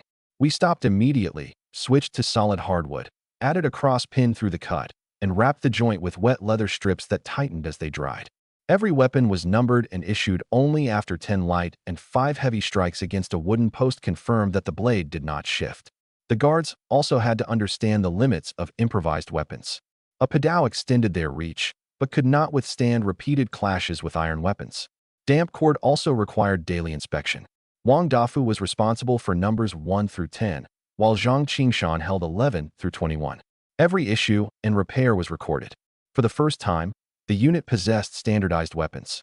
They were far too crude to be called military arms, but they brought us closer to a real defensive force than 21 men swinging unrelated woodcutting knives. The first several days of foundational training still focused on formations, running, carrying weight, and commands. I did not immediately teach complex tactics because most men could not even hold a blade steady after running. At the end of the first day, Meng Qingxue brought Wang Mei into the courtyard to announce the meal. The 21 guards lined up and received heaping bowls of rice, each with about 2 liang, roughly 3 ounces, of chicken. That meal consumed more than 20 bowls of rice and over 4 jin of chicken, in addition to firewood, salt, and broth. Qingxue wrote the total on a wooden board. I projected it across 10 days of training and immediately saw that our household grain could not sustain the expense forever. Meals had to differ among hunting, heavy training, and recovery days. Hard drills would receive 2 filling meals. Light days would reduce meat without making anyone train hungry. We also reserved food for injured men and the night watch before serving the trainees. If every good item disappeared during the day and night patrolmen had to stand hungry, the system would lose fairness from its first day. Some men held their bowls for a long time without eating, repeatedly asking whether the food truly belonged to the guard. In their homes, rice with meat appeared only on the rarest festival. Receiving it after a single day of training felt like a dream. This is a supply, not a reward, I reminded them. Every bite must become legs that can run, hands that hold a blade steady, and ears that understand commands. Neither the training nor the quantity of food may be disclosed. Anyone who reveals them leaves the guard. I also required them to receive meals in formation without fighting or shouting. A man unable to obey rules over one bowl could never hold formation when an enemy charged. After serving everyone, Wang Mei stood in a corner and prepared to eat the leftovers. I had reserved a separate bowl of rice and a chicken leg for her and told her that a helper in the Tang household would not live on scraps. Someone who could not eat her fill had no strength to care for Qingxue, much less learn. Some guards instinctively tried to make her refill the adults' bowls first. I allowed only one serving per person. Whatever remained in the pot belonged first to the night watch and cooks. Serving the meal did not mean Li Chuan deserved less food, nor did kinship with the Wang family give anyone a second portion. After eating, she voluntarily stacked the empty bowls by group and counted 21 guard bowls, plus those used by the 2 women of the household and the helper. She compared the count with the rice remaining in the pot. That habit allowed Qing Xue to calculate the day's true use instead of merely seeing the grain jar lose another layer. Once the arrangement was complete, I gave her the household name Tang Lichuan, beginning of spring. The name did not erase her past. It served as a stable form of address after she entered the Tang household and prevented confusion between her Wang and Tang affiliations. She still remembered her birth parents and could visit them normally. I asked her approval before using the name. She said she hoped she could remain after winter ended and chose Lichuan herself. Her original surname and birth registration remained on the service contract. Changing her everyday name did not sever her blood ties. Every 5 days, she could spend half a day with the Wang family after notifying Qing Xue. Nor could the Wangs suddenly remove her and disrupt the agreed work. On her first night, she secretly wrapped the chicken leg to take to her younger brother. Qing Xue did not punish her after discovering it, only explained the household rule again. She could eat her own portion on the spot. If she wanted to carry it away, she had to record it first so food did not disappear from the kitchen accounts. I separately gave the Wang family a small bundle of meat and bones as a first settlement gift, showing Li Chuan that honesty was more useful than secretly sacrificing herself. We cleared a side room for her, with a separate wooden bed, an old cotton quilt, 1 padded coat, and 2 changes of outer clothes. Qing Xue taught her the household rules item by item and promised to reserve time every day to teach her several characters. Her first lesson was not poetry. It was her own name, the numbers on grain sacks, and the labels internal and external on the herb racks. If Li Chuan could read those, she could verify quantities while cooking and would not place a topical herb in the soup. Literacy that began with protecting herself and doing her work was more practical than decorating her as a refined maid.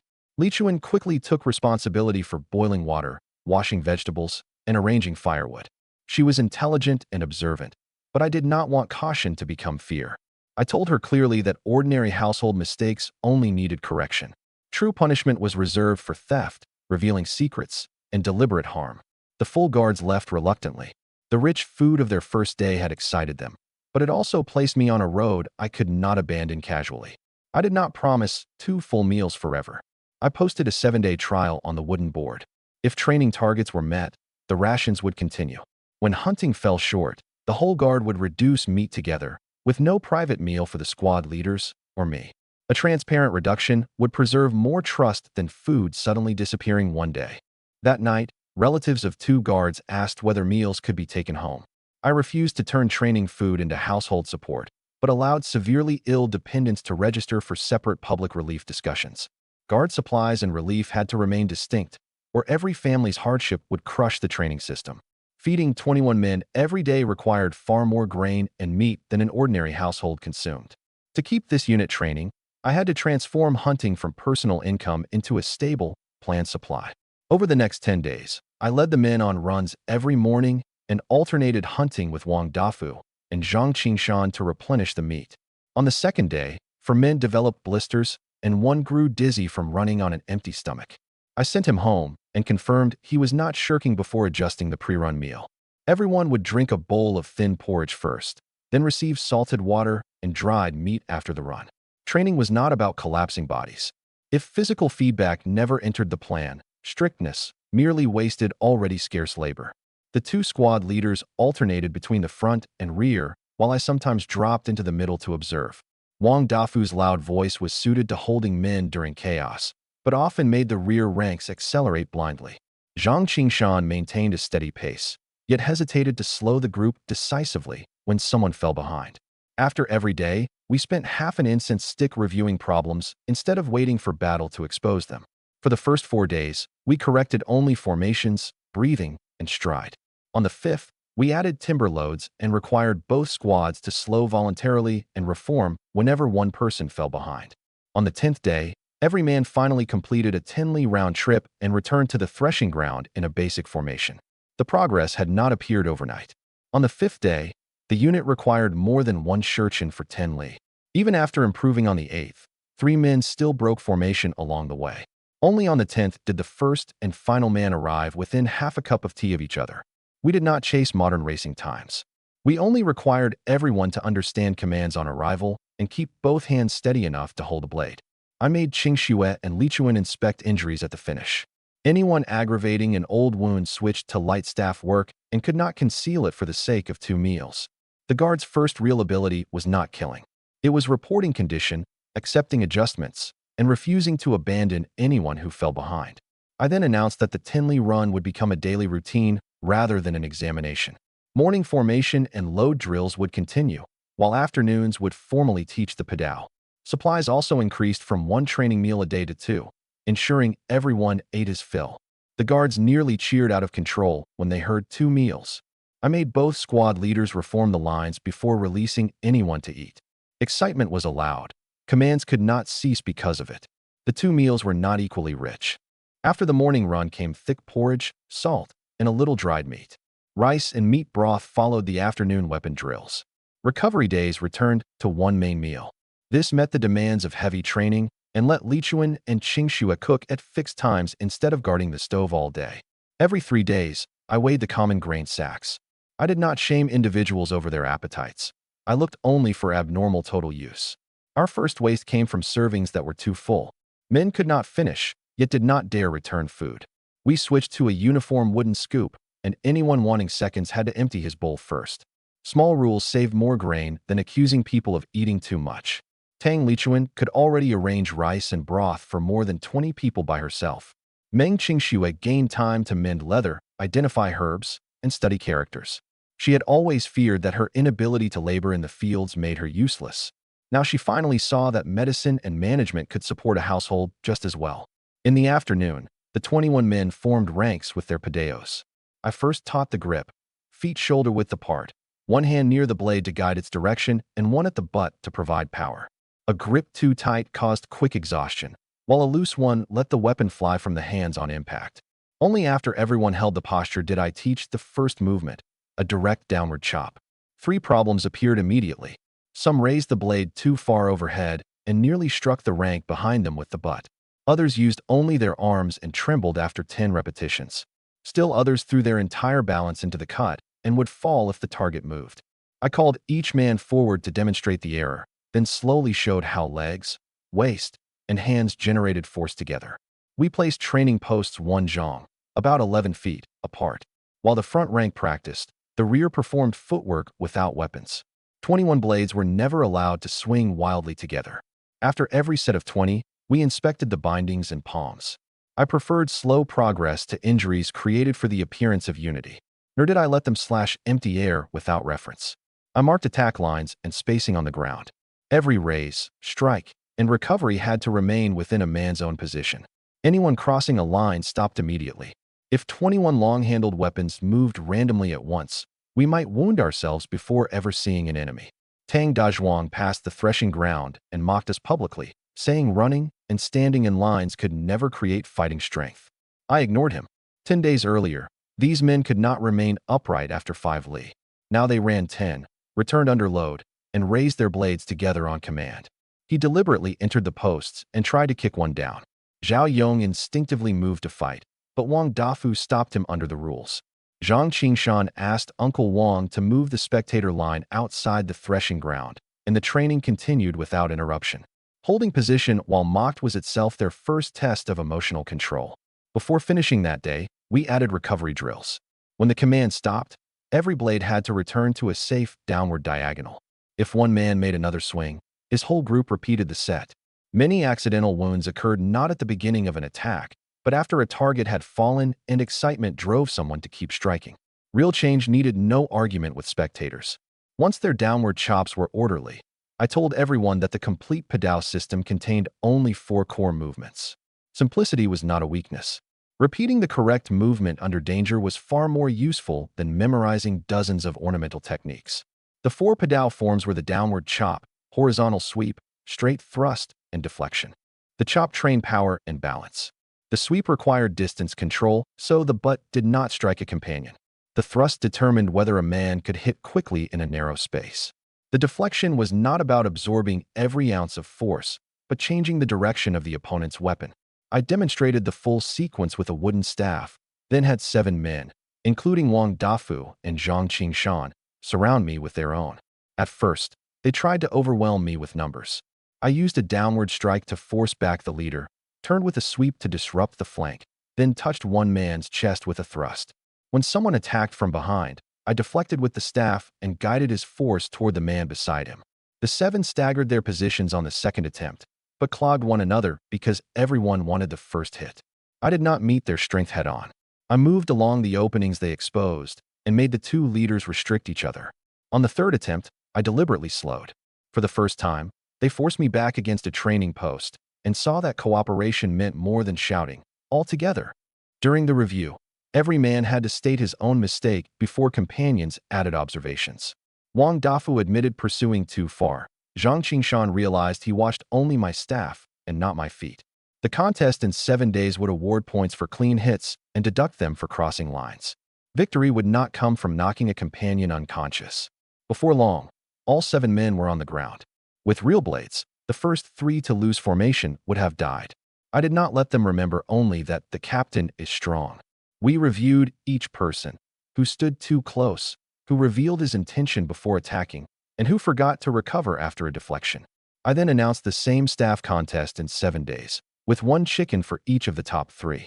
For those 7 days, mornings continued physical and formation work. In the afternoon, everyone drilled the 4 forms against posts. Paired practice would begin only on the 4th day.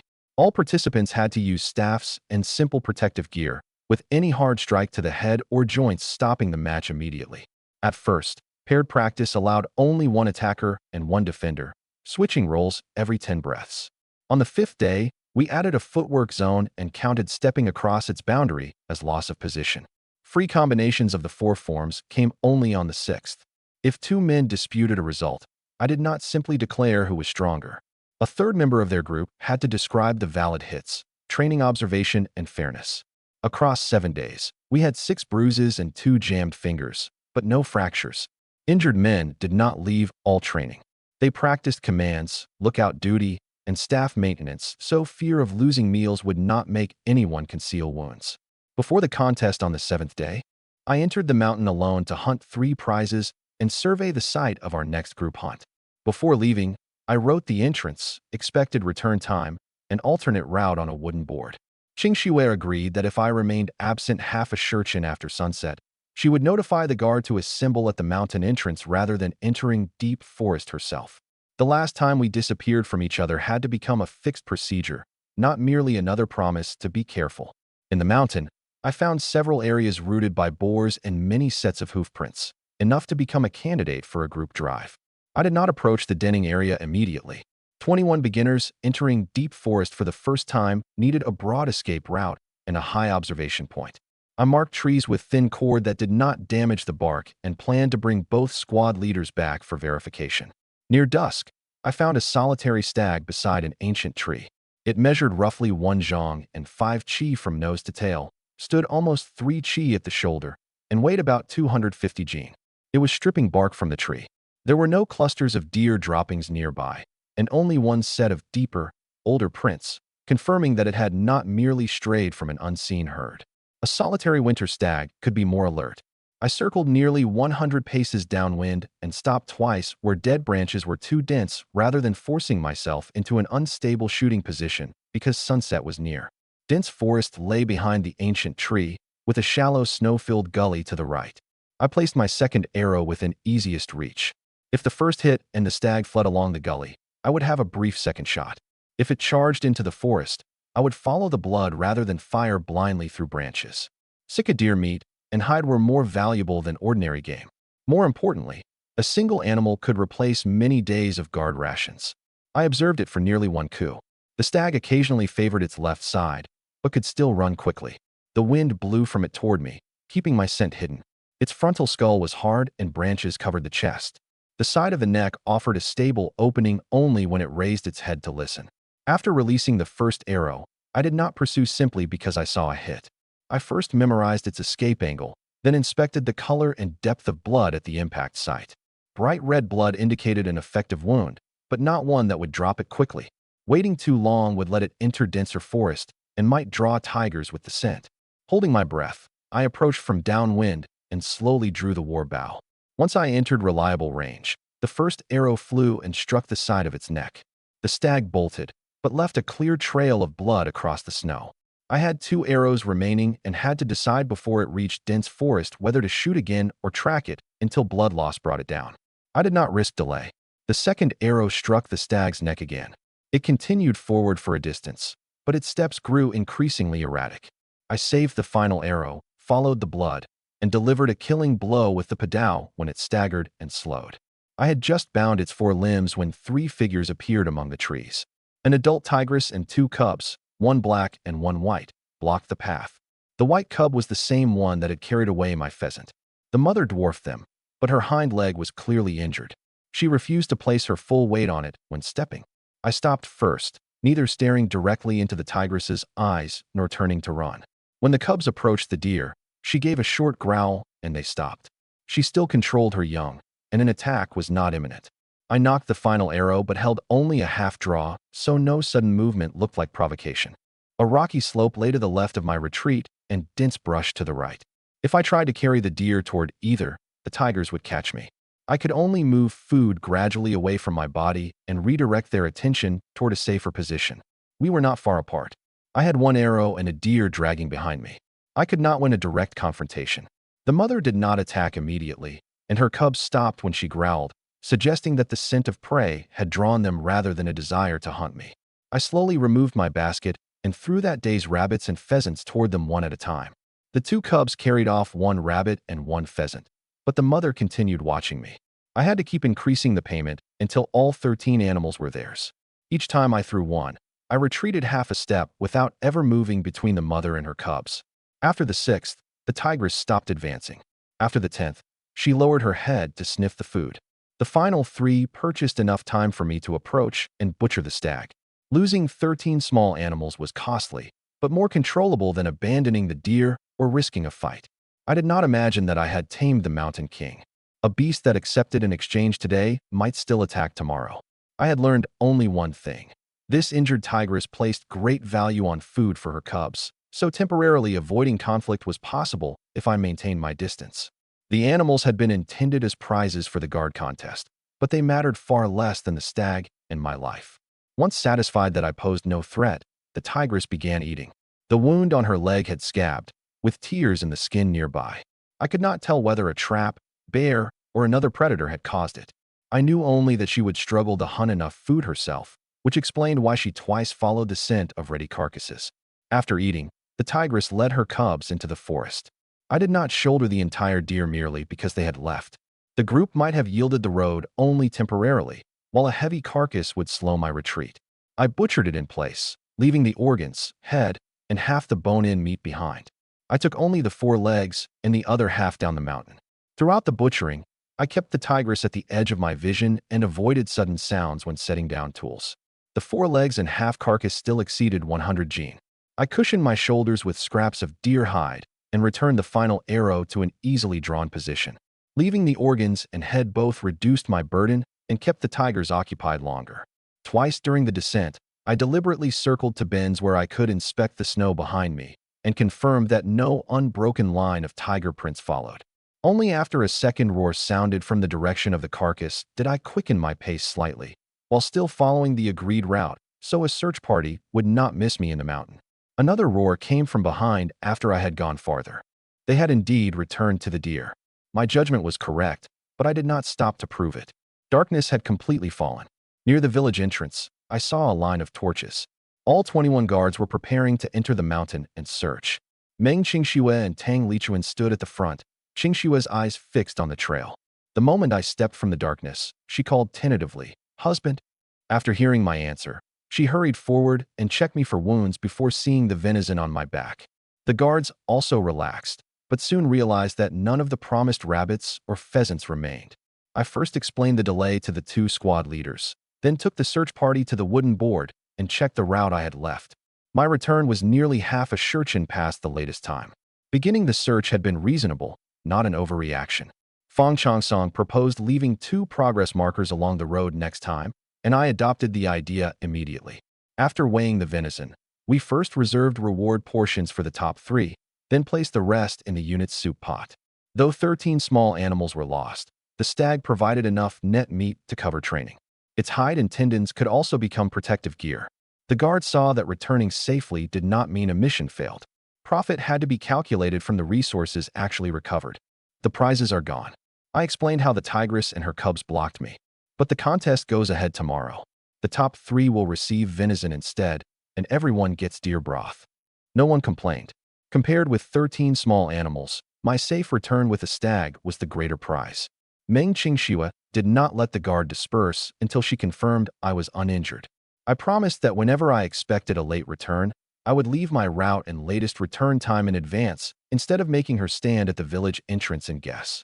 After reaching home, I diced a piece of venison, briefly boiled it with ginger to remove the gaminess, then added a little oil, salt, and sauce purchased in the county seat and simmered it for 1 shurchen. Tang Lichuan watched the stove while I carried clean clothes to the stream near the village to wash away the blood. Halfway through, deliberately softened footsteps sounded behind me. I turned, saw Lu Chui approaching, and immediately put on my clothes. The stream was away from the main village road, but silhouettes of woodcutters could be seen upstream. I first retreated to an open gravel bank, keeping both of us where distant people might see, then asked why she had come. If Lu Chui needed help, she could speak there. If she intended to manufacture an intimate encounter, she could not corner me behind the brush and invent what happened. Fresh bruises still marked her body as she approached, but I did not lower my guard. A person could be both a victim and someone who harmed others. Tang Dazhuang truly beat her. She had also truly lured Qingxue into the mountain. Only by treating the 2 acts separately could pity be kept from endangering my family again. She came straight to the point.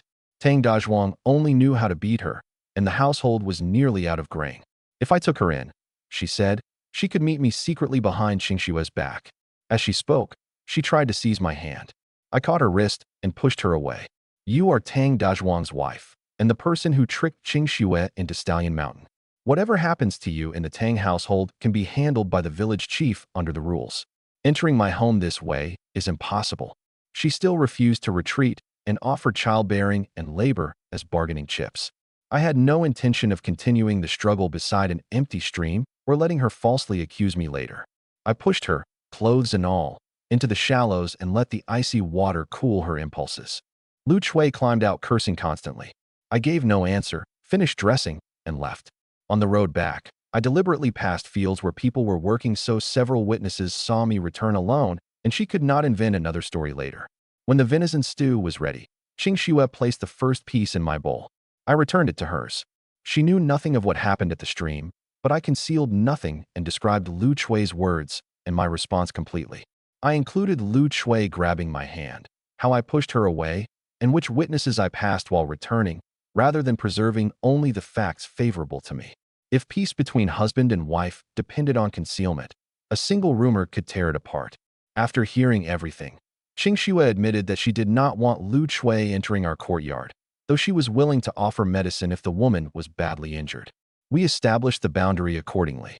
Any request for help from Lu Chui had to occur with Uncle Wang or another woman present.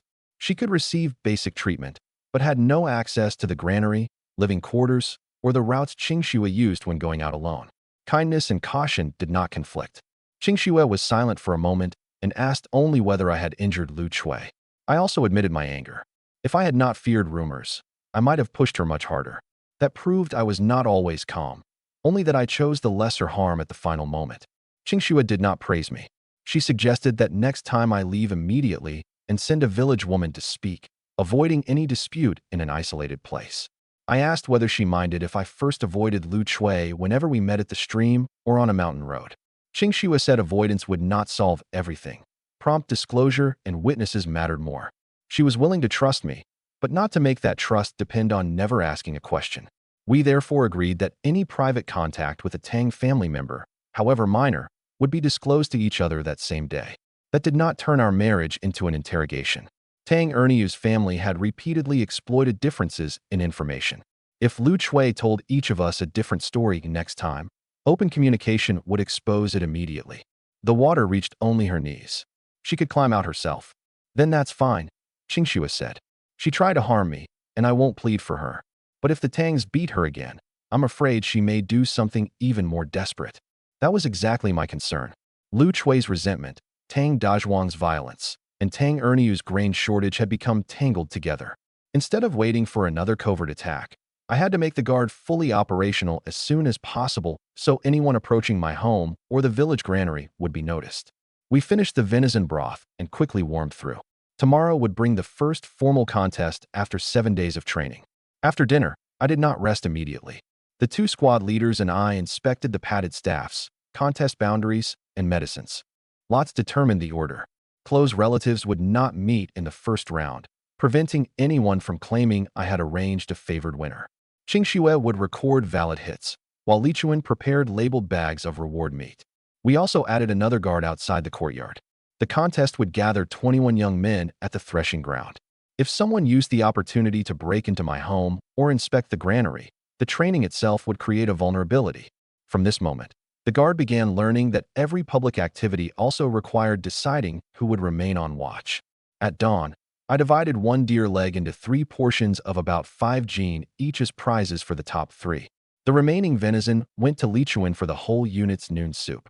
The 21 guards drew lots and fought with wooden staffs wrapped in hemp. The first round had 10 matches and 1 bye. A second round narrowed 11 men to 6. The final 6 paired off, with each winner entering the top 3. Every match ended at 3 valid hits or surrender. A strike to the head, neck, back of the knee, or fingers meant immediate defeat. Qian Duo lacked strength in the first round, but repeatedly deflected his opponent's staff and tapped the chest. Zhao Yong lost a point for crossing the boundary and learned to control his momentum only in the second match. The prize looked like a test of fighting, but control remained part of the score. Qingxue and Lichuan prepared cold water, cloth strips, and medicine at the edge. They treated 3 bruises and 1 sprained wrist, with no serious injuries. Protective gear, rules, and stop signals had worked together. The result could not be dismissed as luck. Wang Dafu and Zhang Qingshan met in the deciding round. Wang Dafu had greater strength, while Zhang Qingshan moved faster. Though both used only chops, sweeps, thrusts, and deflections, they had learned to alter rhythm with feints. In the end, Wang Dafu's leaping downward strike missed. Before he regained balance, Zhang Qingshan drove the padded tip into his chest. Wang Dafu surrendered immediately after falling.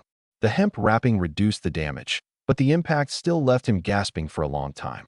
Everyone saw that in real combat, losing balance once could be fatal. Zhang Qingshan, Zhao Yong, and Qian Duo took the top 3 and each received 5 jin of venison. The others were disappointed, but everyone still had deer broth at noon, and the training did not stop. Qian Duo was not the 3rd strongest man, but never crossed the line in 3 matches. Zhao Yong lost a point once and recovered through 2 stable hits. Zhang Qingshan won through footwork and weapon recovery. 3 different paths to victory showed the unit that it needed more than its strongest men. It also needed control, observation, and patience. We weighed the rewards publicly and handed each winner his own 5 jin bag to take home. Relatives watching saw the rules and results, so no one could claim I gave meat only to friends. The venison soup for everyone else was not a consolation prize, but the normal supply for completing training. The 2 distributions remained separate in the accounts. Over the next 3 days, I reorganized the 21 men into 6 3-man attack teams, using 18 men. In each, a leader engaged from the front and 2 members attacked from the sides. Wang Dafu and Zhang Qingshan occupied no team slot. Each commanded 3 teams. Fang Chongsong independently handled high observation and flag signals. 18 team members, 2 squad leaders, and 1 lookout accounted for all 21 men exactly. The 6 team leaders were not selected solely by contest ranking. I chose men who were steady, spoke clearly, and looked after companions. Zhao Yong had 1, but would begin as a flanker until he learned not to pursue before being considered for leadership. Fang Chongsong remained independent from both squads. His flags served left and right alike, and he took emergency orders directly from me. Each team first practiced replacing empty positions on the threshing ground. When the frontal man withdrew, the left member filled the position, while the right attacked without pursuit. The squad leaders could move to support a team that lost position only because they did not personally occupy team slots. This structure also corresponded exactly to the 6 team leaders and 13 ordinary guards in the profit accounts that followed. To make a Padao thrust genuinely lethal, I had everyone sharpen the front of his woodcutting blade again and reinforce its bindings. We used wooden posts to simulate a charging boar and repeatedly drilled who would bait it, who would evade, and who would strike from the side. All 6 teams rotated roles over 3 days. The bravest man could not always bait, while others took easy flank attacks. The bait had only to lead the target between 2 teams and was forbidden to turn around to watch the strikes. If flankers could not see their companion clear the path, they had to miss the opportunity rather than thrust too early. I also marked 3 retreat lines. A horizontal red flag meant the boar had turned. A vertical flag meant a man was down. Circling the flag stopped the entire attack. Fang Chongsong first practiced in a tree over an empty field, while every person below had to name a signal at a glance. 3 days later, we entered Stallion Mountain, aiming for a boar den I had observed repeatedly. Many faces changed when they heard we would hunt a boar. In the past, even grown men scattered and hid when one entered the village. Now they had to face it deliberately. "I won't ask any of you to stop it alone," I said. "There are 21 of you, flags, and an encirclement. The real test isn't who is bravest. It's who remembers his position and the next command when the boar charges at him." I led the guard to the outer edge of the den. An adult boar weighing around 230 gene waited inside, large enough to overturn any single man. Both squads formed left and right semicircles. Fang Chongsong climbed the tree with the clearest view, carrying a red flag made from old wedding fabric at his waist. Only after the encirclement was complete did I knock an arrow and approach the den. This would be the first time the 21 guards faced something that could truly kill them. I released 2 arrows at the boar, and both merely grazed its hide. They failed to strike anything vital, but successfully enraged it enough to leave the den. The 2 grazes were not a boastful demonstration of scratching without wounding. The first aimed outside the shoulder. I fired the second only after confirming it had left the den. The goal was to focus its attention on me. If the first accidentally struck a vital point, we would follow the wounded beast procedure. If it refused to emerge, we would withdraw rather than send beginners into a narrow opening.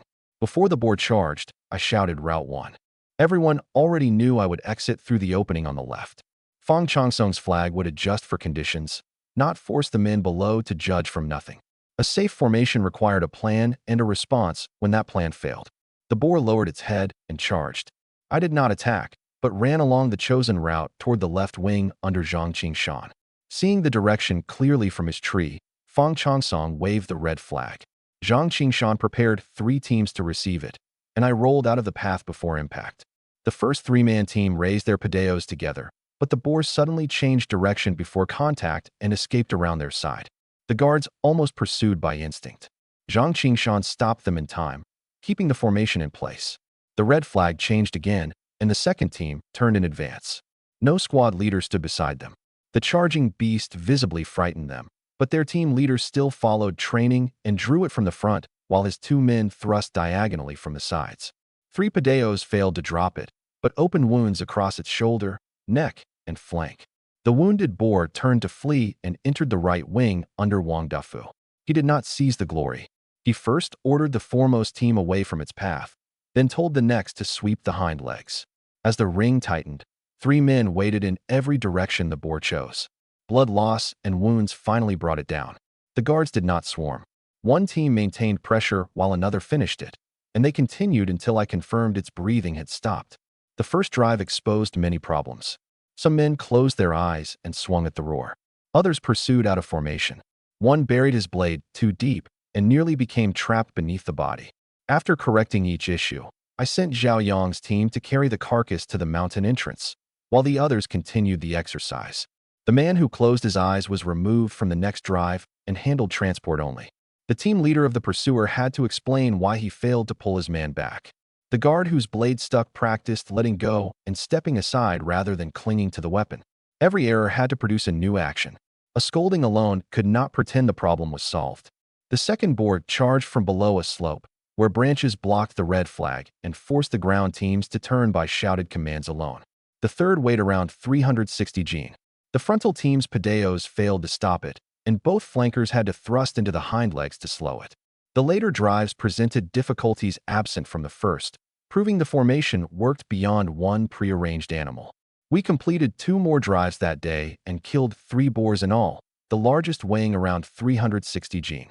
In the second and third, we used each new variation only once, preventing the guards from memorizing a single process without observing the environment. Bringing all 3 carcasses together would create too much blood scent. I separated each dressing site by several hundred paces and concealed the drag trails with pine branches. Zhao Yang's team carried the first to the mountain entrance.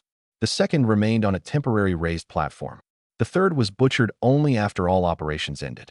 Transport rotated by team, so the men who fought least did not also work least. Of 6 recovered pedeos, 2 had loosened bindings, and 1 had a rolled edge. All required repair that night. A successful drive did not conceal the wear on temporary weapons.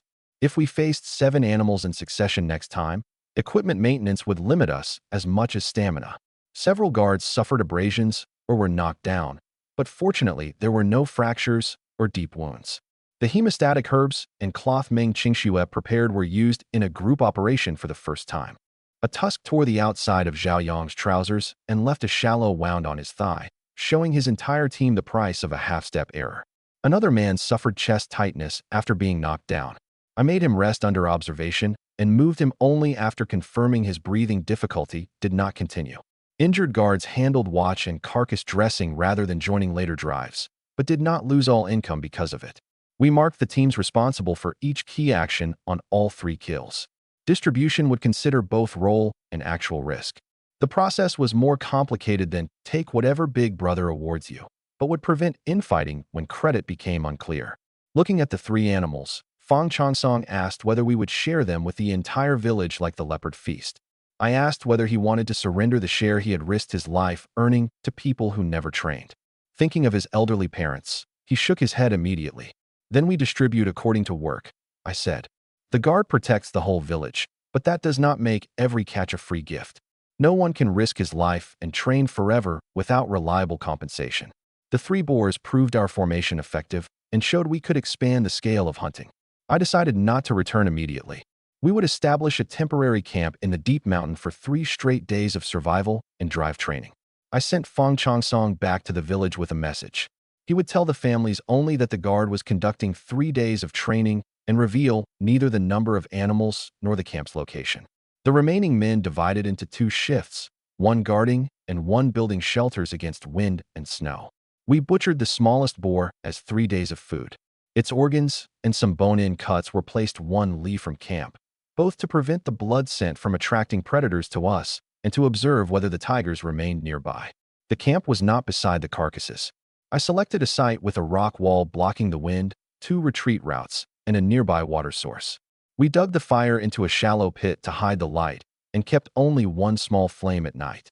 5 men per shift guarded the perimeter while 5 rested. The 2 squad leaders slept at different times, and I inspected tracks at every watch change.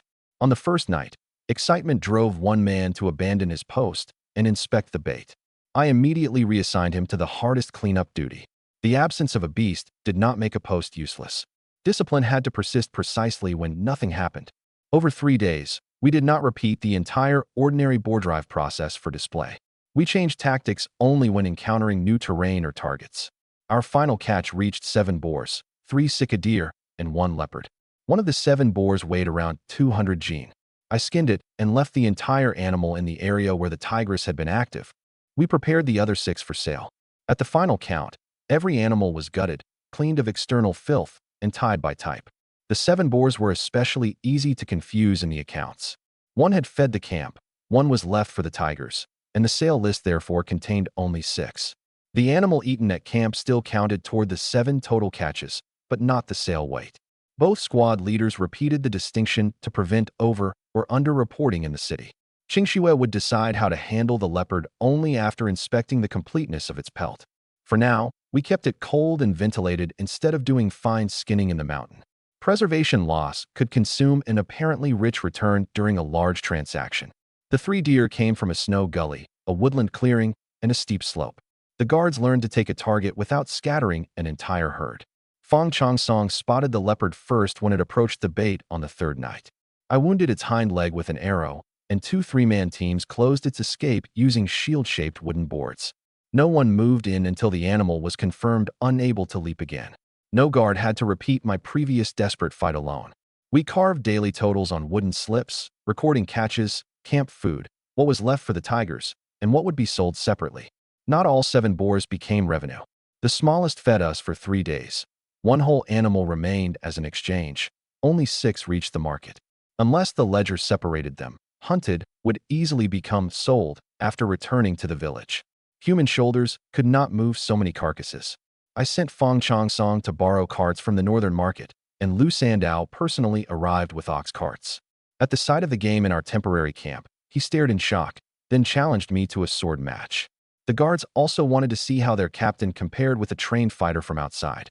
I agreed to spar with guard swords after establishing that we would use the backs of the blades and stop each strike. Lu Sandao attacked fiercely and drove me back with repeated chops. I did not clash with his strength and watched his feet instead. When he kicked from the side, I blocked his lower leg and pulled near the heel. He immediately lost balance. I pressed down with the back of my blade and stopped 3 finger widths from his neck. Before sparring, we had removed the oil from the live edges, wrapped them in cloth, and appointed Wang Dafu to call the stop. Lu Sandao's first 2 downward blows held tremendous power. Meeting them head-on would have injured my wrist, even through the cloth. My repeated retreat was not a feigned weakness.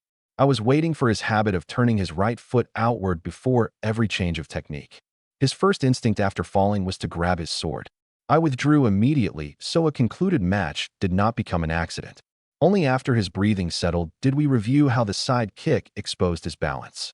The guards saw not an expert's crushing victory, but a method they could learn through observation. The outcome was clear. I helped him stand and explained that I had won by understanding his movements first, not because my strength exceeded his everywhere. Lu Sandao did not resent the loss. He became even more serious in asking how to train weapon recovery and balance. Before loading the carts, I placed the boar reserved for the tigers at the old site. A familiar rhythm of roars sounded through the forest shortly after the group left. Everyone immediately readied his padao.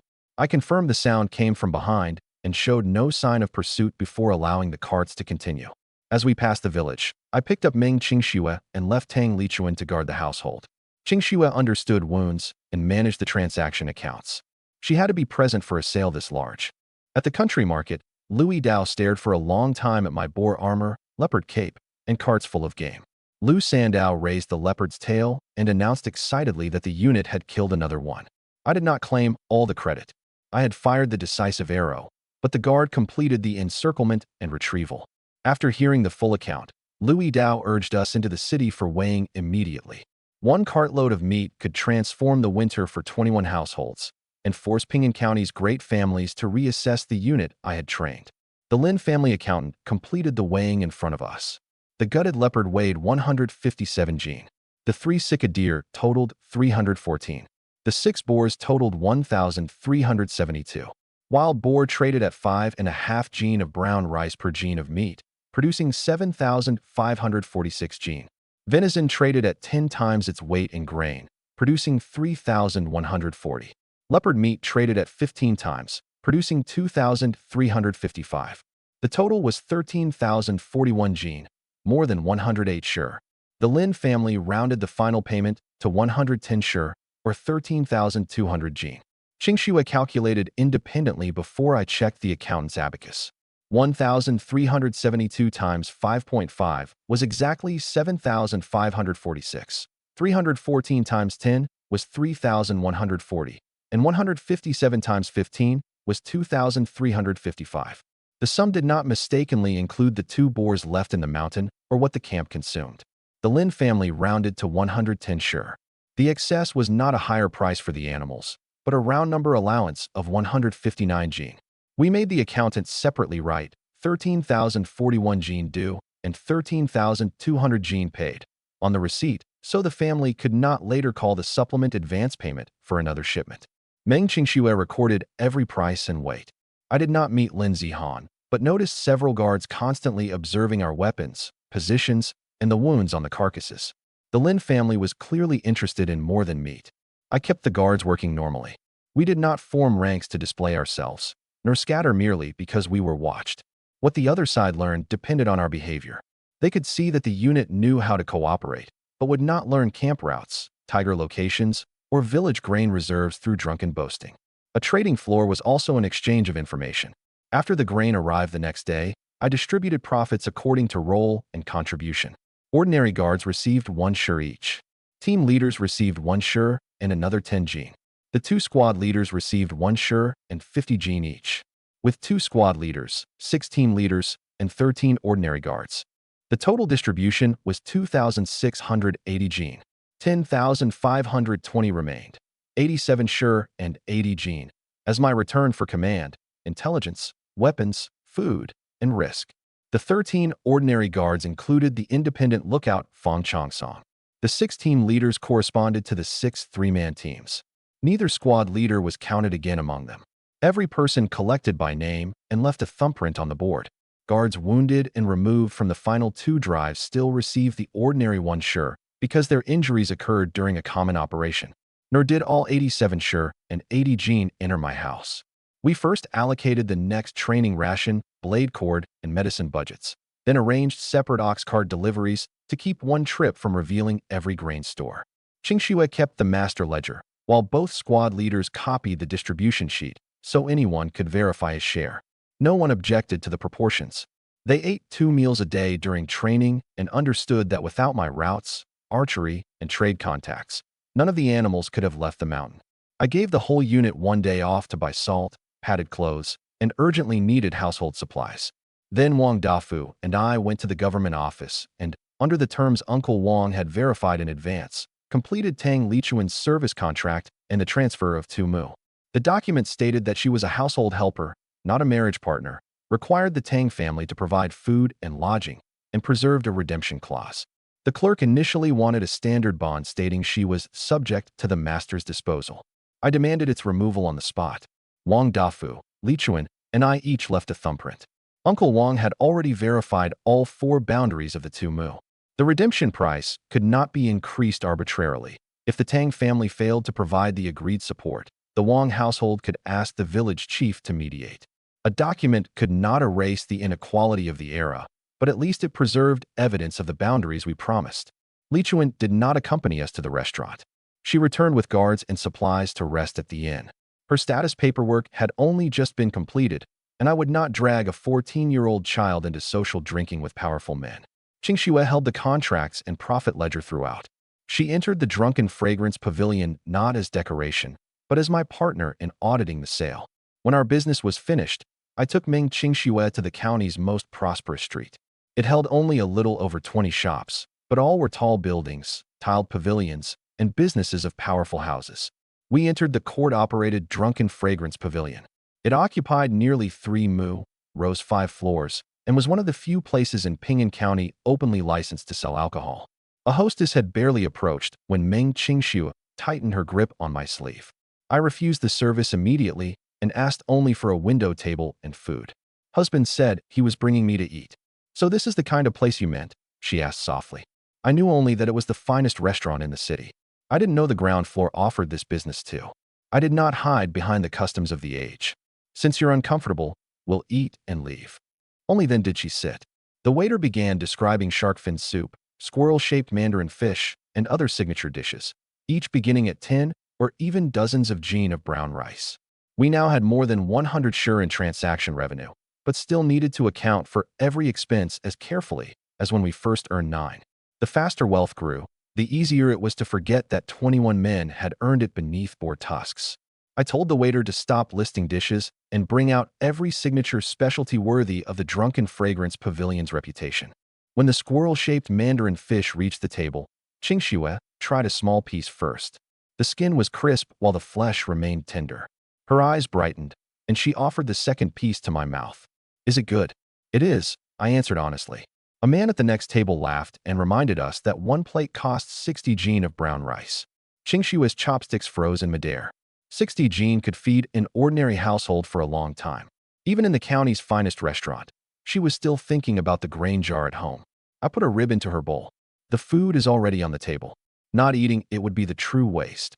The young man who had spoken wore luxurious clothes with green jade hanging from his belt and a young maid standing behind him. When I asked his name, he introduced himself as Lin Zihan of the Lin family. His tone did not sound like casual conversation. It sounded as though he had waited specifically for me to ask. Lin Zihan first praised me for taking my wife to dinner immediately after selling the game. Then he stated directly that if I joined the Lin family, I would never again worry about fine food, clothing, or comfort. I did not answer immediately. The Lin family could give us a home, grain, and weapons. One day, they could also take those same things away. Security purchased by placing a household survival in another person's hands did not truly belong to me.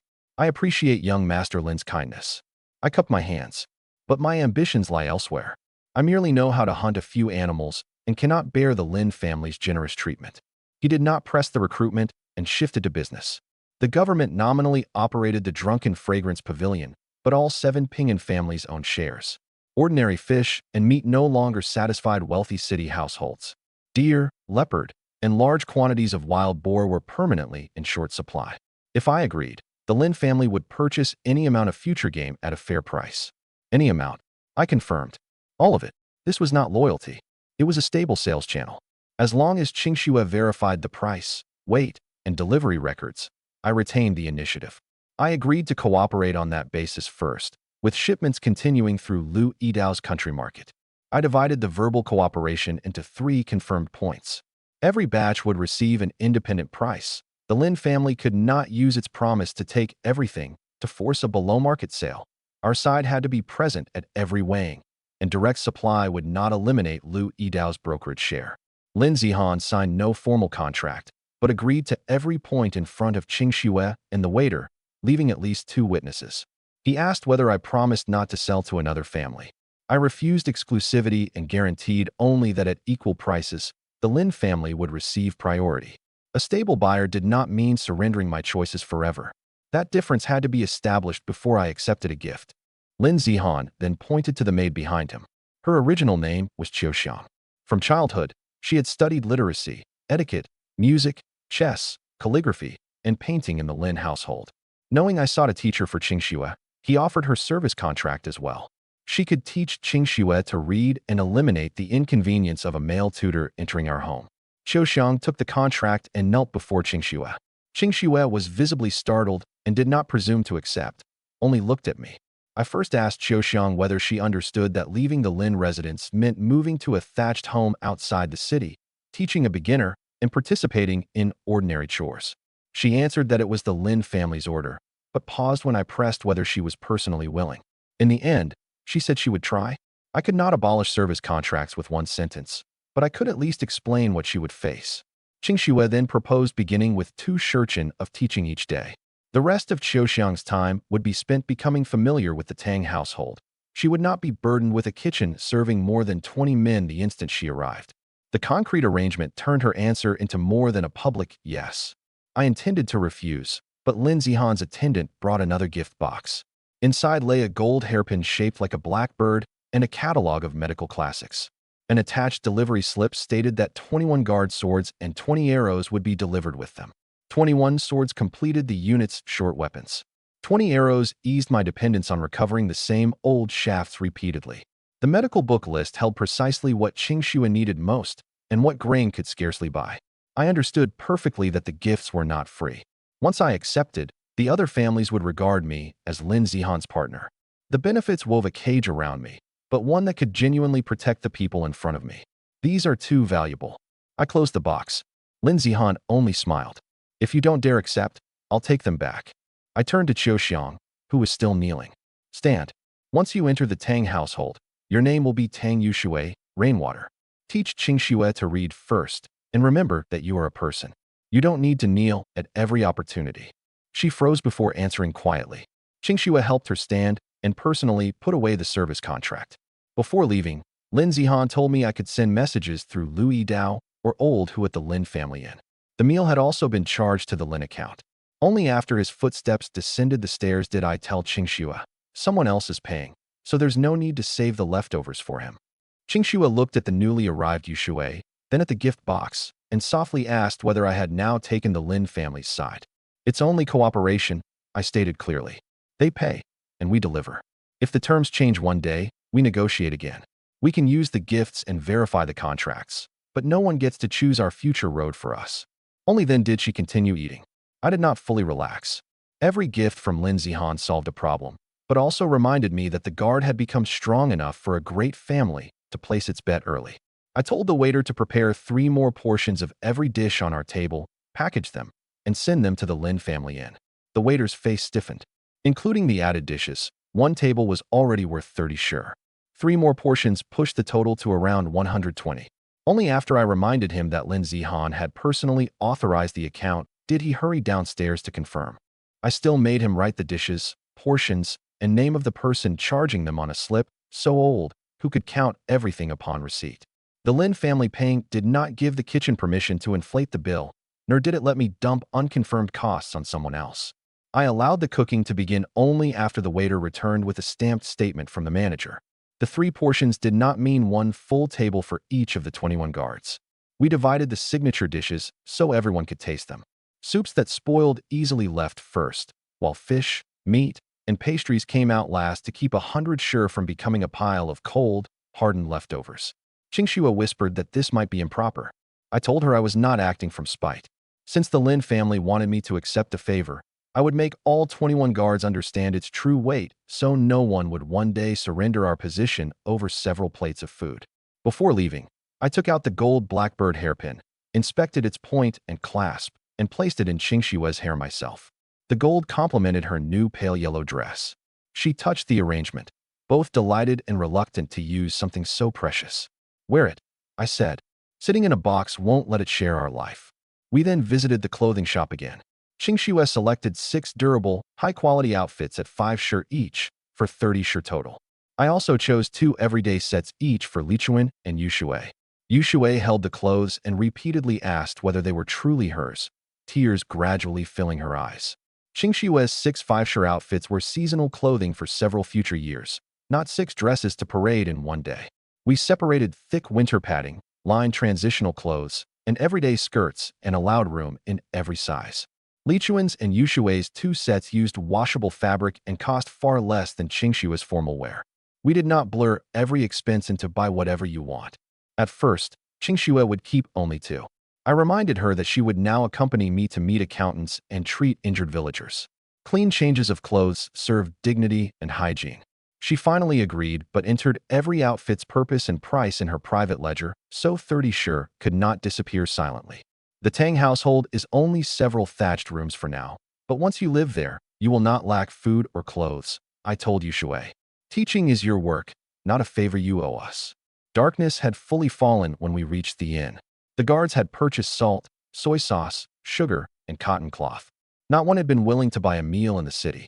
They sat in the lobby guarding their grain sacks, stomachs growling, while waiting for the inn kitchen to open. I had old who reheat all the packaged dishes. Fish, meat, and soup arrived one after another. The 21 men were initially afraid to touch their chopsticks. When they heard that each dish cost dozens of jin of grain, they became even more restrained. This meal came from the trade route opened by the game we sold together, and the Lin family is paying, I told the room. You may eat, but remember, one meal from another man doesn't buy our lives. Once the matter was clear, they began eating. One man took a bite and his eyes reddened, saying he had never tasted anything like it in his life. Old who initially stood at the side, but I called him to the table too. Without him guarding our ox carts, reheating the food, and carrying messages, this feast would not have been so secure. Yuxue could not conveniently squeeze among a crowd of men, so I set aside squirrel-shaped mandarin fish and ribs for her to eat with Qingxue at a side table. She accepted the plates in both hands and instinctively began a formal bow, but Qingxue stopped her. Half a bowl of wine into the meal, Lu Sandao suddenly slapped the table and called me Big Brother Tang. A captain, he said, was only a post.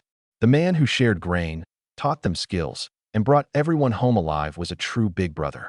Wang Dafu and Zhang Qingshan rose one after another, and the others set down their chopsticks too. I first made them put down their wine. Excitement and alcohol made people promise too much, then forget the next morning. I asked both squad leaders separately whether the training hierarchy would remain effective if the form of address changed. Then I asked the 6 team leaders whether they should obey one of my private demands or the public village rules if the two ever conflicted.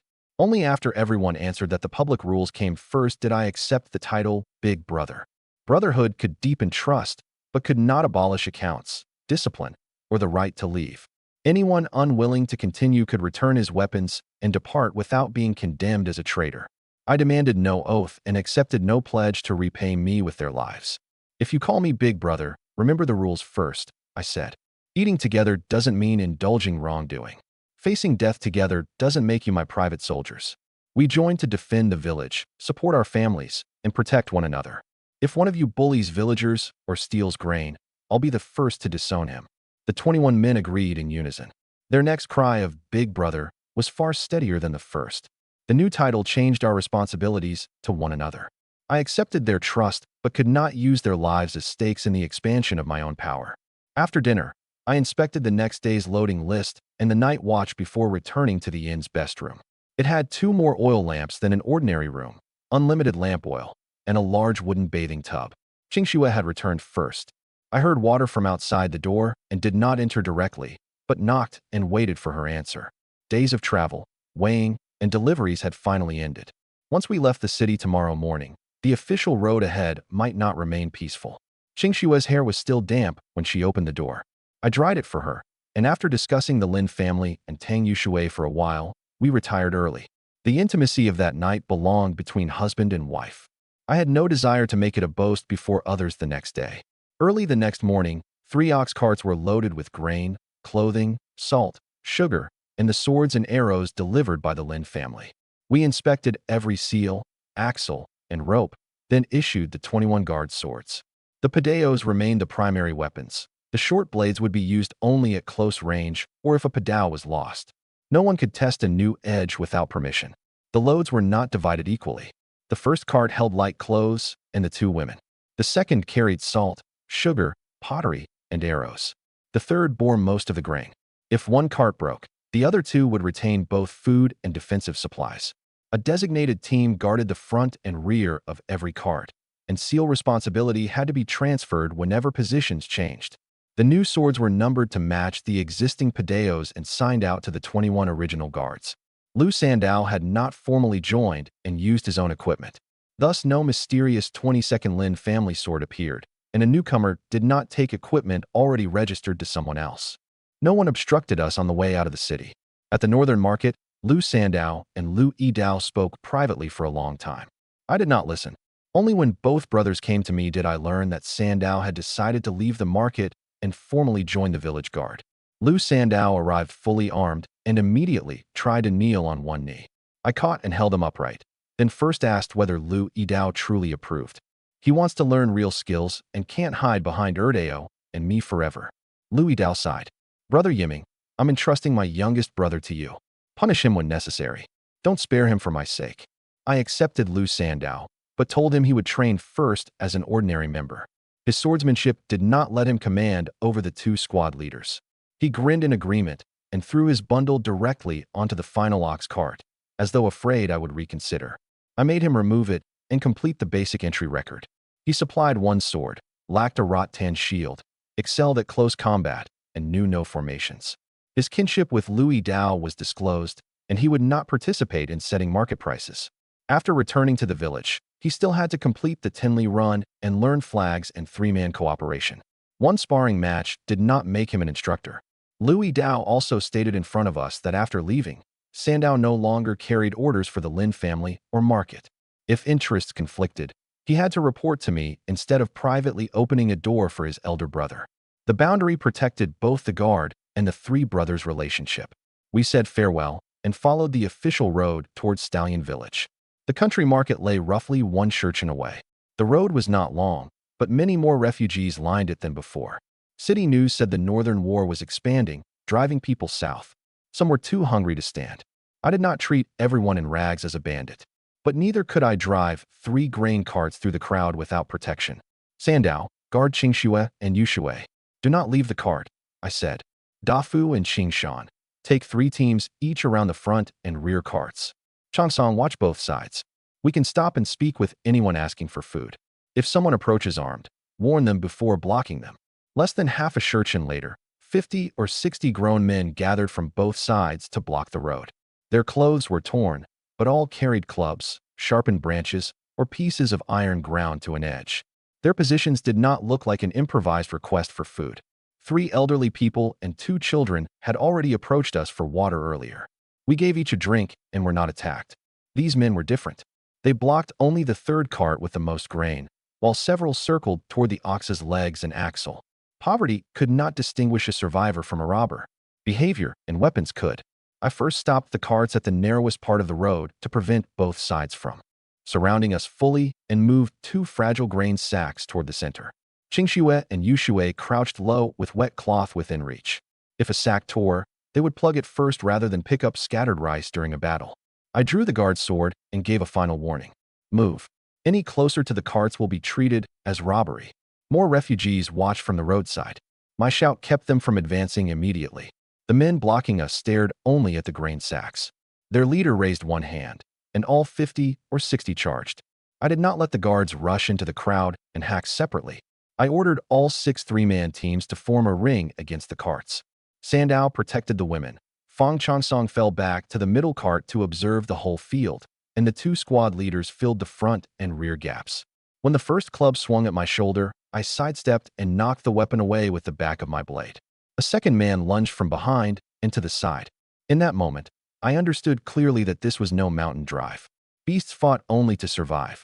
These men encouraged one another and watched for our hesitation to tear a gap in the line. I still used the back of my sword in the first exchange, preserving a path of retreat for anyone who dropped his weapon. But the man whose club I knocked away immediately drew a sharpened strip of iron, while another climbed the cart shaft and reached for Yuxue.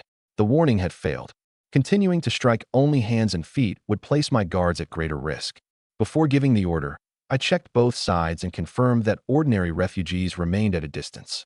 I would not classify the entire crowd as enemies.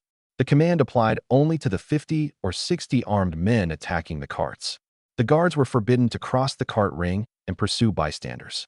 When one man slipped around me and charged directly toward Qingshue's cart, I stopped holding back and ordered the unit to treat them as bandits. For the first time, the blades truly fell upon people. The village guard was forced into a test no training had prepared them to accept. No matter how practiced they were against boars, the guards still hesitated in their first battle with people. One man on the left blocked a club but froze with his padao in the air until a teammate was knocked down. Only then did he strike back desperately. Someone on the right pursued 2 steps by instinct, heard Zhang Qingshan call him back, and gritted his teeth as he returned to the cart. The 6 teams did not operate perfectly, but at least they did not scatter. I suppressed the first impact, with Wang Dafu close on my right. After several collisions, 7 or 8 attackers lay unable to fight, and the remainder briefly retreated. Their leader shouted to the roadside that even a little stolen grain could keep them alive for days. Refugees who had only watched began picking up stones. The first volley came. We had not yet made shields, so the guards could only duck and protect their faces. Several foreheads and arms bled immediately. The oxen panicked, nearly breaking the cart formation by themselves. A stone shattered the side rail of the third cart, and a wooden splinter tore the outermost grain sack. Following our plan, Yuxue pressed a wet cloth against the opening while Qingxue cut spare rope and bound it tight. They did not enter the fight, but saved dozens of jin of grain and kept 2 guards who wanted to turn back toward the cargo in position. The ox at the front cart panicked and veered toward the ditch. Zhang Qingshan assigned 1 3-man team solely to catch the reins and block the wheel, temporarily reducing our strength. Wang Dafu had to contract the front rather than pretend all 21 men remained in combat. Hold the reins. Don't pursue the stone throwers. I ordered repeatedly. Lu Sandow was struggling to protect Qingxue and Yuxue alone while driving back men crossing the cart shaft. I had Wang Dafu take over the central position and withdrew to the middle cart for my bow. Sandow, protect them. I first aimed at armed men still advancing toward the carts. 1 arrow struck and dropped its target. When the outer stone throwers continued, I drew repeatedly and targeted several leaders who approached and waved more people forward. After 4 arrows, the roadside crowd finally understood that the rear of the cart was no safe blind spot, and the hail thinned visibly. I had only a little over 20 arrows and could not disperse more than 100 people individually. I shifted my gaze to the leader. He remained behind the crowd, issuing commands, while several armed men advanced with his gestures. Dafu pressed toward the leader. I'll clear your path. Wang Dafu did not charge alone. He advanced with his 3 teams in rotation, the front blocking and the rear protecting the flanks. I fired only when someone lunged from a blind angle. Once they neared the leader, Wang Dafu moved half a step forward and met the man's sharpened staff with his padao. The leader was strong and knocked the blade aside twice. If the fight continued, the surrounding men would close again. I waited until he turned and exposed an opening, then shot his left shoulder.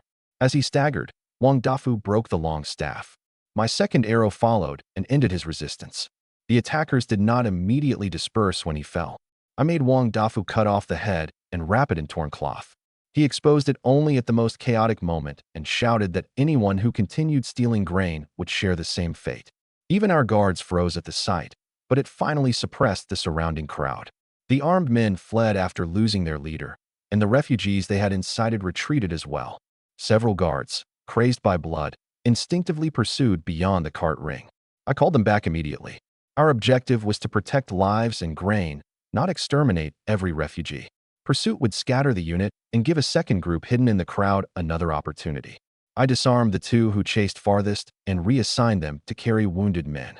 They were not expelled, but had to see the split forehead of the companion beside the cart and understand the gap they left.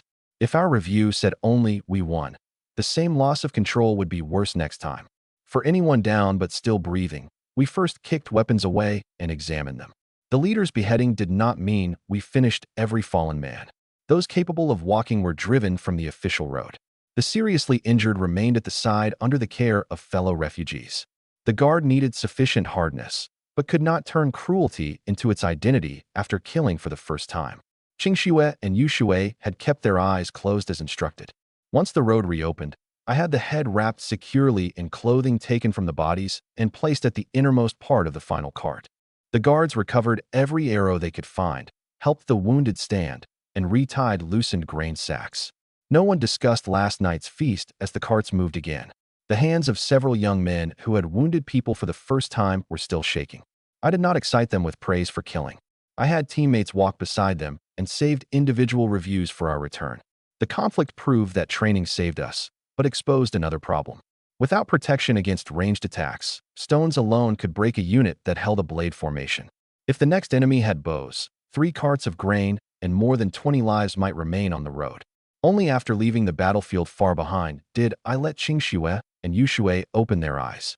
Several guards had shallow injuries, split foreheads, jammed fingers, and bruised shoulders and backs. We stopped the carts in an open place with 2 teams on watch while Qingxue cleaned, stopped the bleeding, and bandaged each man. She did not ask what was inside the cloth bundle. After treating the last guard, she told me 2 of them could not swing heavy blades for several days. Near the village, I gave the wrapped head to Zhang Qingshan and had him hang it from the most conspicuous tree beside the official road. The decision was ugly, but it told anyone following the grain carts that the village had a force capable of fighting back. Once the danger passed, we would take it down and bury it rather than let it rot there forever. I limited the display to 3 days and assigned 2 men to inspect it daily so beasts could not drag it away and filth could not enter the village well. On the 3rd day, with Uncle Wang witnessing, it would be removed and buried with the unidentified remains far from homes. Deterrence was a tool for extraordinary times, not an excuse to take permanent pleasure in a corpse. We temporarily closed the path village children used past that tree and redirected traffic south. Qingxue also reminded me that guards seeing a severed head at close range for the first time might wake at night. For 3 days, none would stand that section alone. Nearly the entire village crowded around when the 3 ox carts entered. Zhao Yong first lifted his 3-year-old son Laifu and took 3 little pieces of malt candy from a paper packet. 3 pieces cost 1 jin of brown rice. As the child placed one in his mouth, the eyes of everyone who had not joined the guard changed immediately. Some demanded to join on the spot. Others complained that they had missed the opportunity. Under my instruction, Zhang Qingshan stopped them. This roster was fixed. Any future expansion required a uniform test. Seeing grain did not allow someone to insert himself suddenly. I did not close the door forever. The village would eventually need more men. But if people who hid during the hardest training could join immediately after seeing the distribution, the 21 who risked themselves would no longer believe my rules. Over the next half-month, the recovering guard helped expand my home. We added 3 thatched rooms. The largest went to Qingxue and me. The other 2 housed Li Chuan, Yu Shui, and Lu Sandao. The former main room became Qingxue's clinic, and another old room became the grain and tool store. The courtyard tripled in size and could finally seat the entire unit for meals. The two underage girls shared one room whose door could be locked from inside. Lu Sandow had a separate room away from the granary. The clinic was near the water jars, with cloth screens over its windows to keep out dust. Injured people could enter through a side gate without crossing the couple's bedroom. The layout solved more than crowding. It separated teaching, medicine, storage, and private life. We recorded every piece of timber, bundle of thatch, and hour of labor. Work by guards offset part of their training duty, while I continued providing 2 meals. I did not demand free labor because they were building Big Brother's home. Once the boundaries were clear, no one felt exploited for returning to work after receiving grain. The house was settled, but the rain of stones on the road remained in my thoughts. Boarhide armor could reduce bites, claws, and knife wounds, but could not stop concentrated stones, much less arrows. Wooden shields were heavy and required skilled carpenters and large pieces of good timber. Stallion Mountain, however, held abundant kudzu, Oriental bittersweet, and Virginia creeper. Properly treated, the vines were light and tough, ideal for woven shields. Lu Sandow and I entered the mountains several times to hunt rabbits and pheasants and carry back bundles of long, uncracked vines. We steamed and boiled them for flexibility, then stretched them straight to dry. After several trips, the courtyard held enough material for a prototype. Lu Sandow initially assumed I wanted rope. When he heard we were making a wrought tin shield, he repeatedly bent one vine and still did not believe it could stop a blade. Of course, one strand can't. I bent a treated thick vine into a frame, but 3 layers woven in opposing directions spread the force. We'll make one and test it with a discarded sword. The first shield measured about 60 centimeters across and was slightly oval. I built an outer frame and crossed skeleton from thick vines, then filled the gaps with thinner ones. After completing 1 layer, I changed directions for 2 more. Rabbit hide protected the rim from wear, a grip went on the back, and repeated thin coats of tung oil added moisture resistance. We temporarily fixed the grip with wooden slats first. Lu Sandow held the empty frame through downward strikes, side blocks, and running to confirm it did not bind his wrist before we wove it permanently in place. A larger shield was not automatically better. Anything wider than 60 centimeters blocked vision and absorbed more rain and snow. The slight oval-covered chest and abdomen without interfering with the legs. All 3 vine layers ran in different directions. The outer resisted cutting, the middle distributed impact, and the inner prevented broken fibers from stabbing the hand. Each coat of tung oil had to be thin and fully dry before the next. Sealing the surface while the inside remained wet would produce mold and softness within days. Though the shield looked simple, Lu Sandow and I spent nearly 4 shurchen weaving it in turns. By nightfall, the wrought tin surface was tight enough that no obvious gaps remained. Finished? Lu Sandow asked. Not yet. I placed it in a ventilated spot to dry. A shield isn't judged by how pretty it looks on a table. It's judged by how many layers remain after a sword hits it tomorrow. The original 21 guards plus the newly joined Lu Sandow made 22. Including me, 23 people now required protection. If the prototype worked, our next task would not be crafting one art piece. It would be adding a life-saving barrier for the entire unit. The tung oil did not dry completely until the afternoon of the 3rd day. I inspected the rim and grip, then stood in the courtyard and told Lu Sandow to strike with all his strength. He hesitated, afraid the new shield would fail and that the blade might pass through and wound me. I placed my entire body behind it and again ordered him not to hold back. The guard sword struck the wrought tin surface with a dull, heavy boom rather than the crack of breaking wood. The face caved inward for an instant, but 3 vine layers distributed the force across the whole frame and quickly sprang back. The shock numbed Lu Sandow's wrist, while the edge severed only several thin strands in the outermost layer. One success was not enough to declare it battle-ready. I had him strike several more times from the front, upper diagonal, and rim. The center was most stable. An impact near the edge twisted the shield, while repeated cuts to one point could eventually open the outer layer. The conclusion was clear. A wrought tin shield could save a life, but it was not invulnerable. Its bearer still had to deflect force and reposition. After testing, I opened the impact area. 7 thin outer strands had broken. The middle showed only compression, and the inner remained intact. But one riveted connection at the grip had loosened. If we looked only at the unpenetrated face, the handle might fail first in the next battle. We replaced the connection with a double wrap and required inspection of every impact point and strap after training. I did not make the second shield by myself. Lu Sandao wove the skeleton, Zhao Yong filled the layers, and Qingxue inspected the rabbit hide edging. The finished shield weighed 1 gene more than the first and felt noticeably heavy while running. We still needed standardized dimensions. Abundant material could not become an excuse to weave every shield thicker. After hearing the assessment, Lu Sandao snatched it up, swung it several times, and asked with a grin whether the first shield could be his. I agreed on the condition that he help teach the entire unit how to weave it. Beyond shields, I used the same method to prototype simple rattan armor.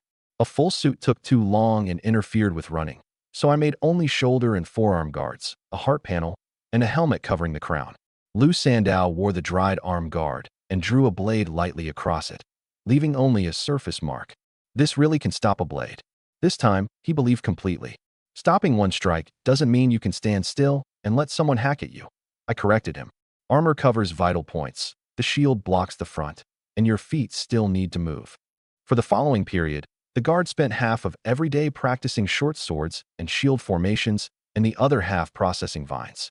The best craftsmen wove frames, the strongest steamed and straightened material, and the rest filled gaps, edged and oiled. Including Lu Sandao, every guard gradually received one shield and one set of protection for vital areas, with a few replacement parts remaining in storage. Roughly 10% of the vines were rejected for cracks, mold, or inconsistent thickness, and the tongue oil disappeared faster than expected. I stored finished shields, repair items, and raw material on separate racks so we would not discover during an attack that our supposed reserves were half finished and still wet. Shield training began with 2 men. The front held the shield, the rear attacked from outside his right shoulder, and the two changed positions at the command switch. A 3-man team added a side guard. Only at the end did all 6 teams move simultaneously. Some men still closed their eyes when wood or stone struck the shield. That had to be corrected in safe training, not ignored because we had distributed equipment. As the protective equipment took shape, conditions outside the village deteriorated rapidly. A message from Old who said the county government had sent troops to disperse several bands of plundering refugees. But the region beyond the city was too large and losses too high, so the force soon withdrew behind the walls. The 7 families began guarding their own estates and roads. Many refugees attached themselves to great houses in exchange for porridge, while others formed bandit groups. We could not rely on market rumors to determine whether the report was true. I made Fong Chongsong use the mountain ridge to observe the official road and nearby abandoned villages. He would not approach large groups, only record their numbers, directions, cart tracks, and cooking smoke. On his third return, he brought the most dangerous clue. More than 10 heavily loaded ox carts had taken a side road into Pear Blossom Village to the northeast, their wheels carving deep ruts in frozen soil. A torn grain sack lay beside the road and had spilled actual brown rice. The escorts carried swords and allowed no nearby refugees to approach. Fong Chongsong did not merely report a large force. He drew the direction in which loaded carts entered and empty ones might leave, brought a pinch of brown rice collected beside the torn sack, and noted that the guard's cuffs bore no shared family emblem. Another scout saw 11 cart silhouettes from the western slope, independently supporting the judgment of more than 10. We still could not calculate the complete load. The deep ruts might come from grain, salt, or oil, perhaps mixed with weapons. Only one fact was certain. An organized sponsor had invested supplies far beyond anything ordinary refugees could possess. Pear Blossom Village had once contained residents, but now showed no ordinary cooking smoke. Hundreds of people moved on the slopes instead, and the night watch was tighter than any common refugee camp. A line of wheel ruts could not tell me who sent the grain or what place they intended to attack. But in a winter when everyone lacked food, more than 10 cartloads did not enter an occupied village without a purpose. Someone was feeding a force capable of killing on his behalf. I suspended long-range hunting, ordered weapons and shields kept beside beds every night, and changed Fong Chongsong's reconnaissance to rotating pairs. We had no proof the grain supported an attack on Stallion Village. But if we waited for the enemy at our door, the evidence would be written in human lives. That night, Qingxue and I had barely finished chicken broth when Lu Chui shouted urgently outside the courtyard. She arrived gasping and told me that large numbers of people with woodcutting knives and farm tools were gathering beyond the village. Tang Dazhuang's family had already escaped into the mountain from the rear. She had personally heard father and son plan to return and steal grain once fighting began, then hide somewhere remote. I did not alarm the whole village based on one statement. I first asked where she saw them, their number, direction, and the last time they appeared. Lu Chui could identify the hollow, dead tree, and forked road, details that matched Fong Chongsong's marked route. After reporting, she refused to leave. She feared father and son discovering that she warned us and was afraid to return alone to an empty house. Qingxue took my hand and voluntarily let her remain for the moment. We placed Lu Chui in Tang Yushui's room and forbade her from approaching the granary or weapons without permission. Yushui first checked her for a knife, fire striker, and unfamiliar marks, while Qingxue drew her route on the ground. Lu Chui placed the first group at Dead Elm Slope, overlapping an old fire Fong Chongsong observed the day before. Only after 2 independent sources matched did I raise the alert from possible to imminent attack. She also said Tang Erniu had carried away 2 small grain sacks and a quilt, while Tang Dazhuang took no farming tools. This was clearly not a normal move. We did not send men into the mountain to arrest them immediately. Their position was unknown, and drawing defenders away might spring a larger diversion. I sent Lu Sandao to fetch village chief Wang Fugui and found Fong Chongsong myself.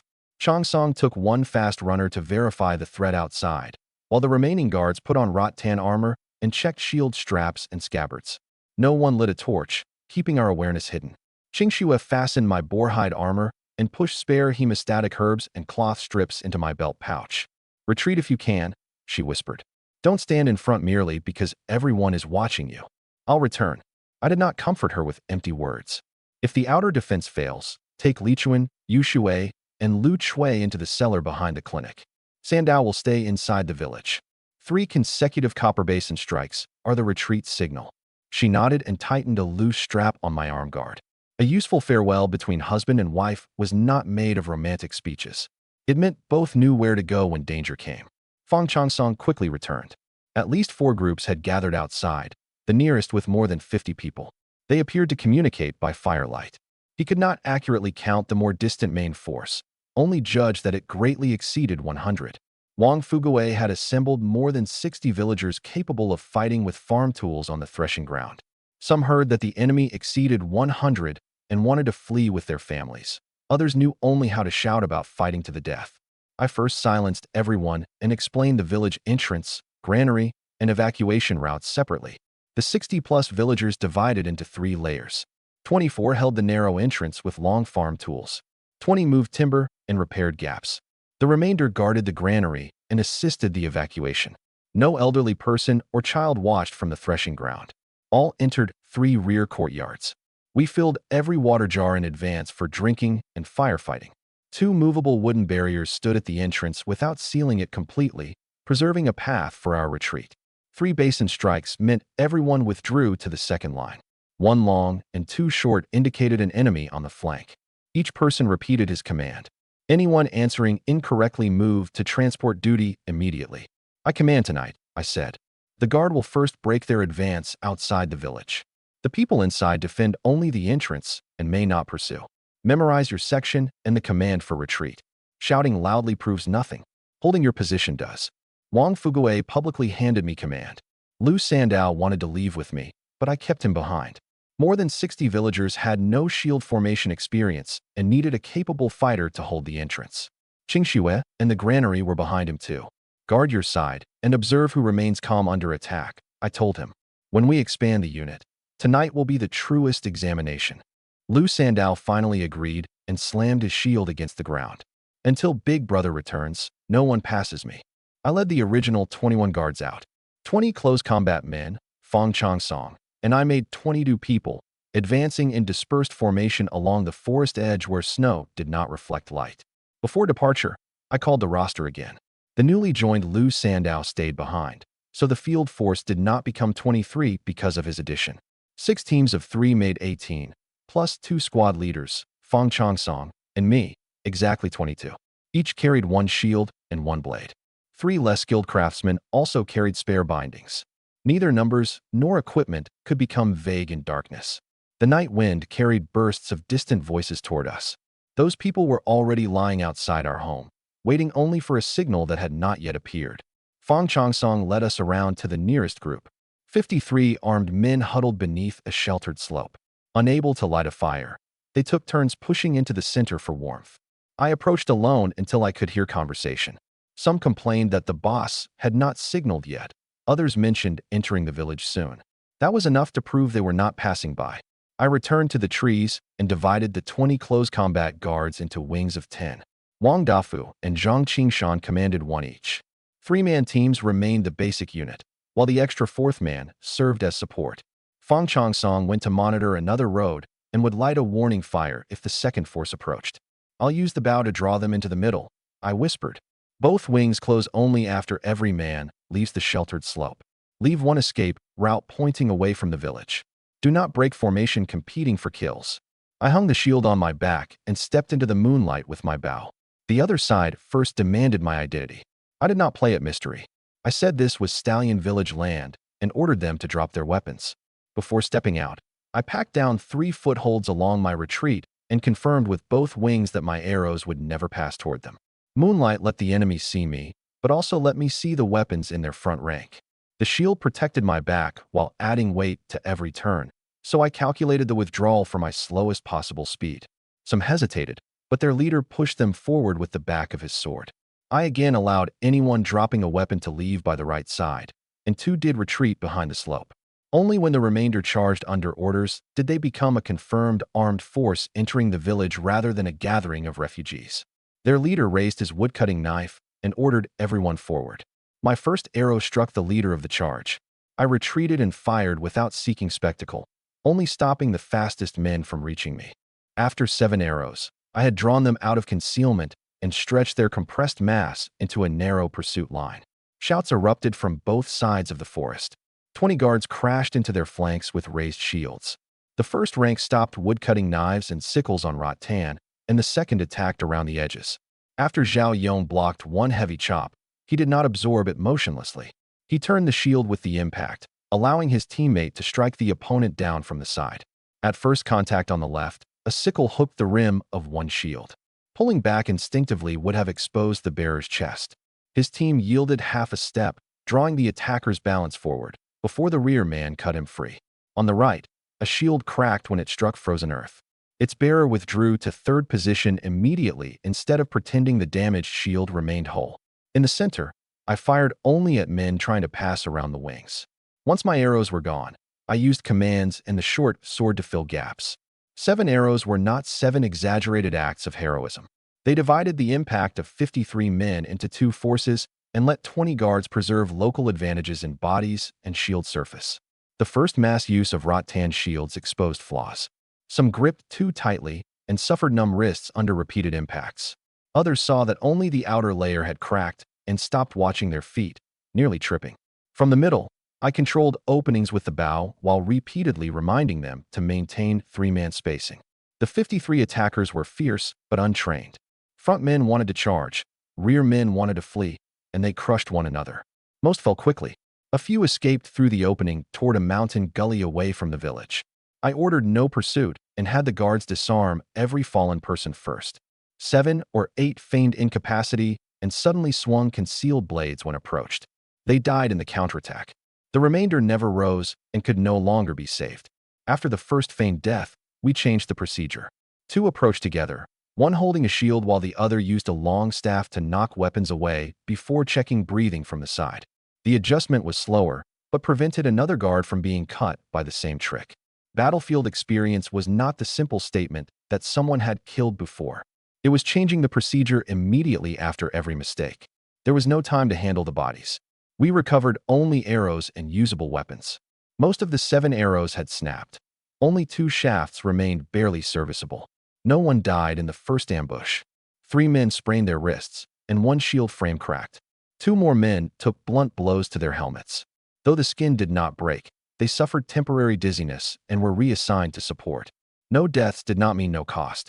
A rattan helmet that stopped an impact still required a new lining, and someone with an invisible injury could not be sent into a second charge. We piled the captured weapons behind a tree rather than increasing our load out of greed. Every team received 3 mouthfuls of water and inspected its shield straps and sword grips. The rest was short, but more important than hearing a fire signal and charging again unprepared. Just after I moved the wounded to the rear, Fang Chongsong's fire appeared in the distance. A second force had noticed the disturbance and was crossing the snow toward us. The first victory did not end the attack. It merely transformed us from prey hidden in the dark into an obstacle the enemy had to eliminate first. I withdrew both wings into the forest again, kept the 3 injured men at the outer edge for support, and ordered everyone else to remain silent. The approaching second force had 61 men. Their shouts later revealed their leader's name as Li Yuan. The moment they saw their fallen companions, they spread out to search for survivors. I did not continue firing from a distance. I lay beside one of the bodies and waited until their attention centered on the bloody snow before standing. I chose close-range bait because too few usable arrows remained. Shooting several men from afar would only make them wait outside the forest for the main force. Both wings saw where I lay. 2 successive taps on my shield with my left hand meant they enclosed immediately. If Li Yuan refused to approach, I would retreat through the northern gap rather than truly bury myself among 60 men. Blood in the snow quickly soaked my knees. When I crouched low, my breathing became white vapor in the moonlight. I covered my nose and mouth with torn cloth and waited for them to cross the ambush line. Playing dead was not easy. Cold, the smell of blood, and an inability to move freely all consumed strength. Li Yuan asked whether I had killed these people. I did not answer. I raised the rattan shield before my chest and slowly retreated, deliberately making him believe I had no companions nearby. He first forced 7 men forward. 7 woodcutting knives and farm tools fell from different directions. I blocked the front with the shield and kept my feet along the planned retreat so no one could close a complete circle. Only after the rattan face deflected 2 heavy strikes did my right-hand sword counter through an opening. At the end of the short clash, all 7 had fallen. My left arm was numb, and the split along the shield's rim had deepened. The third heavy blow slid the grip half an inch inward. I immediately changed the shield angle and stopped blocking with the damaged edge. The 7 men had not attacked in a perfect formation. 2 hung back in fear.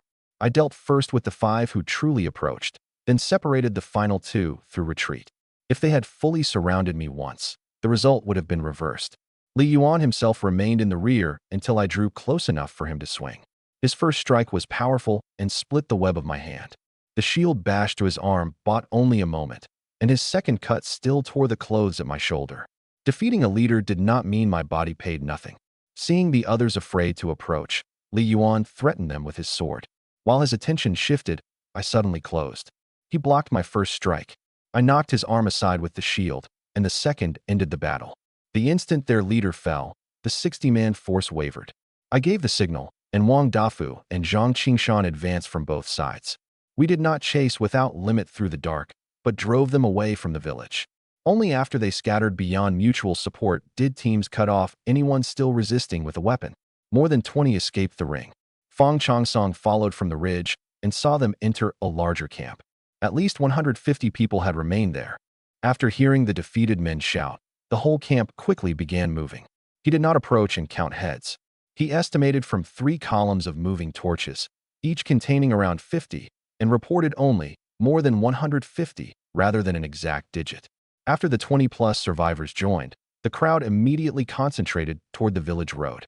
Fewer than 10 fires remained behind, enough to judge that the main force had deployed. Only 17 of us could still run normally. 3 men had wrist injuries, and 1 dizzy guard was watched by 2 others. Wang Dafu suggested leaving the wounded, but I feared the bandit rear would find them. Everyone had to move together by a safer path, reducing our speed. We could not hear the camp's specific discussion, but the torch direction showed that they had abandoned concealment and were advancing directly toward the main road to Stallion Village. The returning fugitives repeatedly shouted, "Second leader Li Yuan is dead," and "Boss Li Dan," thereby identifying the main commander. The bandits were closer to Stallion Village. Following their rear on the original road would bring us only after the entrance fell. I sent Fang Chongsong along the shortest mountain trail to warn the defenders.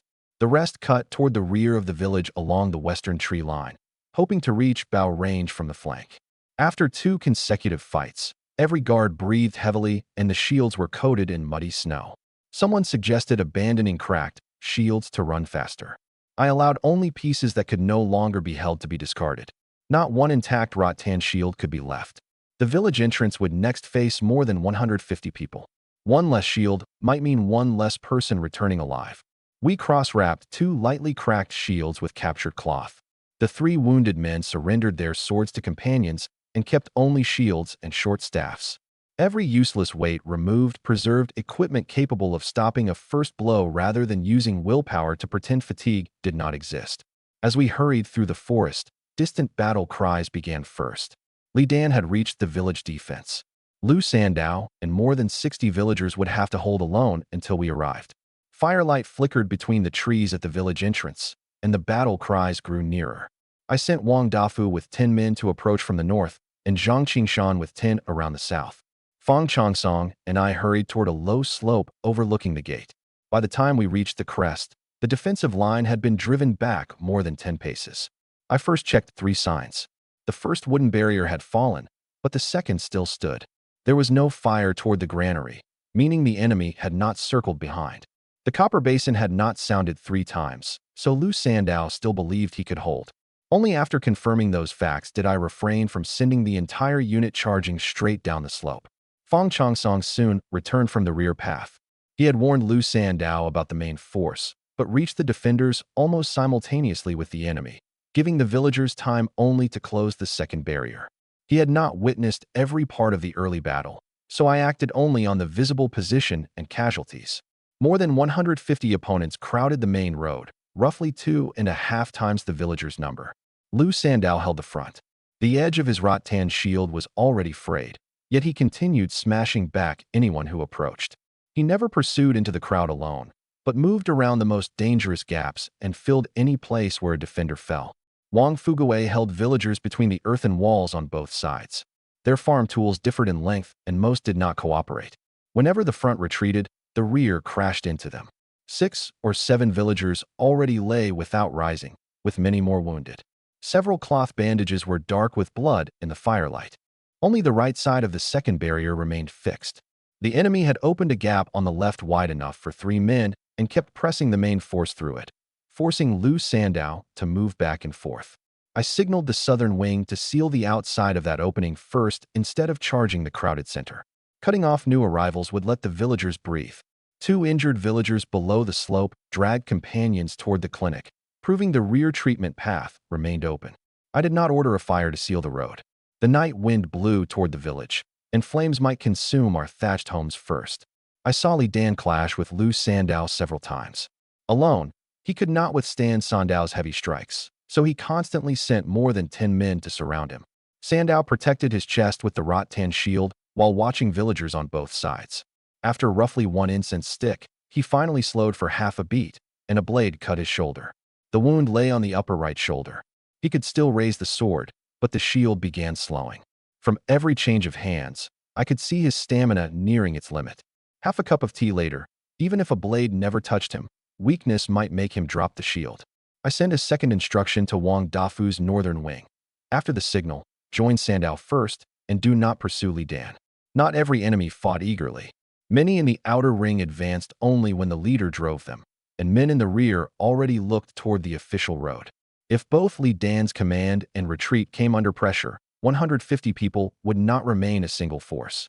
Lu Sandao did not retreat. He drove a cut toward Li Dan.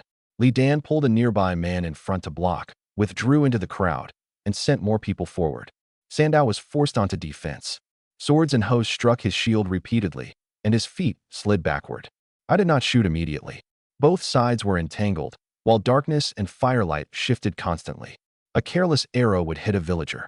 I moved down the slope searching for a clear angle on Li Dan and the outer commanders while sending Fang Chongsong to both wings. Seal the retreat first, then attack together after my first arrow.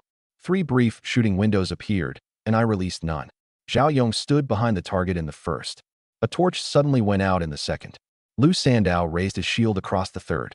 Saving an arrow seemed like losing an opportunity, but kept the rescue from becoming friendly fire. Only when a man in a green robe forced Wang Fugui against an earthen wall with nothing but open ground behind did I find a stable line. The wings did not wait without cost. The north had to cross an icy ditch, while an injured man fell behind in the south. I changed the attack signal from the agreed bird whistle to the first arrow, ensuring they rose together after seeing the result rather than depending on a sound drowned by battle cries. Below, Wang Fugui had barely dodged Li Dan's sword when a kick threw him into the earthen wall. He struggled to rise. Another cut wounded his right arm, yet his left still seized the fallen woodcutting knife. A swordsman in a green robe charged from the side, knocked Wang Fugue's weapon away, and raised his blade toward the head and neck.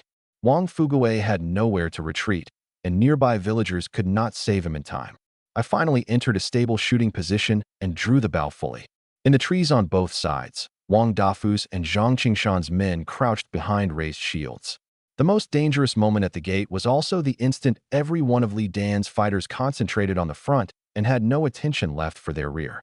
I confirmed one last time that no villager stood beyond the target and slowed my breath until the string stopped trembling.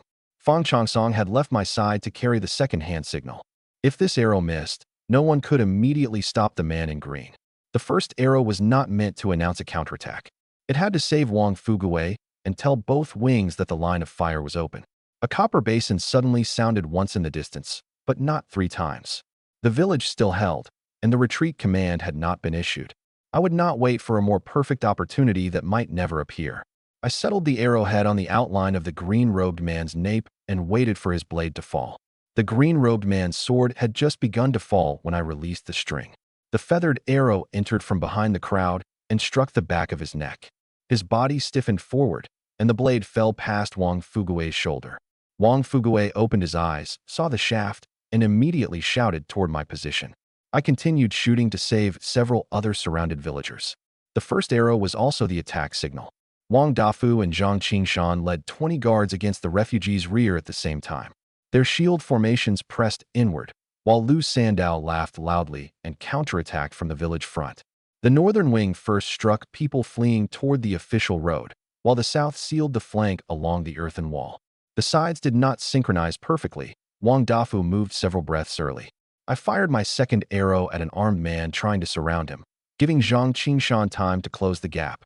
Tactical success did not mean 20 men appeared magically in one instant.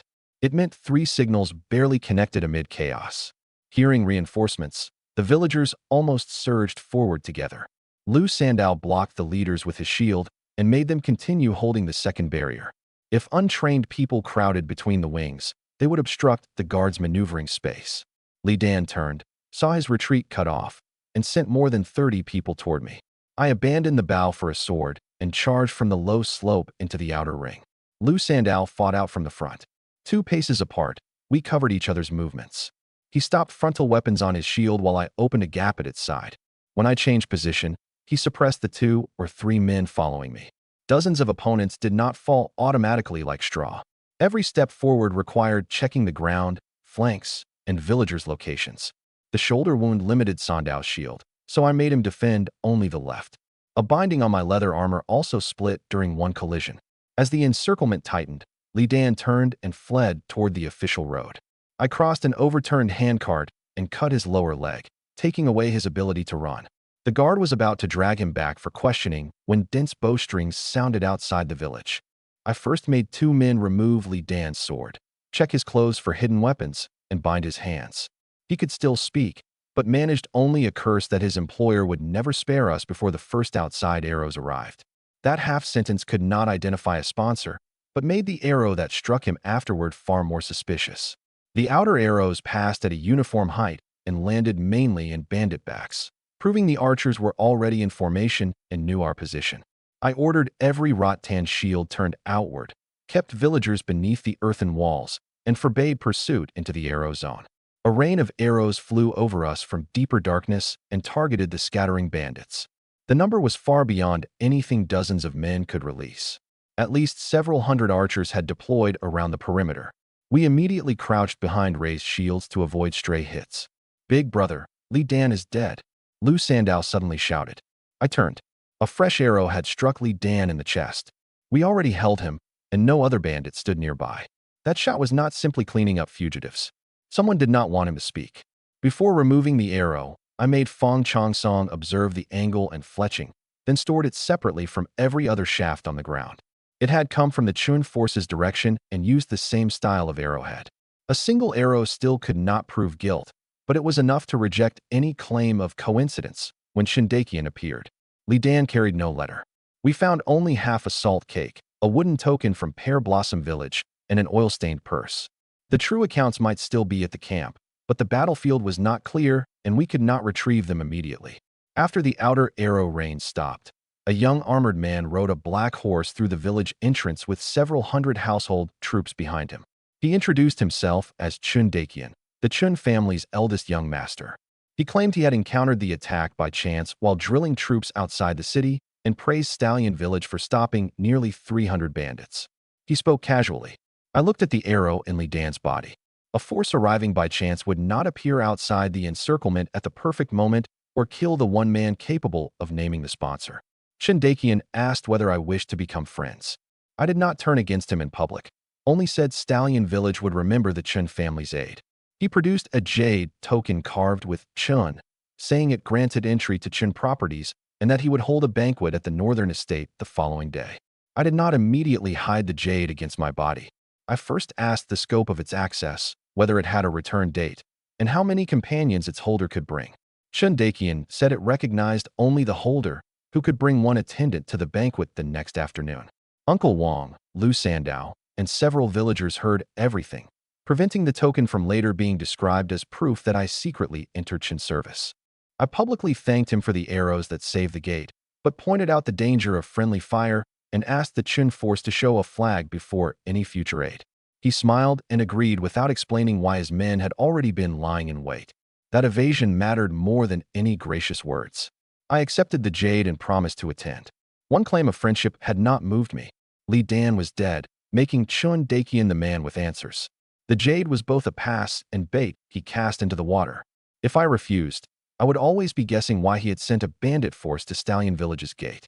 The several hundred Chun troops soon withdrew without leaving anyone to clear the battlefield.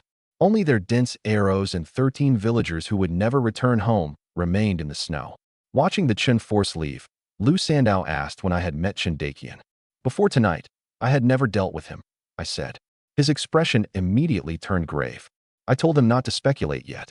We first recovered arrowheads, farm tools, and usable cloth from the battlefield while recording the dead and wounded and listing everyone who touched Li Dan's body.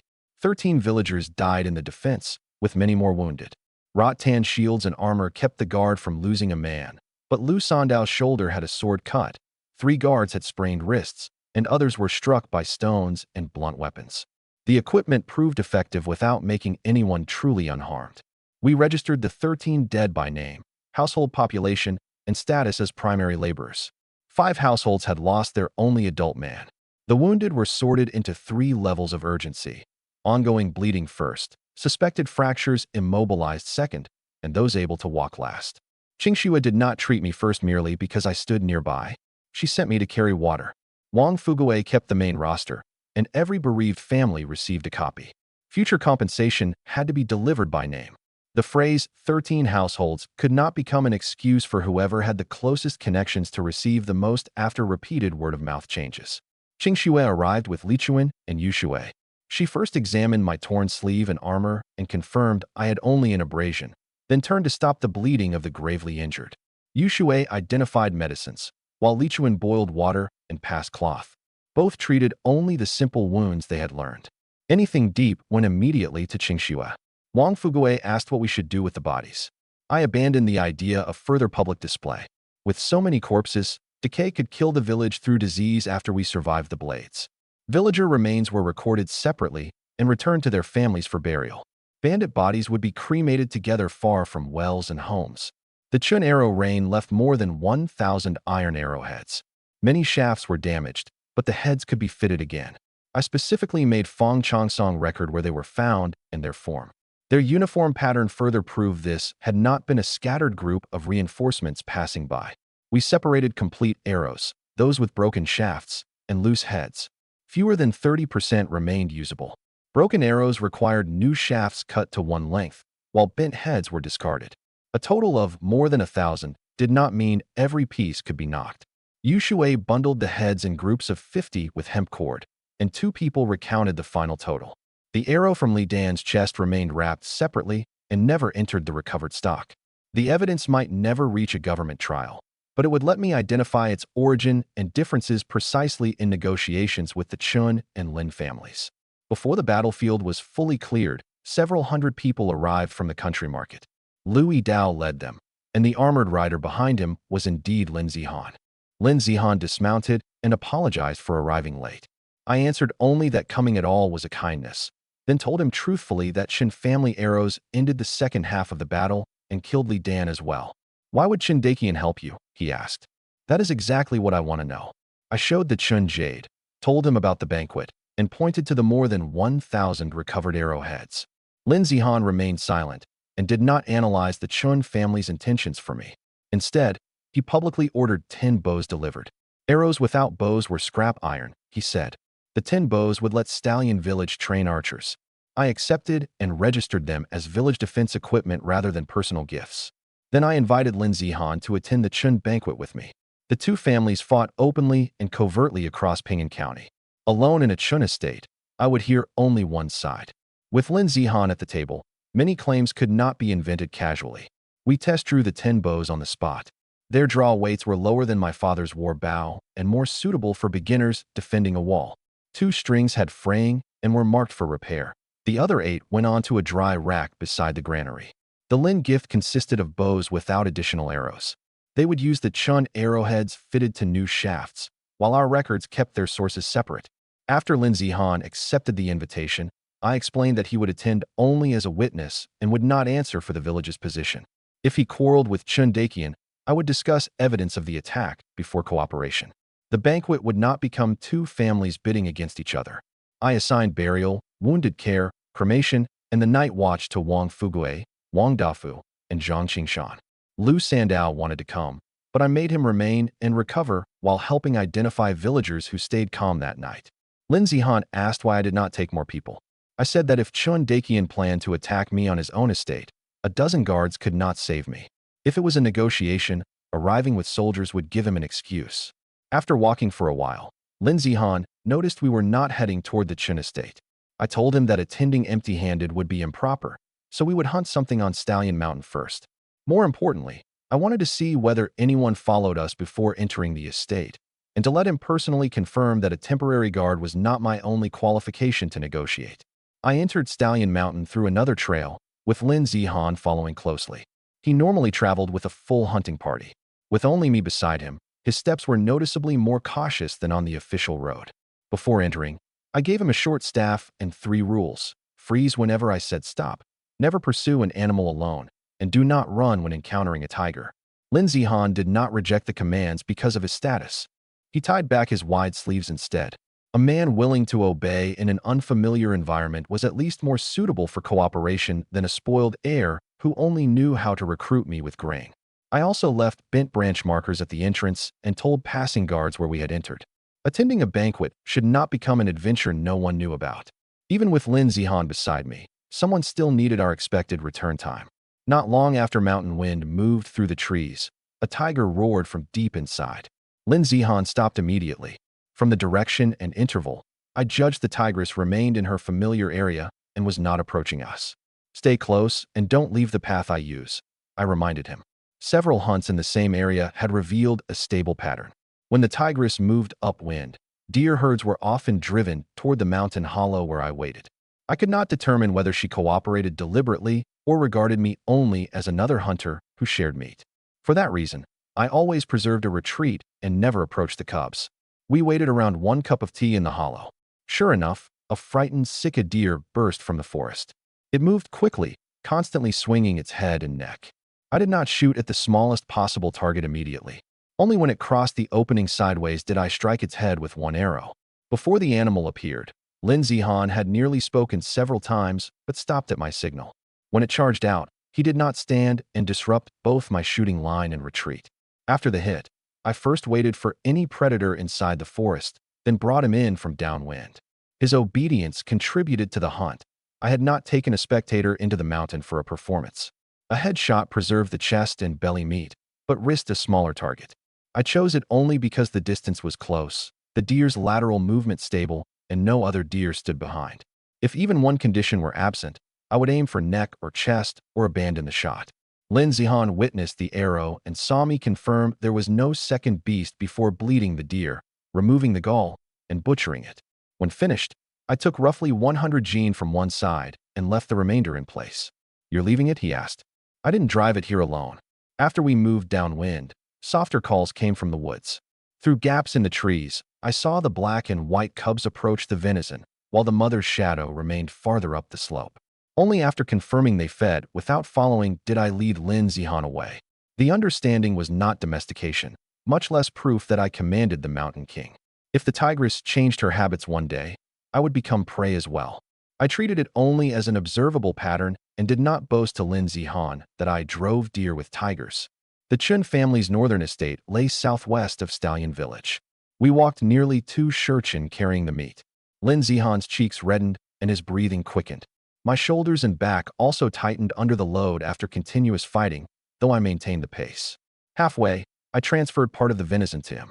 After only a few dozen paces, he admitted the load would slow us. We switched to a wooden pole carried by both of us. Our pace became steadier than when I bore it alone and let him experience what it cost to turn 100 jin of game into a banquet. At the estate gate, we settled our breathing and clothes before entering negotiations instead of presenting ourselves in disarray. We detected no constant pursuer. Chen estate hands appeared only in the final li to meet us. The estate had already received word of the jade token, further proving that Chen Dakian had expected my visit since last night. The gate guards recognized the Chen jade, admitted us immediately, and took the venison. Chen Dakian soon came out to greet us. His expression darkened visibly when he saw Lin Zihan. I stated openly that I had invited Lin Zihan. Chen Dakian did not expel him and led us both to the table. Their reactions proved that the Chun and Lin families genuinely distrusted one another without having reached open warfare to the death. The cooked venison arrived. Chen Dakian said that if I joined his family, I could eat such food every day. Lin Zihan immediately mocked the Chun cooks as inferior to the Drunken Fragrance Pavilion and invited me to the Lin residence another day. They pretended to argue about food, but the real dispute was whether the guard and I belonged to either side. I set down my chopsticks and stated the boundary. I am not alone. All of Stallion Village stands behind me. I told them. I can cooperate and repay favors, but I will belong to neither the Chun nor Lin family. If either of you expects me to trade the villagers' safety for a meal, this banquet can end now. The table finally fell silent.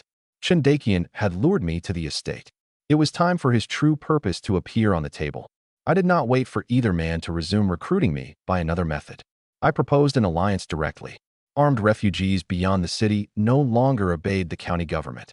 Groups temporarily recruited by the great families recognized grain, not long-term responsibility.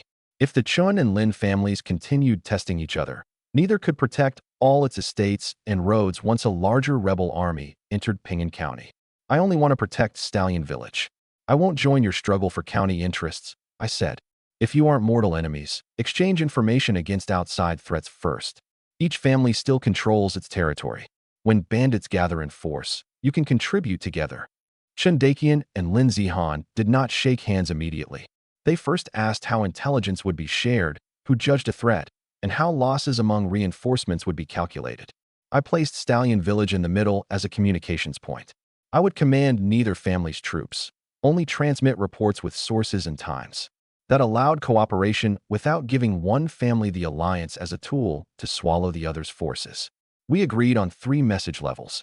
Personally verified forces and routes used a red seal. Reliable testimony not yet independently checked used yellow. Market rumor became an ordinary record only. Any family receiving a red seal had to acknowledge it, but was not unconditionally required to deploy. Before joint action, food, casualties, and command would be negotiated separately rather than blurred beneath the word ally. The Lin family would provide trade route and commodity price reports. The Chun family supplied military intelligence from the north. Stallion Village recorded northern mountain roads and refugee movements. The Wang family was not present, so every term involving it remained a proposal. The 3 of us could not accept on its behalf. After settling the framework, I turned to Chen Dakian.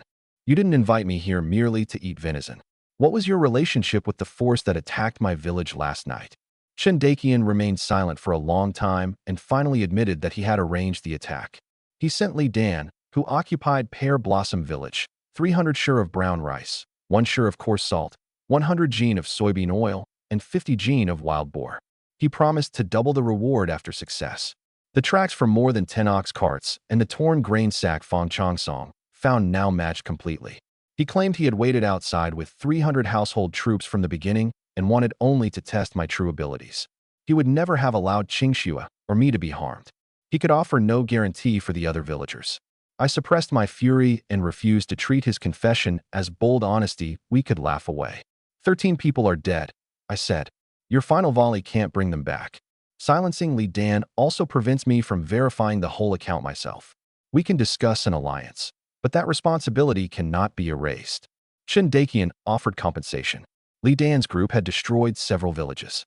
Clear Creek and Pear Blossom, near Stallion Village, had lost almost all adult men capable of maintaining order. He would give me authority to take over both and provide 20 guard swords to settle the 13 bereaved households and establish an outer defensive line. I did not speak forgiveness on behalf of the dead families. I wrote the compensation as delivery terms confirmed at the table. The land could not become a personal reward for me. It had to support bereaved households first. The 20 swords would also be registered as village defense supplies.